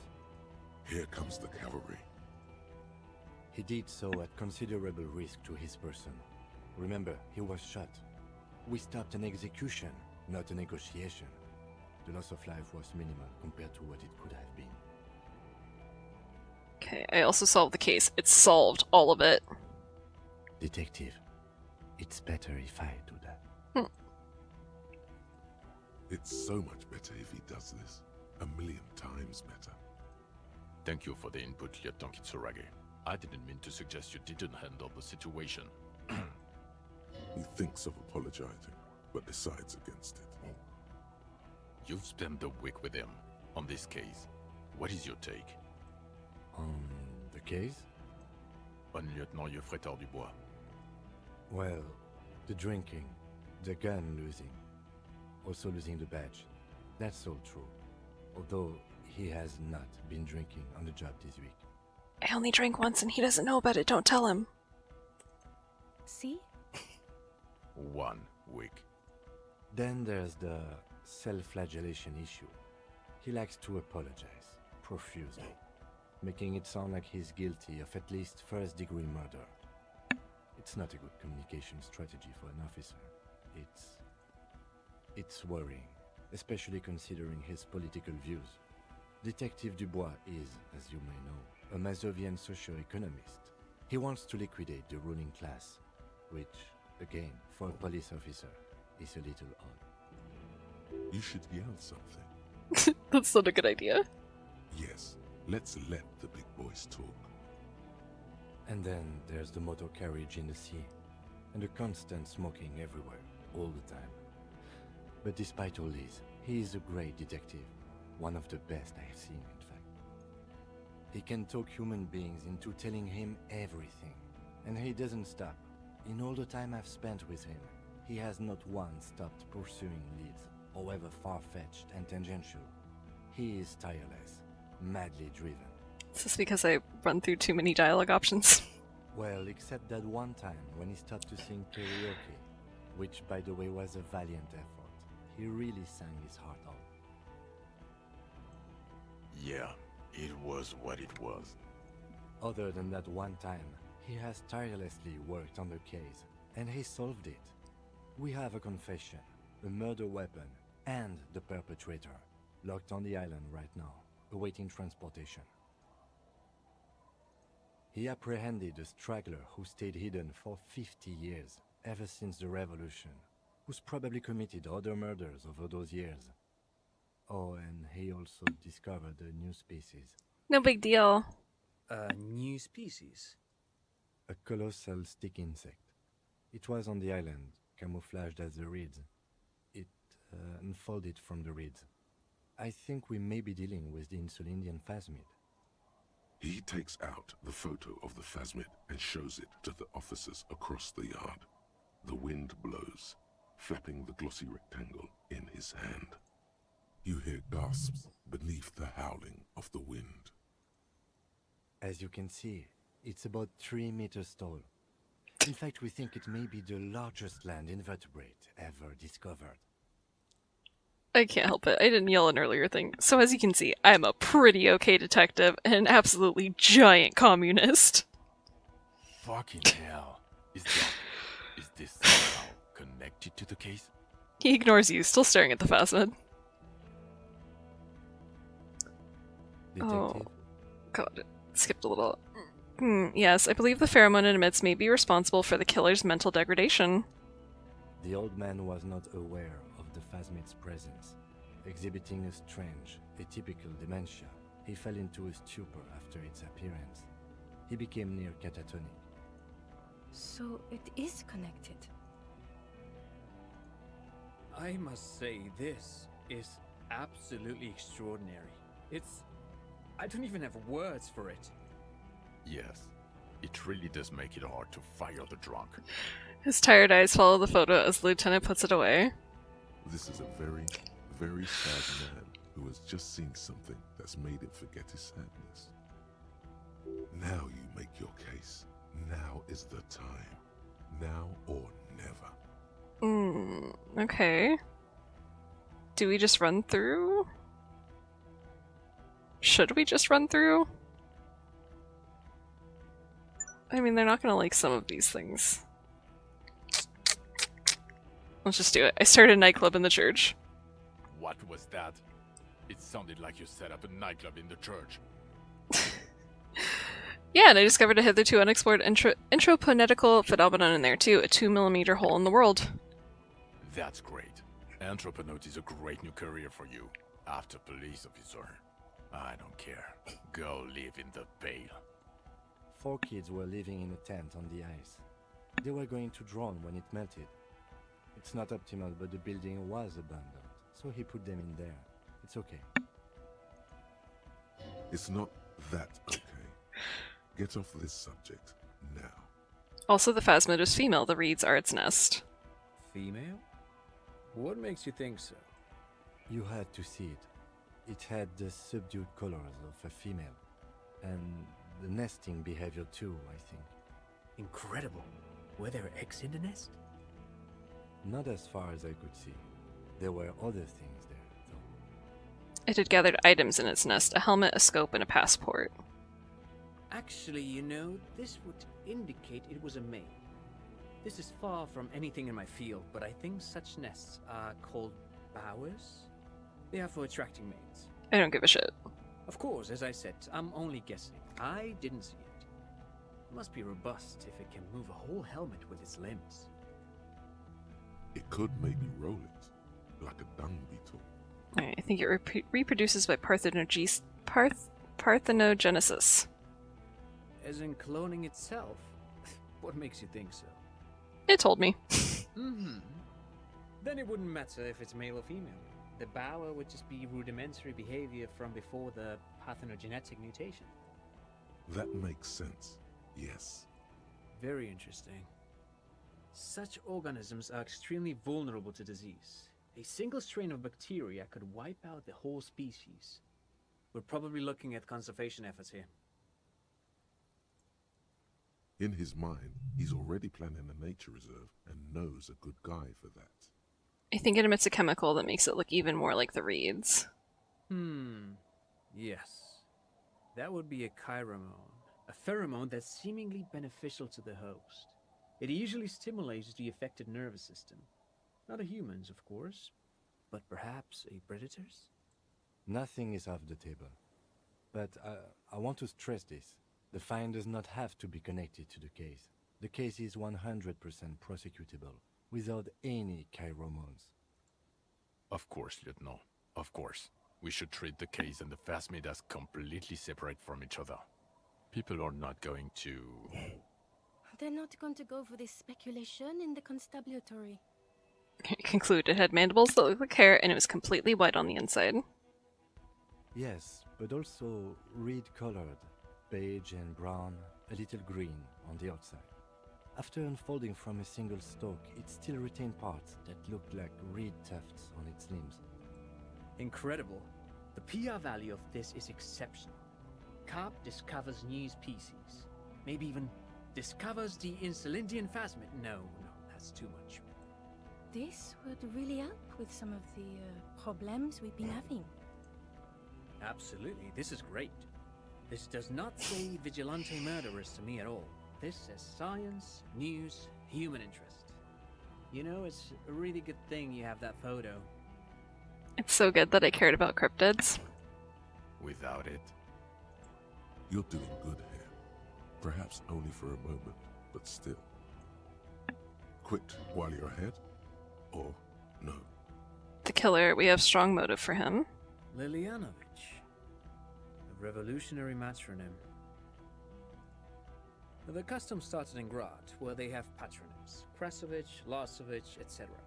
The revolutionaries saw this as a chauvinist atavism, so they used matronyms, derived from the mother's name instead. This man's mother was Lilian. His Lilian's son, Lilianovich. The custom was overturned after the revolution failed, but not before it made it to Revachol. So, it is what a soldier of the ICM would be called. Thank you, Trant. Thank you for that piece of cultural theory. You said you have a motive? Of course, excuse me, I just thought it was noteworthy. He wasn't quite sure about the straggler before he heard this detail. It must have convinced him. Act of jealousy. Jealousy? I thought this Lilianovich was an old man. To have been hiding for 50 years. Like 70-something. A strange psychosexual fixation, aggravated possibly by proximity to the phasmid and its chemicals. He himself gave a political reason, said he had killed an enemy combatant. Also, we have ballistics from the gun, matching the bullet found in the dead mercenary's head, and 2 officers on the scene that Mr. Dross confessed to. It's a clean win. Oh, it's way more than that. Way, way more.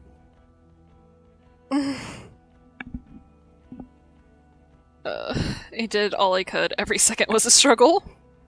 I've never doubted you can pull yourself together and work. In bouts. Bouts don't last. I can still smell the booze on the wind.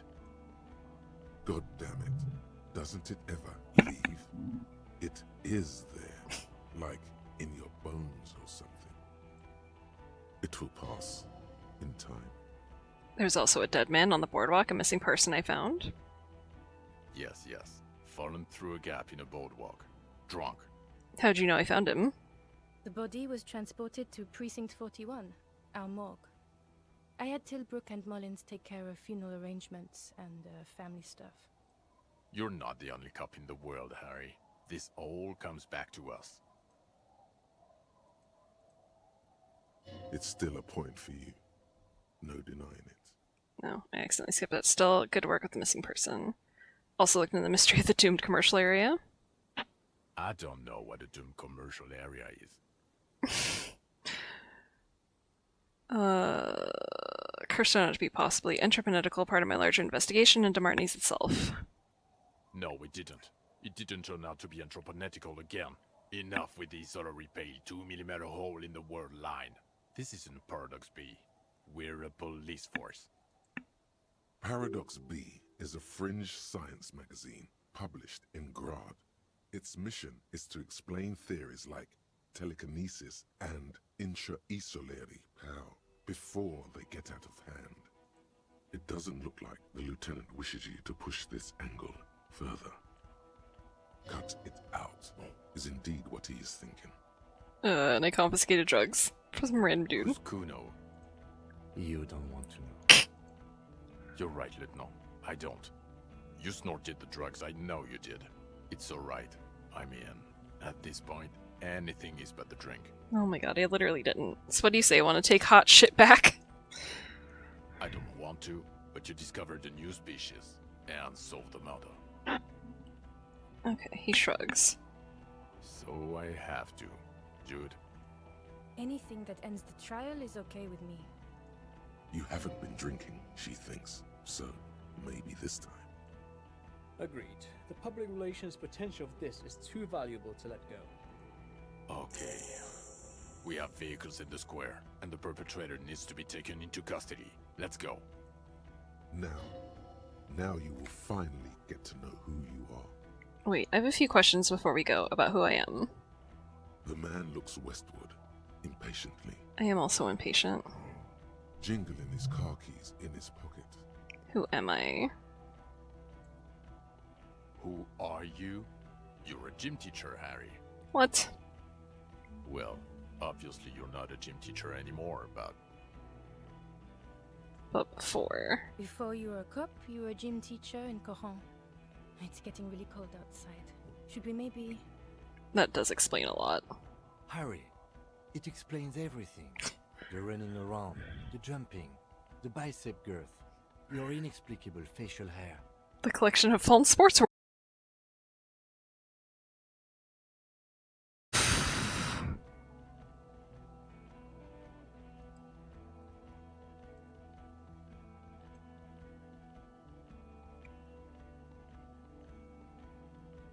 Oh my god.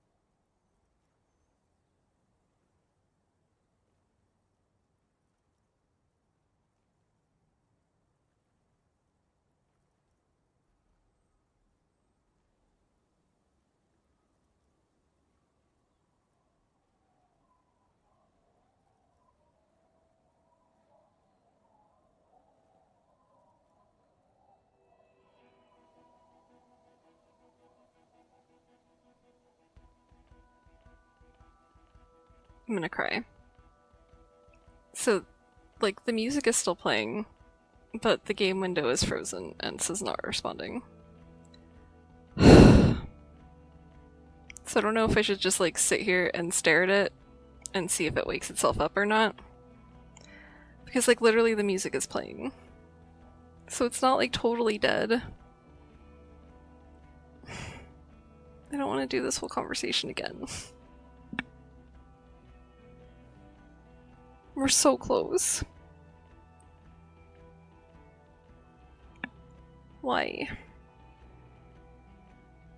Why is the music still playing but the shit's frozen? You know, like, it's just, like, really hurtful to me. And we're definitely so close to the end. This is quite literally the final conversation of the game. Of course it fucking is.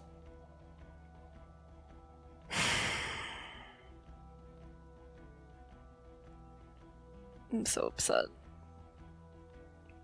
I'm so upset.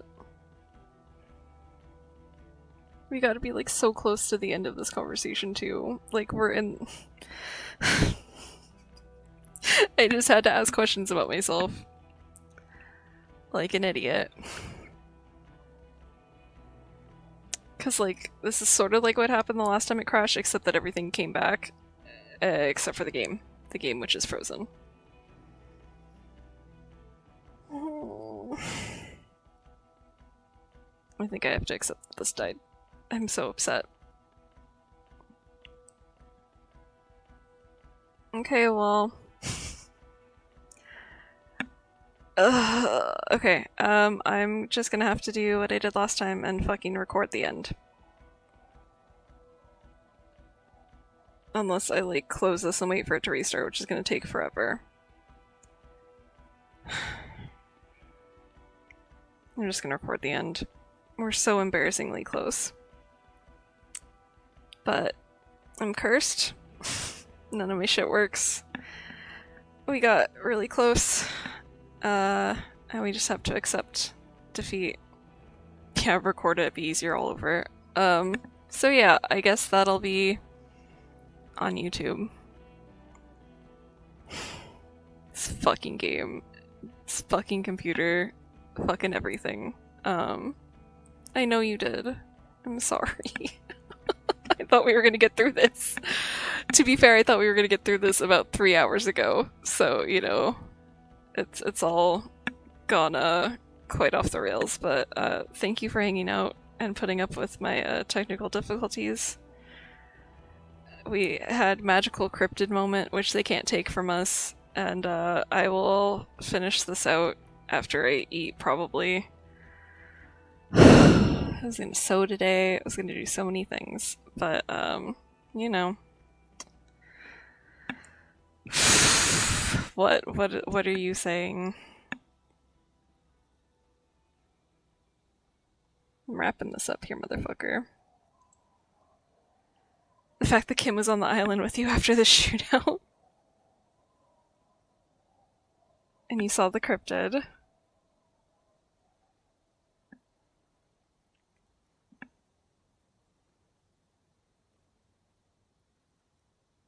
Means you actually got the true ending of the game. That's exciting. See, this is why I talk too much to people and do too many things, because I keep accidentally getting true endings to things. Well, that's cool. That's heartening.